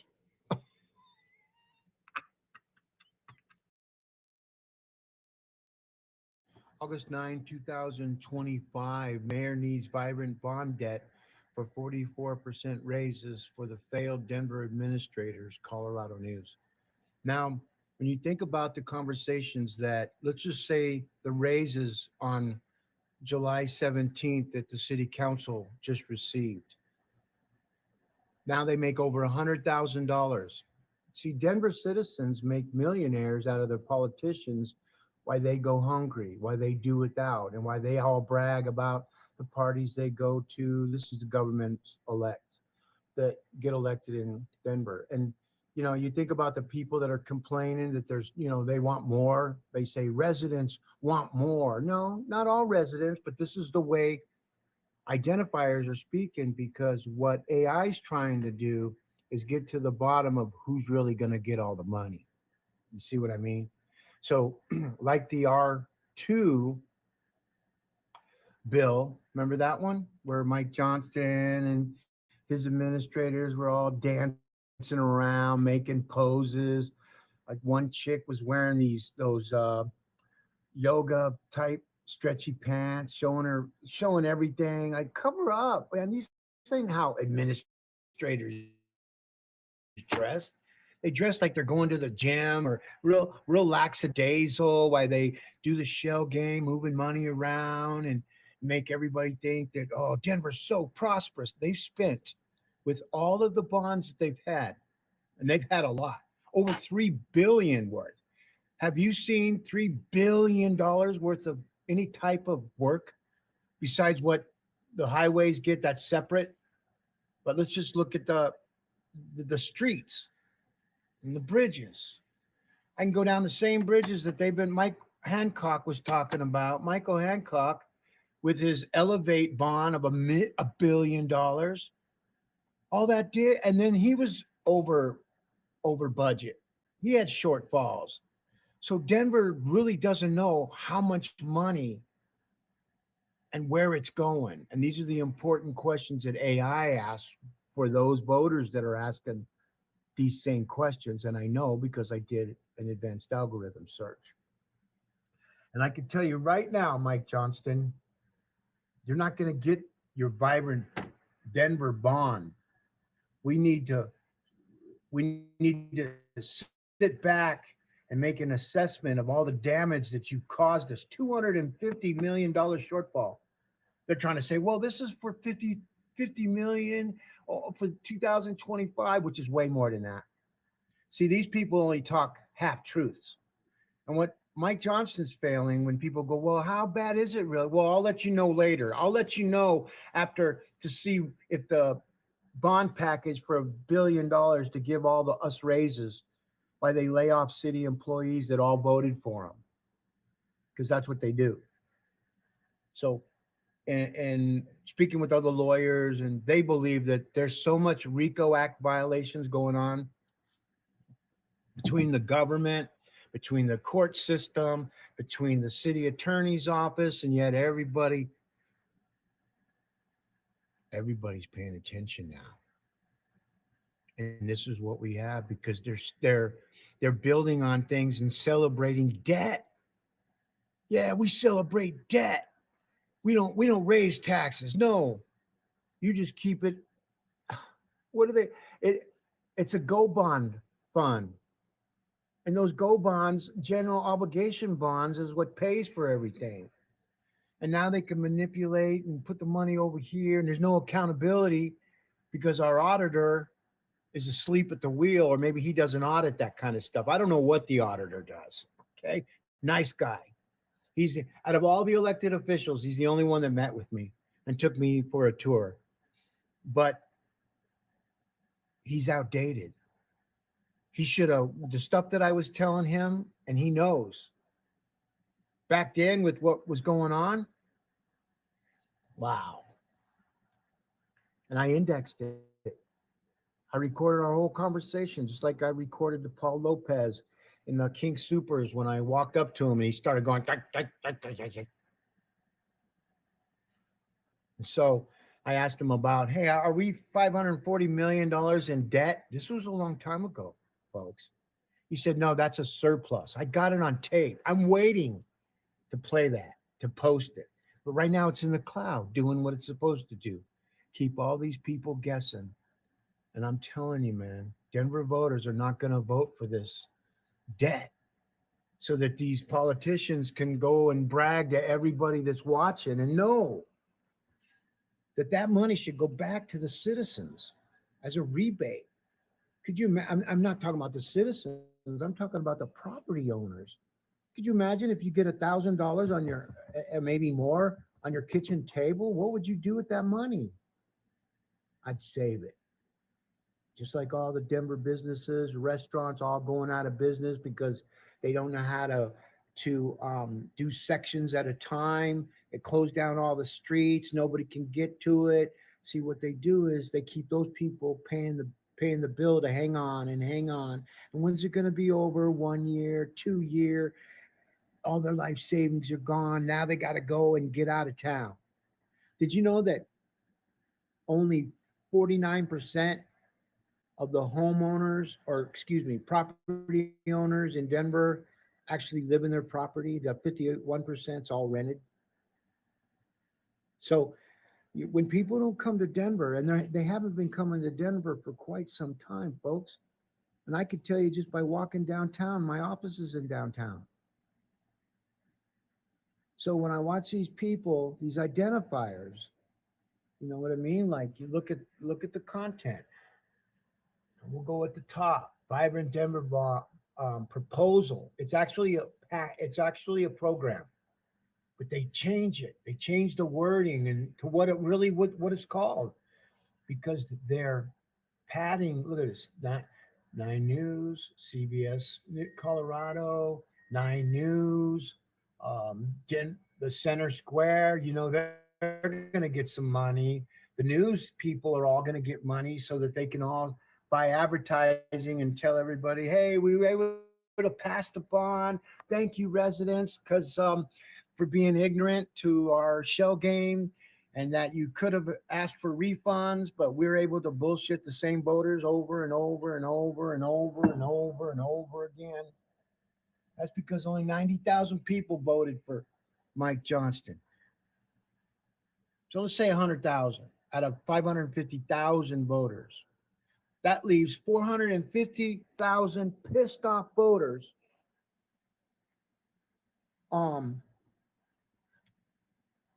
looking at the damage that this guy and other identifiers, Axios, they're not even in Denver.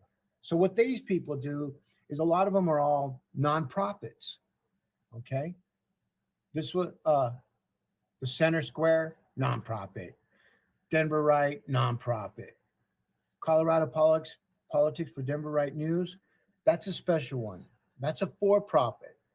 But we are just building content, so when the right people come along, we'll make them the editor-in-chief, pay them $250,000 a year, but it's not ready for that yet. That's what I learned about when we bought Joe's Buffet on SantaFeArtsDistrict.com. We own that.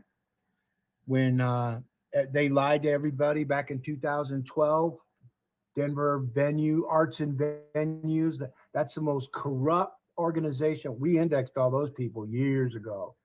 All their employees, their department heads, all their actions. We took all their videos with their voices. We put them in the cloud to be pattern matched later.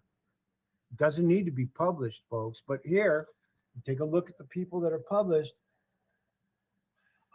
Westward, that's a for-profit, but they tell people, since they're free, that they take donations. So we don't know, those donations are not donations, though, because they're not a 501(c)(3).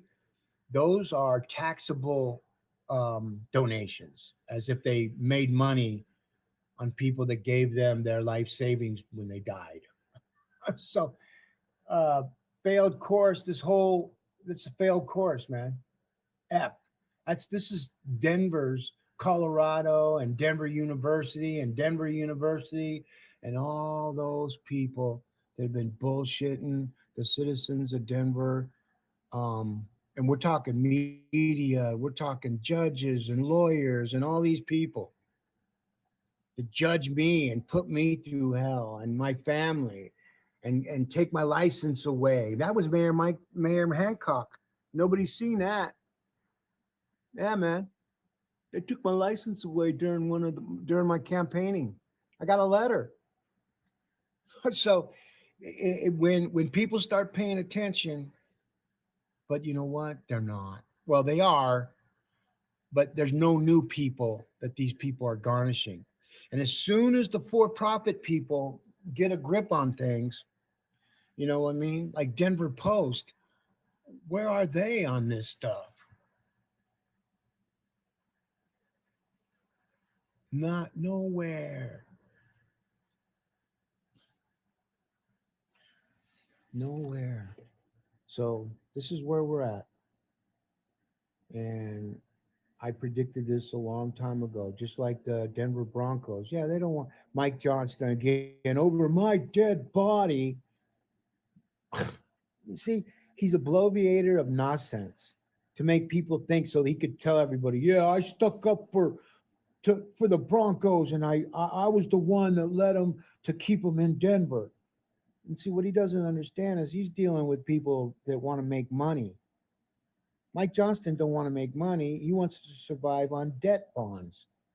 He doesn't give a fuck if there's any money coming in. He doesn't give a fuck if the leases that are currently, think about it, folks. We don't have any type of revenue coming in. More people are moving out of Denver than moving into Denver. More people are moving out of Colorado than moving into Colorado.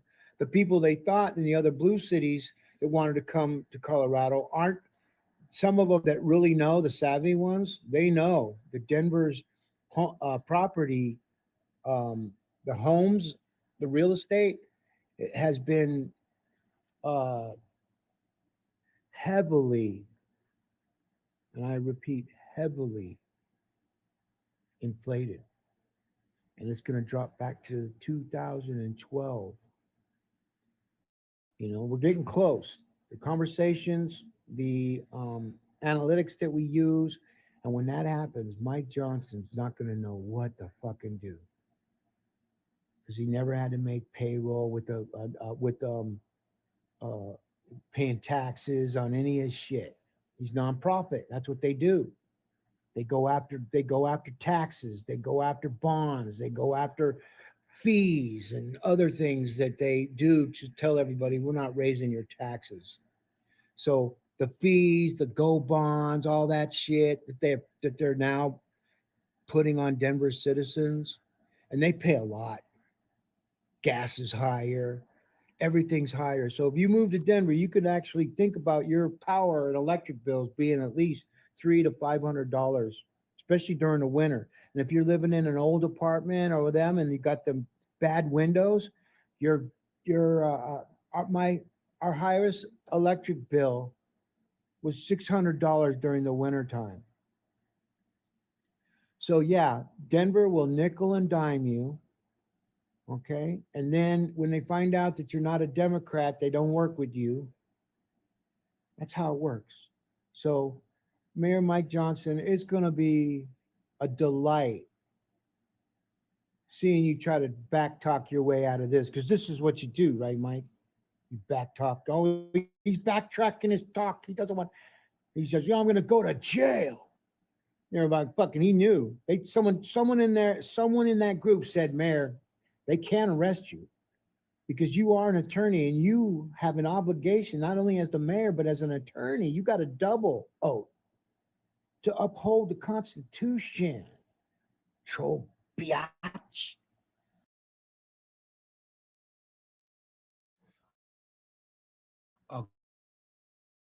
August 9, 2000, and the Vibrant Denver bond debt. It's debt, 100%. And this is what AI overview is talking about, the Vibrant Denver bond, and that it is a debt. It's a $950 million debt, which the 2017 $1 billion Michael Hancock, Denver mayor at the time, and they passed the Elevate Denver bond. It went to pay for all this infrastructure that, when you drive down the road, some of the bridges that really need to be fixed on Mississippi and other areas aren't getting fixed. Potholes aren't getting fixed. So they're taking the money, they're robbing Peter, the citizens, to pay Paul, the government. And when a community sits there and brags constantly about how badass they are and oh man, this is it, but they're debt influencers. They're not talking about paying back the debt. They're not talking about financing anything. No police new equipment, no firefighter new equipment. No, it's all social voter control issues. They're all their 501(c)(3)s and their DEI equity, all those non-profits that are really identifiers for the Democratic Party of Denver. And this is where the National Denver, they got to realize that this was set in court case 23CV54. And they openly bragged about in the court that they haven't followed the Spear Amendment, which is a city charter law that gives Denver the absolute authority and non-political, where the citizens have power. Here, it's a partisanship for the last 63 years.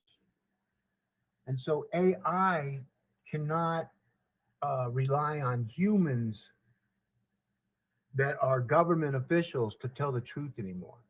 And they don't. And if I showed you that, Mike Johnson would be running pee down his legs. City councils would be running pee down all their legs. And they'd all still be wallowing in it they'll still wallow even when they hear this. Open the door, it's the feds. I believe it's coming because these are all, in my opinion and other people's opinion, RICO Act violators. They control the elections. You got Paul Lopez, who I sued, court case 23CV54. In that court hearing, I asked about the Spear Amendment, and Michelle Horn, who was the assistant city attorney for Denver, now she's the senior assistant city attorney. So they are rewarded. Carrie Tipper's no longer in that group. She's not the head lady no more. She's moved on to other jobs, paying jobs with Colorado universities. So the more and more these people spread their disease within the infrastructures of other departments, other entities, their voices follow them. And that's the new voice latent print that I've been talking about. And see, when any of these people decide to start talking about, like Mike Johnson decided he was going to be the AI savvy mayor. He was going to hold the first Den AI, which is Den Artificial Intelligence, Denver. But I already owned AIDenvermayor.com because I knew Mike Johnston, because I just know. And if I was in front of a court, I'd show them. And Mike Johnson, again, would be peeing down his fucking leg. He's an attorney. This was the time that we really needed an attorney all the other times. And see, when you think about the election process that got him elected, only 90,000 people voted for him. So when you get people like Denver Ride, CBS, Denver 7, NBC, all these people say, oh, we took the poll and 55% of Denver voters approve of Michael Johnston's fucking work. That's bullshit. So you're telling me that only 90,000 people voted for him, but yet 250,000 voters, 150,000 voters said, oh, we were wrong about Michael. We like what Mike Johnston's doing. All of the crushing of our restaurants, everybody bailing, but don't worry about it because it'll be fried fish in a pan. And they get the new people from, the debt from California, Chicago, all the other blue cities that say, oh, well, they have murders in Denver, but it's not as high as here. So they all come here and they go and they take over restaurants that they don't have to pay tentative improvements because they just took it over somebody else that ran it for 20 years and used all their life savings. And they're so fucking embarrassed to even tell anybody that nobody's coming into Denver to party. Nobody comes into Denver to shop. Nobody's visiting. People are moving, the smart people. And what's throwing a wrench in it is the same people that are moving out of these blue cities. They're starting to think, you know what? I can't live like this no more. I got grandkids. I don't want nothing to happen to them. And Democrats have turned into a very slippery slope organization. And they all been caught. And they still, all of them, Mike Johnston, Obama, Michelle Obama, Biden, his wife, everybody, Joaquin Jeffries, Lizard Man. Somebody said he looked like a lizard.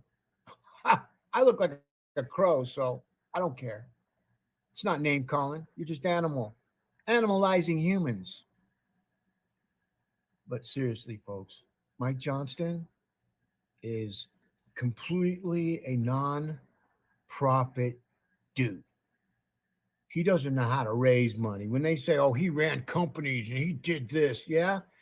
Well, he must have, for whatever, all his accolades and pat on the backs and all the money that they raised, he can't do this. And this is what I would have brought to the table. I could have fired all of the IT people in the department heads, excuse me. I get ahead of myself sometimes, and do their job. So that the next mayor, we teach him how to do it. And we teach other people to take on more with the same. In other words, they're taking on more responsibilities, because I can tell you this right now, folks. When you think about how many times we have an election, you think about all those people they have on payroll down at the Denver elections building. When you think of all the wasted, just the hiring of city council people, so they just got a raise. July 16th, and they're looking at all the city employees that have voted for them that are on the chopping block. They kept their jobs. See, if they were really smart, they would have said, you know what, we're all forfeit our pay for the next 2 years. Did that come out of their mouth? Fuck no. In all actuality, Mike Johnston thought he was so slick, okay? He thought he was so slick that he was going to get his top people 44% raises. And what happened was, what sources are telling me, that the people that financed him and all this shit, they're like, look, dude, look, boy. This is what they said. Look, boy, you're jamming us up. You're taking on responsibility of management of hotels. So the hotels all made their money, okay? But the people that were put in those hotels, the illegals, that they keep wanting to just call migrants, see, they could go ahead and dovetail the truth and call up their little words and their little phrases, but they've been indexed for 18 years. And they've done their best to try to keep bullshitting and all the identifiers. And see, AI lets them come out of the closet. And when the balance is pushed to where there's not enough people coming out of that closet, and see, the same people get the information. That's why when you look at the voters that didn't vote in the final election between Kelly, who had $100 million deficits for 7 years, folks, under Hickenlooper. She went to work for $450,000 at that worthless Denver Chamber of Commerce. That right there is just a bunch of administrators laughing at all those people and all the promises that you're trying to keep these people, while the government's just twist fucking them. And so now nobody comes to Denver. There are no revenues. That's why we have a $250 million debt. And notice how none of these people, none of them talked about paying back the $250 million shortfall. No. And Mike Johnston can't come out and tell everybody how bad it is, because he needs to see, before he plays that card, He wants to see what happens with that ballot issue. Then he'll have to come out when it doesn't pay, just like the 2R. Remember, he was dancing in the street with his signs, posing with certain employees, wearing clothes they shouldn't be wearing. You know what I mean? They all dress like they're just woke up. You watch what they wear. Like Mike Johnson in his cheap ass suits. No offense, but he got to stop buying his suits from Kmart, man, or wherever he's buying them from. I never see.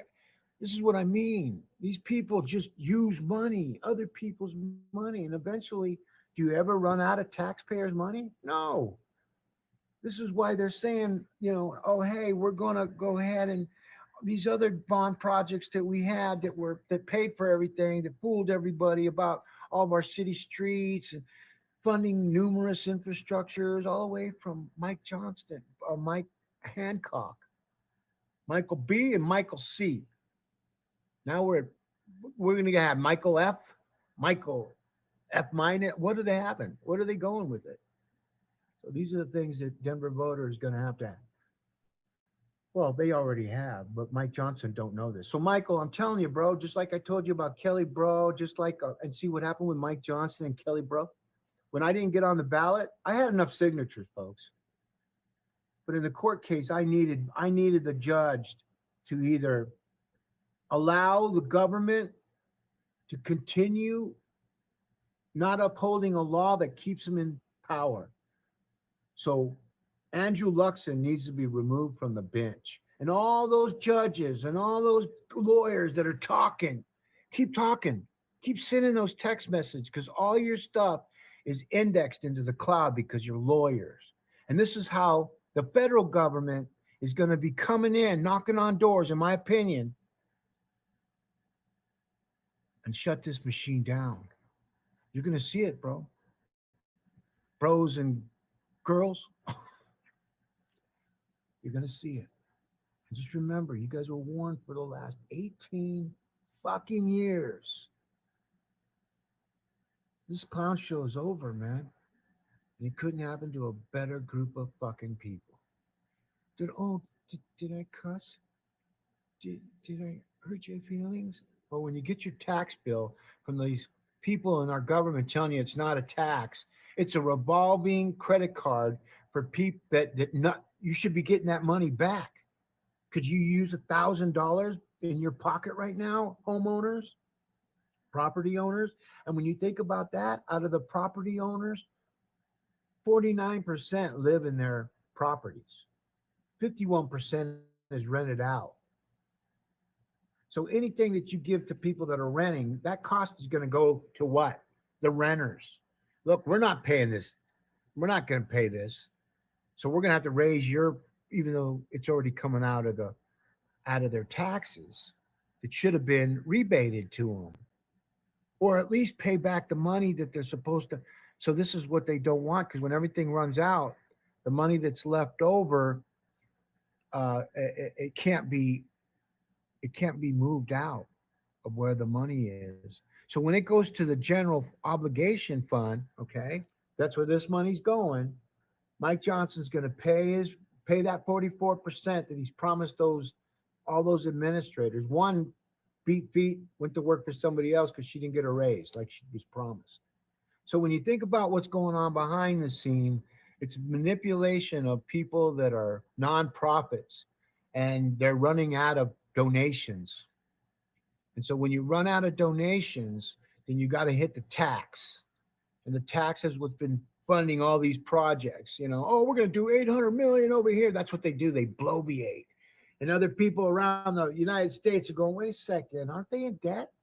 Did they just have a 250? See, common sense tells you that Denver is no longer on time. Common sense tells you the sales tax revenue that is generated to pay for all this stuff. So when they all pat themselves on the back, they're doing it because they raised revenue, but they don't know how to think like that. They raised debt, which is just like taking money, other people's money, and, but we pay it back. Yeah, but the problem is the same people that aren't coming to fill up the current real estate that's in those buildings right now? Okay. What makes you think that you're going to fix up 16th Street Mall? Nobody's shopping there. I've been there. My office is down there. I take a walk down 16th Street Mall and all I see is people with backpacks. So Mike Johnston traded people that could afford to live here, to afford to pay the cool stuff we have that nobody goes to because they got no money, with people that don't have no money that he can put in all these hotels so that he can put I ended homelessness in Denver, which is complete utter bullshit. Mike Johnston, wash your mouth out with soap, boy.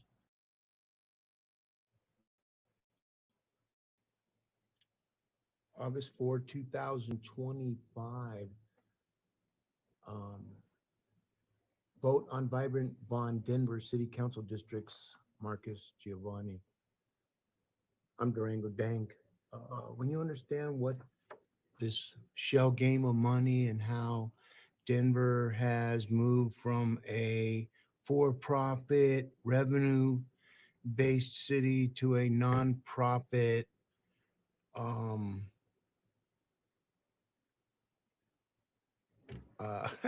a non-profit debt provider.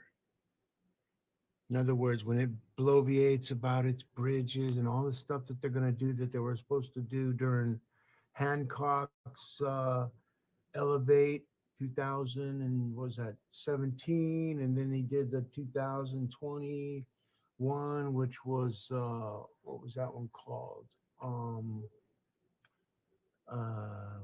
You know what I'm saying, right? I don't want to have to keep telling you. You have to learn this stuff for yourself. So what happens is we look for identifiers like CVS, Fox Denver, and we CVS again, Denver 7, Colorado Politics for Denver Right News. See that? Vote no.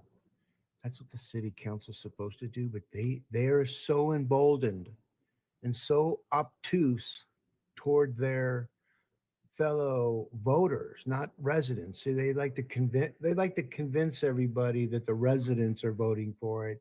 So when people look it up and they see 700,000 residents, which is, you think about those 700,000 residents which dropped, nobody's coming to Denver. They haven't come for quite some time. Our offices are downtown. We've seen it for many, many years, almost a decade. I think it's been a decade. But these are the things that they're creating to help manipulate the crisis and decay and now extraordinary debt, to keep putting the property owner. Did you know that 51% of the property owners are renters? Or 50% of the residents of Denver are renters? The other 49% own homes. And so Denver's put themselves in a pickle by saying things that they shouldn't have been doing and doing things they shouldn't be saying, and all the indexing of Mr. Fiddle Faddle, Mike Johnston, who I believe is a liar, and usually a liar is also a coward. They're usually one and the same. A coward's usually a liar, and a liar is usually a coward. And nowadays they don't get forced out because there's a law now that protects the cowards. They can go accuse anybody. They can go say anything about anybody and not be held accountable. This has been going on for a very, very long time. It goes on in our Denver public schools against children, children against adults. If you try to turn or talk to somebody about a situation, they'll turn it on you if they can. And so that's what we're seeing in Denver. And the city council is going to vote for this. They have to. They just got raises. Think about this. Denver City Council all got raises of over $100,000 on July 17th. And when you actually Google search their names, and if there were some special operators you could use, Google operators, you'd be able to see that the majority of them would never get a job managing a McDonald's. Definitely not a Chick-fil-A.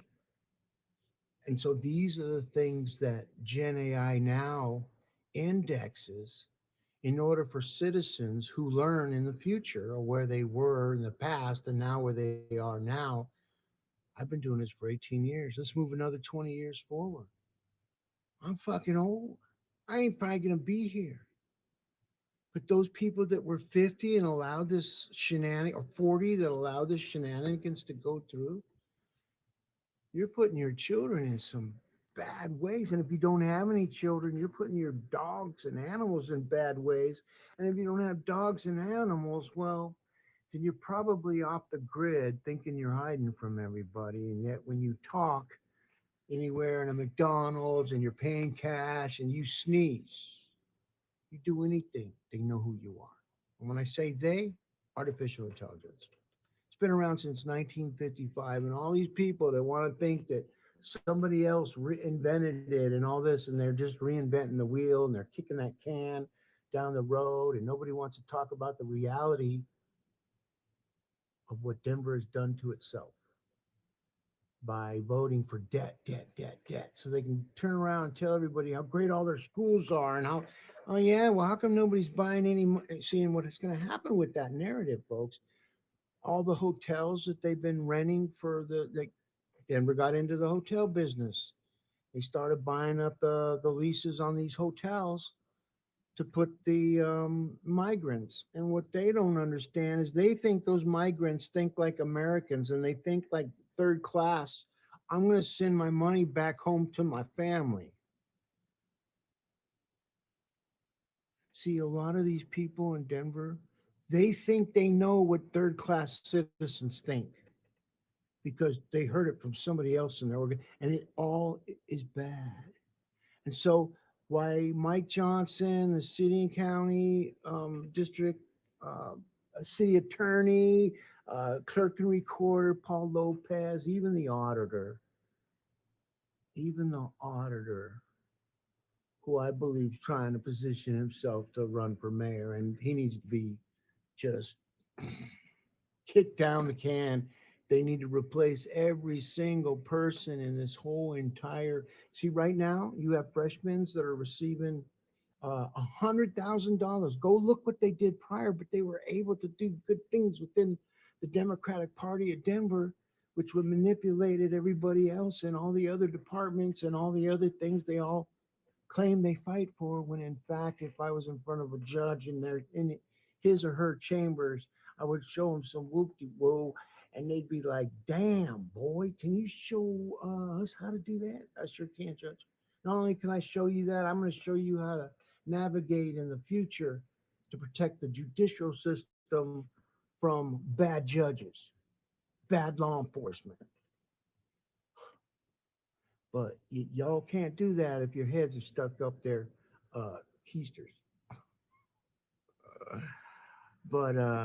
No, all to be real serious, the city council is going to pass this. They're all going to pretend they do the shell game back and forth.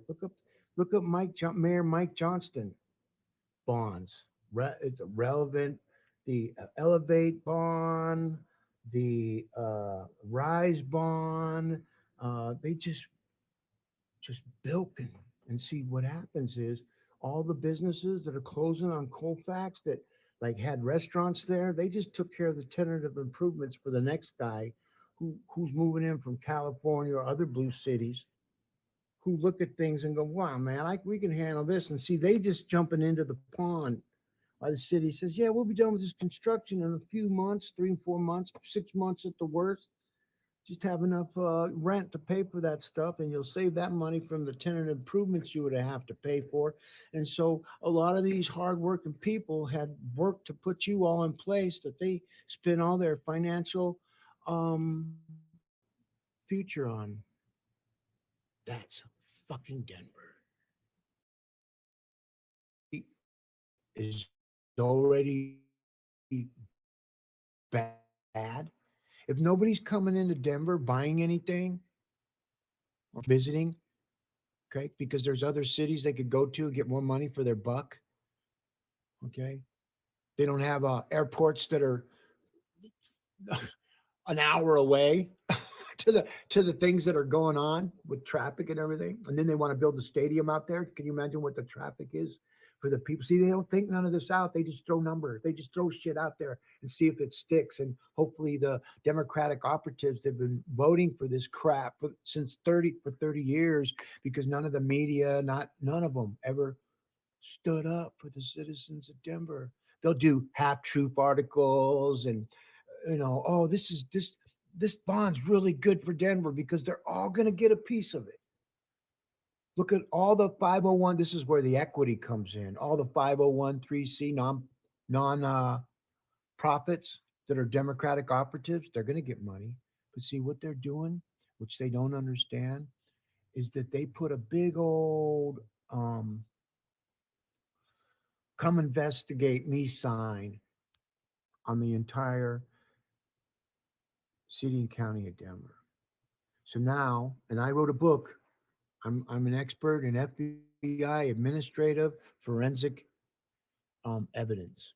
These are the documentations that the FBI, Nelson versus the United States of America, a system in denial. 1998, it was published.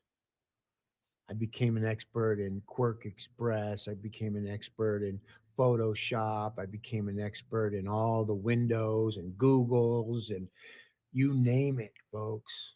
AI, AGI, when the conversations were 20 years ago, and then we had that big 2008 and 9 financial disasters. We lost our radio show. All of our fundings were mortgage companies. Well, it's about to hit again.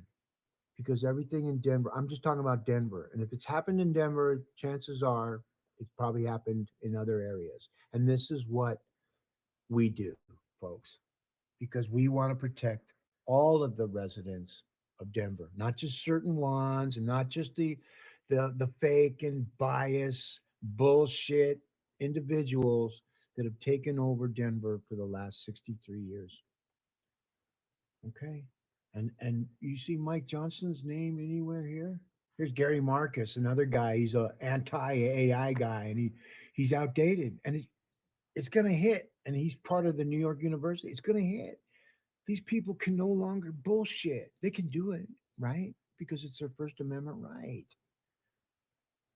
And the Second Amendment right allows them to do the First Amendment right. And so that's what they do. But what they don't understand is that artificial intelligence has a two-pather, okay? Two-path prong, where one path is IoT, the other path is dark web. Neither one is bad or good to the other person, okay? And so, because when you think about it, we cannot build. Can you imagine if the buildings in downtown Denver were all the blueprints and everything was bullshit?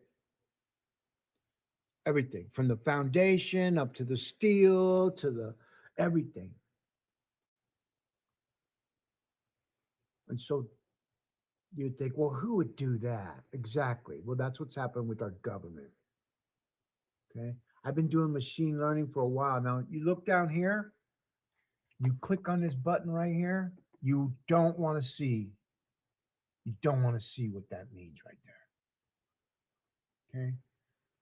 Don't want to see it. So when all these people, what they do is they learn from other people, and because of their authority, their kleptocracy ideologies.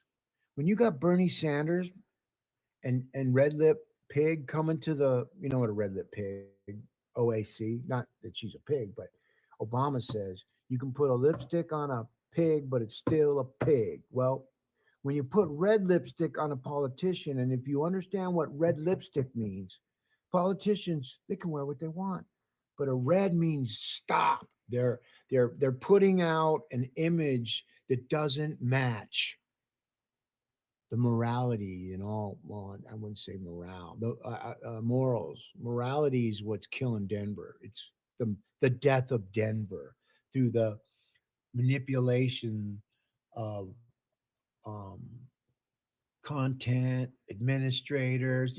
And think about it. That vibrant Denver that everybody's going to vote no on. When you think about that, DenAI after DenAI, Mike Johnson came up with DenAI Summit and putting together all these people, and they're all outdated, folks. And so every time Mike Johnson puts one of these up, like the first one had 2 days and they only had one. Because they did the 2 days, because that's what they did back in the 80s, where promoters would say, oh, we had planning 2 dates, but there was only one date because there wasn't enough to fill 2 dates. So, but the next time around would come around, and when Mike Johnston would, or when these promoters would talk, they could add the double shows. That's what Mike Johnston's doing. And the other thing people want to know is, where's that money going to? Because when you go to the DenAISummit.com website and you look at the contact, and then you find out who's selling the tickets, and you're talking of 1,000 people show up and it's $200 a ticket, or excuse me, yeah, $200 a ticket. You see, where'd that money go? It's a shell game. And this is what we need the federal government to do, is to come in and dragnet these guys. And I'm going to show you something else. Denver Mayor Mike Johnson is an immersive theater, and it's all bad. He is the immersive theater. They came out and bragging about an immersive theater that's coming, okay? And it's not the immersive that you're thinking, okay? Just like when they bragged about artificial intelligence, and they had these little, who knows? It wasn't AI. It failed too. And this is going to fail, because now they're going to take away from Meow Wolf, and that's very expensive, and that's going to run its course.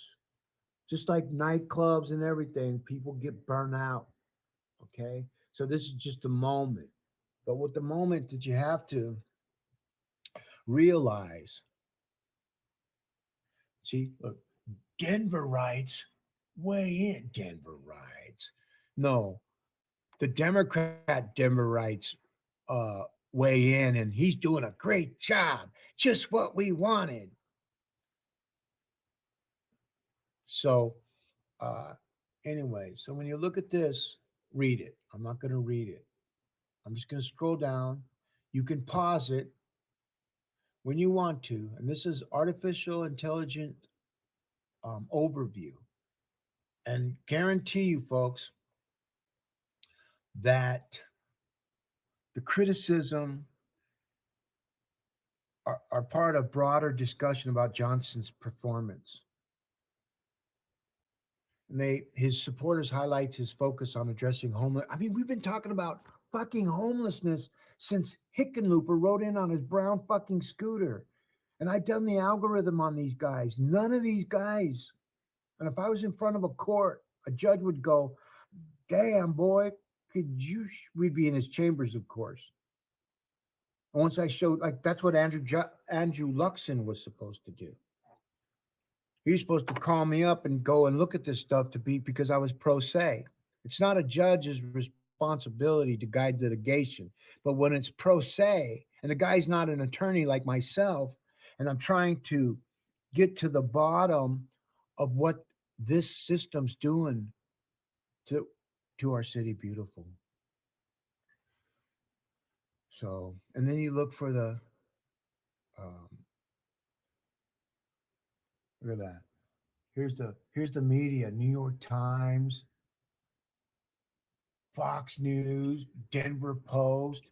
See, what happens now is there's a group of individuals that, when you think fact check, we don't even have to fact check people no more, because the fact checkers aren't being honest. And that's been, and the polls, everything, they've all been indexed. And so what happens is, because we have the right, the First Amendment right, these people are allowed to do this.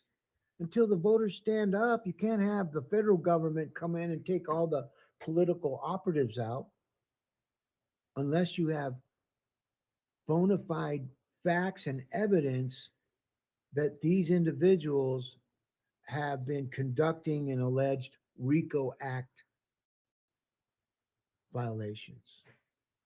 And that's what Mike Johnston did to bring the federal government, the power of the IRS, the FBI, DEA, ICE, to investigate every single person in Denver. You know, and one guy can do 85 people per month. And that's if he's real good. No, excuse me. That's if he's really good. So, anyways, folks, Denver's in a rock and a hard spot. And we need to honor Robert W. Speer, the Democratic mayor that passed the Speer Amendment that gave Denver absolute non-political government administration, where their sole purpose is the economy and services. And you see what's happened to all those. And that all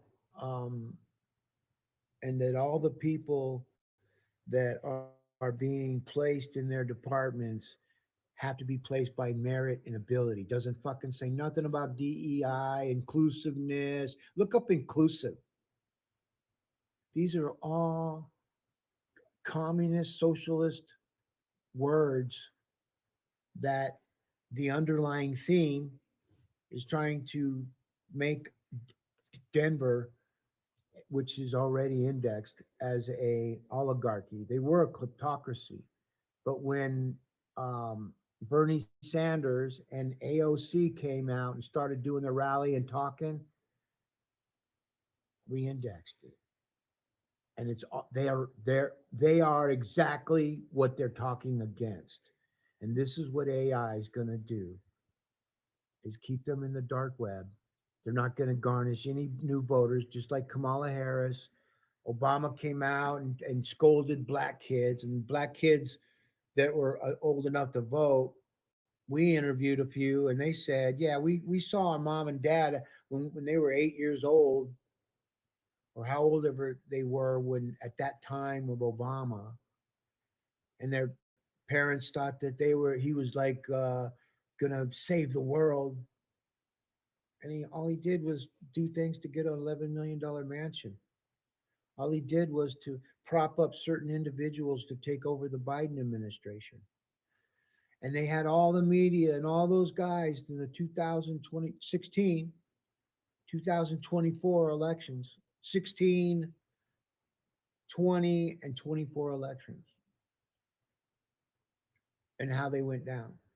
Not what each side are saying, but actually what actually happened based off emails, text messages, voicemail, voice to text, text to voice, all of it.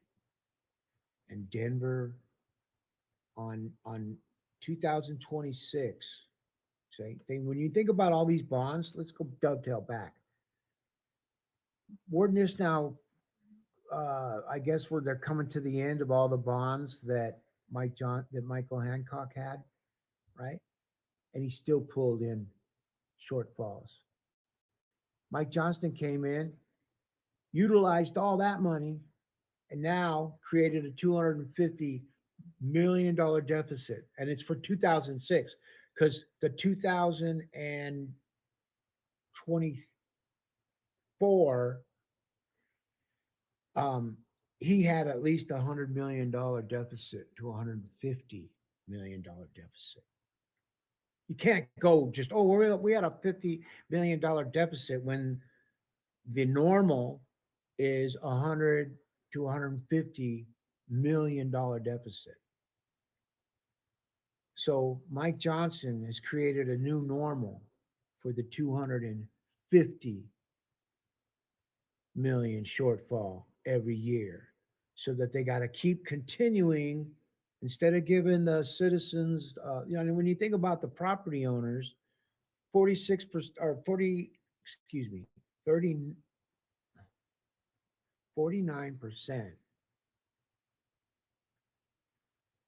of homeowners live in their homes. 51% is rented. So the renting guys are going to have to pay what the owners of the rental property deem as, hey, I would have gotten a raise. I would have gotten a refund back if the voters voted in favor of the property owners instead of in favor of the oligarchy. And so they're going to have to pass that money they would have gotten back to the renters. And so now the renters are going to have to pay more rent once the homeowners realize, all the people realize who owns what and where and how. It's a shell game. And Mike Johnston, you're a troll. That's what you are. You take everybody's words and their hard work and you steal it. Come 2027, dude, you're not even going to recognize who you are, because everything that you talk about, you can't do. Everything you talk about, you stole from other people's work. Everything that you fucking do, bro, is bringing up other people's content so that you, for the IoT, I'm an IoT officer and a dark web officer. But I don't work in the dark web. I just index content so that AI figures out where that content goes. IoT, dark web. And so just like what happened with Kamala Harris, everybody, Drew Barrymore, all of them, all those actors, that bonehead fucking Angela Gale dude, couldn't even he's on a coffee commercial and he couldn't even get a scooter going. Like, I don't know, I seen that commercial where at a coffee shop, matter of fact. Everybody was looking at it, and when he did that, it was like no one laughed, no one did nothing, because he looked like an idiot. And then he thought he'd write a letter and disrupt the whole entire election process for the Democratic Party. So he actually did a big favor for all the non-Democrat voters, residents, and otherwise. So, Mike Johnston, you need to resign immediately and hold special elections, but that ain't going to happen because this has to finish out. You know, I've been accused of things, folks, that is the most unreal shit. I wrote a book about it.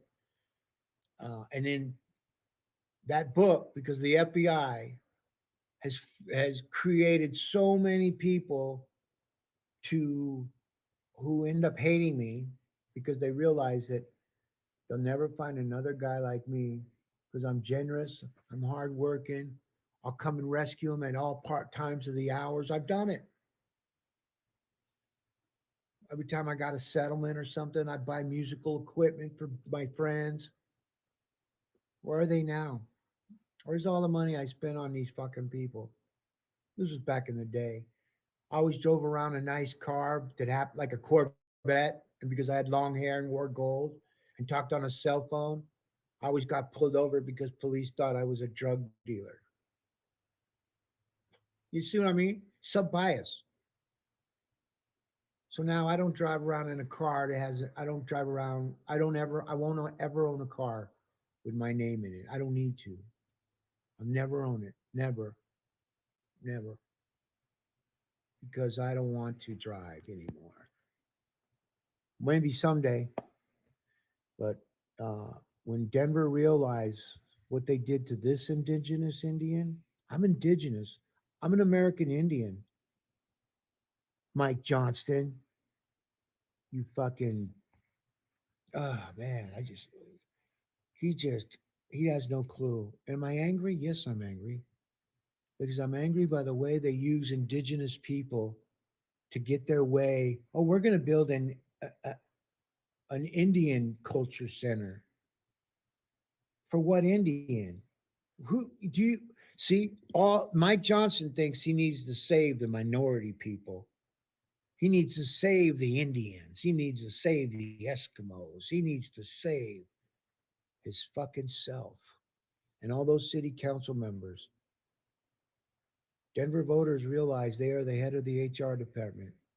This is why some cities only have 2-year elections. So this way, if the people fuck it up too fast, they don't have to go another 2 years to get into the financial situation that Denver's created for the last 60 years. And Robert W. Speer, Honorable Robert W. Speer, who was a Democrat, realized what a partisanship would look like, and it would destroy the city beautiful plan for Denver. And he denounced his Democratic affiliation and told everyone else to denounce it. It was in the city charter that was removed. We contacted Florida where they published the city charter, and we got very good information from them people. Okay? So Mike Johnston, keep talking, dude, because I've been setting you up. I've been setting up your whole government for the last 2026 is going to be 10 years or 20 years, folks. I missed a year somewhere. That's because my life goes by so fast that you see how I talk, and plus I, just get overwhelmed myself by the lack of caring from these political leaders who all got raises on July 16, or excuse me, July 17. What a slap in the face. That's when the Speer Amendment was signed in 1916, July 17th, 1916. And they all got their raises. So all those people that are truly the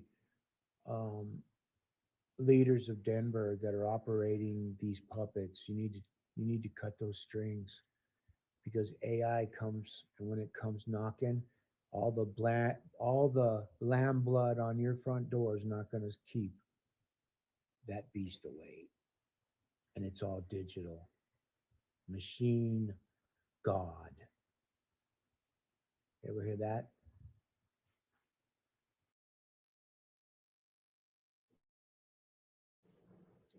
July 28, 2025. Vote no on Vibrant Denver Bond, November 4, 2025. Citizensofdenver.com. You know, it's funny, if you watch the shell game of Denver City Councils aren't happy with the bond. They had to add in more stuff. So now they're almost at $1 billion, folks, and they're not going to raise your taxes. No, they're just going to ask you for all the money up front. So then they can spend it undiscretionally, any way they want. You remember those 44% raises? And then after they get their raises, and then Mayor Johnson's going to want his raise, and then the city councils are going to want their raise. And when you think about how much work they do, and when you pattern match it to what they're actually doing, and it's hurting Denver more than it's helping, it's crushing them. And they have the same 30,000 people. That's their main core right now, 30,000 people that are willing to give these people $1 billion, but they're not going to raise taxes. Oh, wow, that's great. Well, that's far out, man. These are some smart people. Duh. Look at these, man. These people are clowns. This is who the last election, and we needed to index it, because this 2025, oh my goodness. I mean, when they have no ideas, this is what they do. Okay, so Mike Johnston did the 2R dance, the shuck and jive dance. Watch what he does for this dance. And when you hear him, when the state of the city address, listen to this first one, and then look what happened, folks. 250 million in debt. And you know these people are out of control and are totally insane, when none of them said, hey, how about if we take the money out of the bonds and pay back that $250 million? Oh, no, we can't do that. That's money spent. See, that's how nonprofits think. Denver is a nonprofit city. Forget about the blue city. It's a nonprofit city. All the news people, when you think about the news, the nonprofits over the profits. And so all of these people, especially the nonprofits, to get that equity investment that they need to stay alive, to keep bullshitting Denver voters, to keep doing the insane things. Well, The Denver voters are doing the same thing over because there was only less than 90,000 people that voted for Mike Johnston. So when people say 55% of the voters, 55% of his voters, which turns out to be around 30,000, maybe 40,000, and that's who you see. That's his main cheerleading squad. And the one thing that I have to say is when you want to see frustration on people's faces, there's nobody's frustration's face. I'll say that real fast.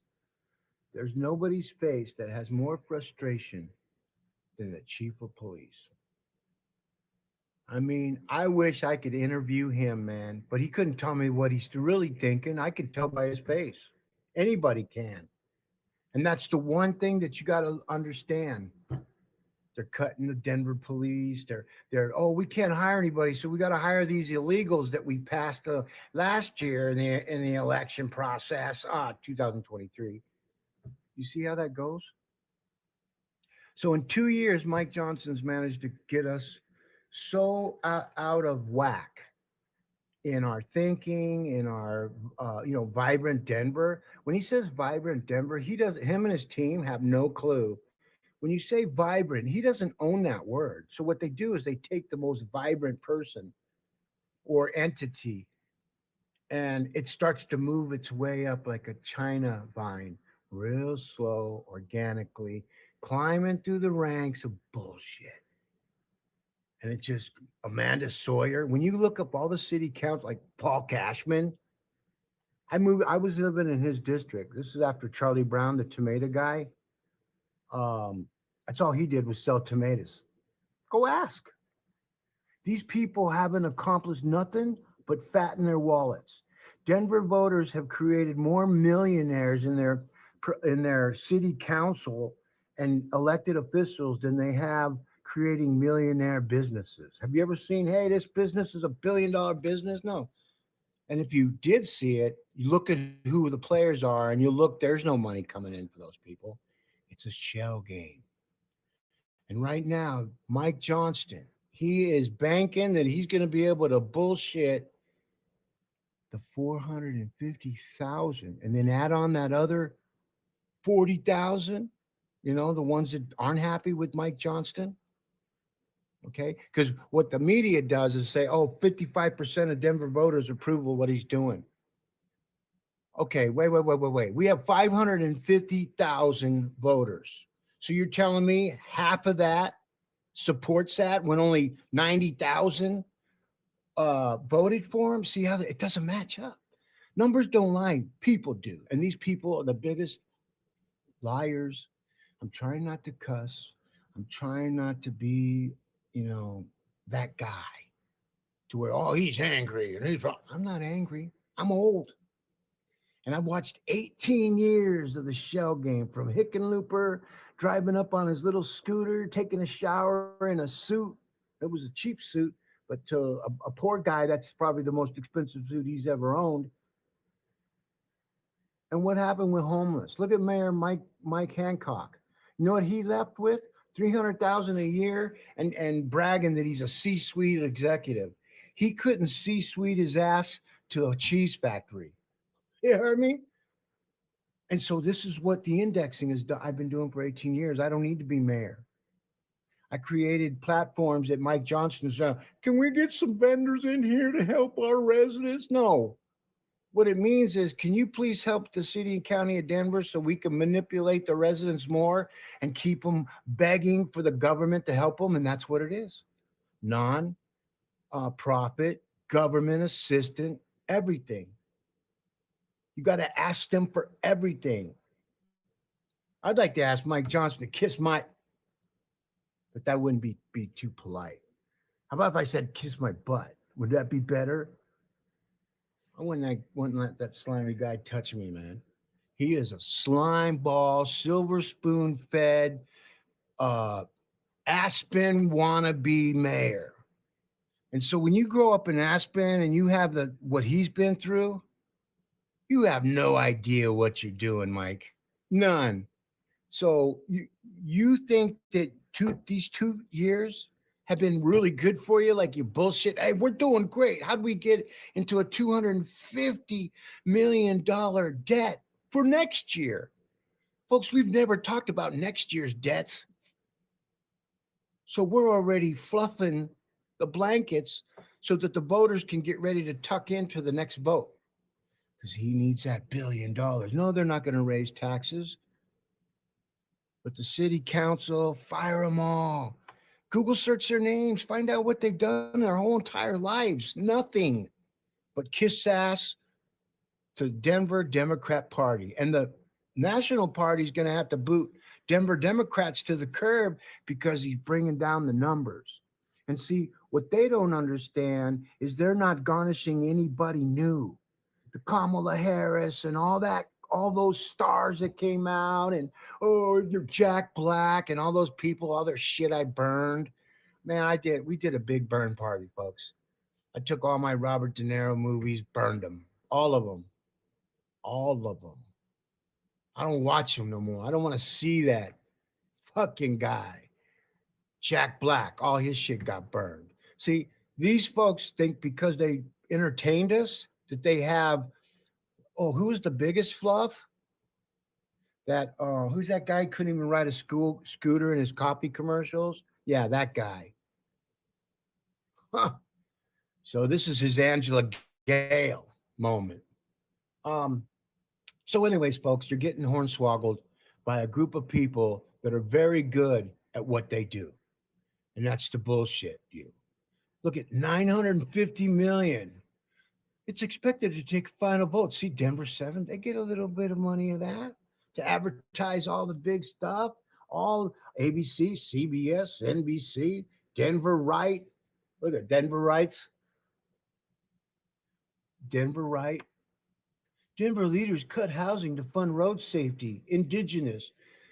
I'm indigenous, folks. I don't need their fucking help. None of these Indians need their fucking help. But they got to sit there. See what it is? Oh, we're helping the indigenous. Well, what about the fucking Asians? What about the fucking Haitians? What about the fucking Puerto Ricans? What about the fucking, you hear me? That's what I hear on the trail when I go walking around talking to people. F, F, F, F, F. Now I start F, F, F, F, F. I'm a Gemini. I'm a chameleon, folks. But look at this. Facebook, Councilman. The Vibrant Denver Bond package is incredibly worthless. I want to send it to the November ballot. See, they think that they're going to bullshit you. See? Look at that. Citizens for no debt. There is somebody. Oh, I wonder who those people are. See, Denver 7, propose events as a city council. Denver City Council updates 225 bond projects. None of them said, hey, let's pay back the $250 million that we're in debt. No. See, Mike Johnson, I think they're going to get that money. They don't want to tell you, which makes sense. Yeah, we're going to pay back that $250 million. Because people go, what? 250 million? Who? No, these are the have-nots that are voting for the haves. The haves is the city council, worthless. There isn't one city council member that I'd let them watch or walk my dog or wheelchair my dog. I don't care how you look at it. And see, we become so pussified, you can't even say, hey, that guy's in a wheelchair. Oh, you bigot. What? Yeah, you just said he was in a wheelchair. That ain't nice. Well, what the fuck is he in? You're just not allowed to say that. It hurts his feelings. Fuck. This is where we're growing to, you know? And see, where's Mayor Webb? When's he going to come out and say, I support it? Because Mayor Webb has no clout. And as soon as he passes away, they're going to take that statue in that building and they're going to take it out. Because he watched what they did to Mayor Spear, who died in office, 100-year flu, who saw in 1916 what a partisanship government would look like. And he was Democrat. And he said, no, not so fast. We're going to keep the power within the people. We're non-political. Our sole purpose is the economy and services. And all appointments are made by merits and ability. Now you see Johnston coming out saying, oh, we're going to, we got to get some of these seniority people out. How about getting rid of some of them city council members that are collecting 3 or 4 paychecks from different departments they retired from? They got another check. See, that's what Paul Lopez is going for. You need to fire that guy.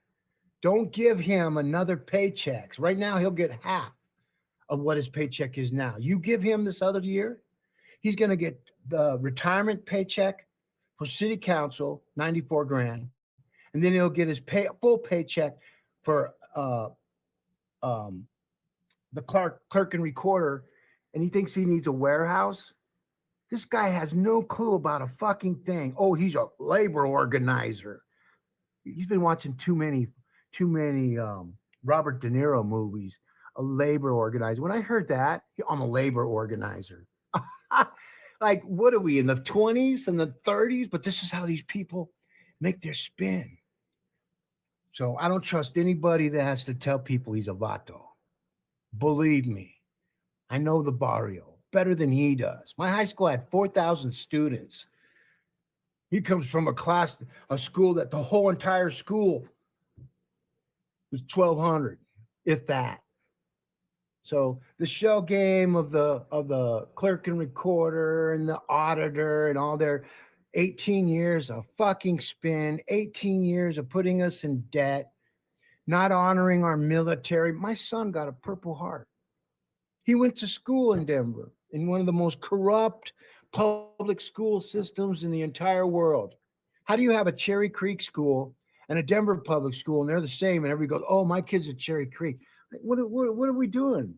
Are you rewarding certain people with Cherry Creek schools and Denver public school? Have you ever seen the different schools and what equipment they get and what the other school, and they're the same district? It's because they're all bullshit. Every one of them. And I got to index them. That was my pleasure, man. Pleasure. That's what happens when you're old. And you got nothing to lose. Nothing, man. I got pre-existing. I'm feeling good. I truly am. Because on November 4, 2025, Mike Johnston and his merry people of overinflation and money grabbers, because that's what nonprofits do. They grab all the money they can, and when they run out, they go, oh, sorry, and they go back working at the ice cream places, and they go back working at the hamburger places. They go back working where they came from.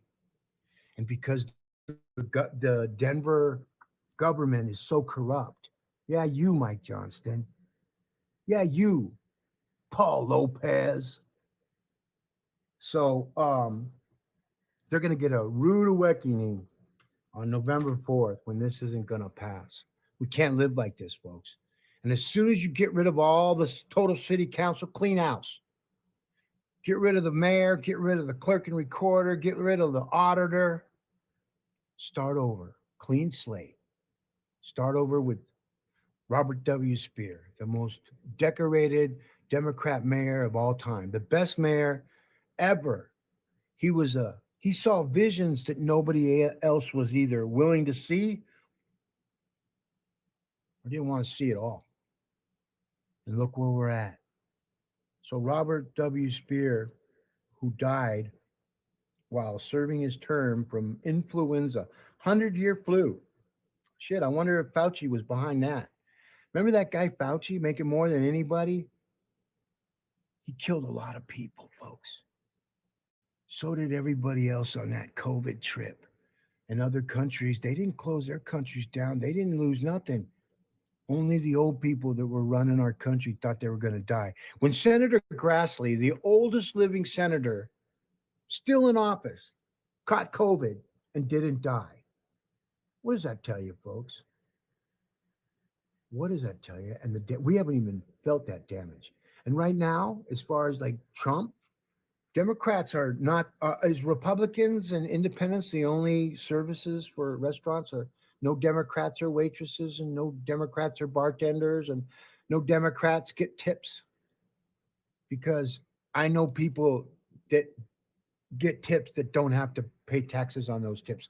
And I don't think they paid much taxes on those tips anyways, but IRS has ways to look at other people that are doing the right thing and paying the tips, and looking at the employee who's claiming that he didn't make that money working the same time the other guys do, and he still has his job.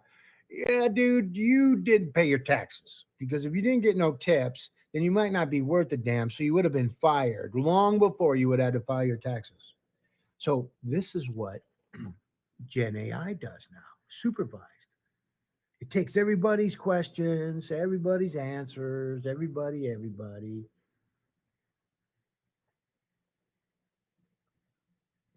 look at how they spin it.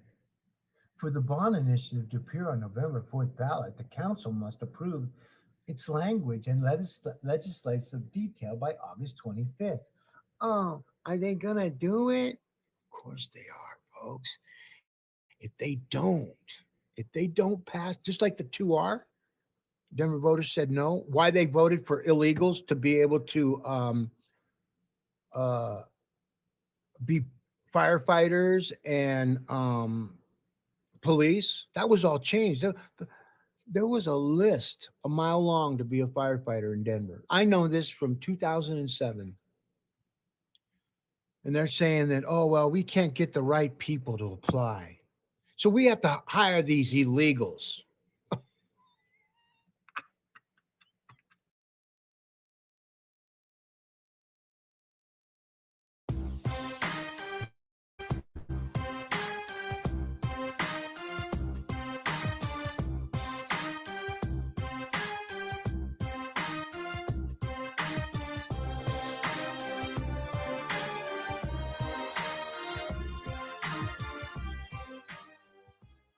Welcome, friends, to another edition of Economic Update, a weekly program devoted to the economic dimensions of our lives and those of our children.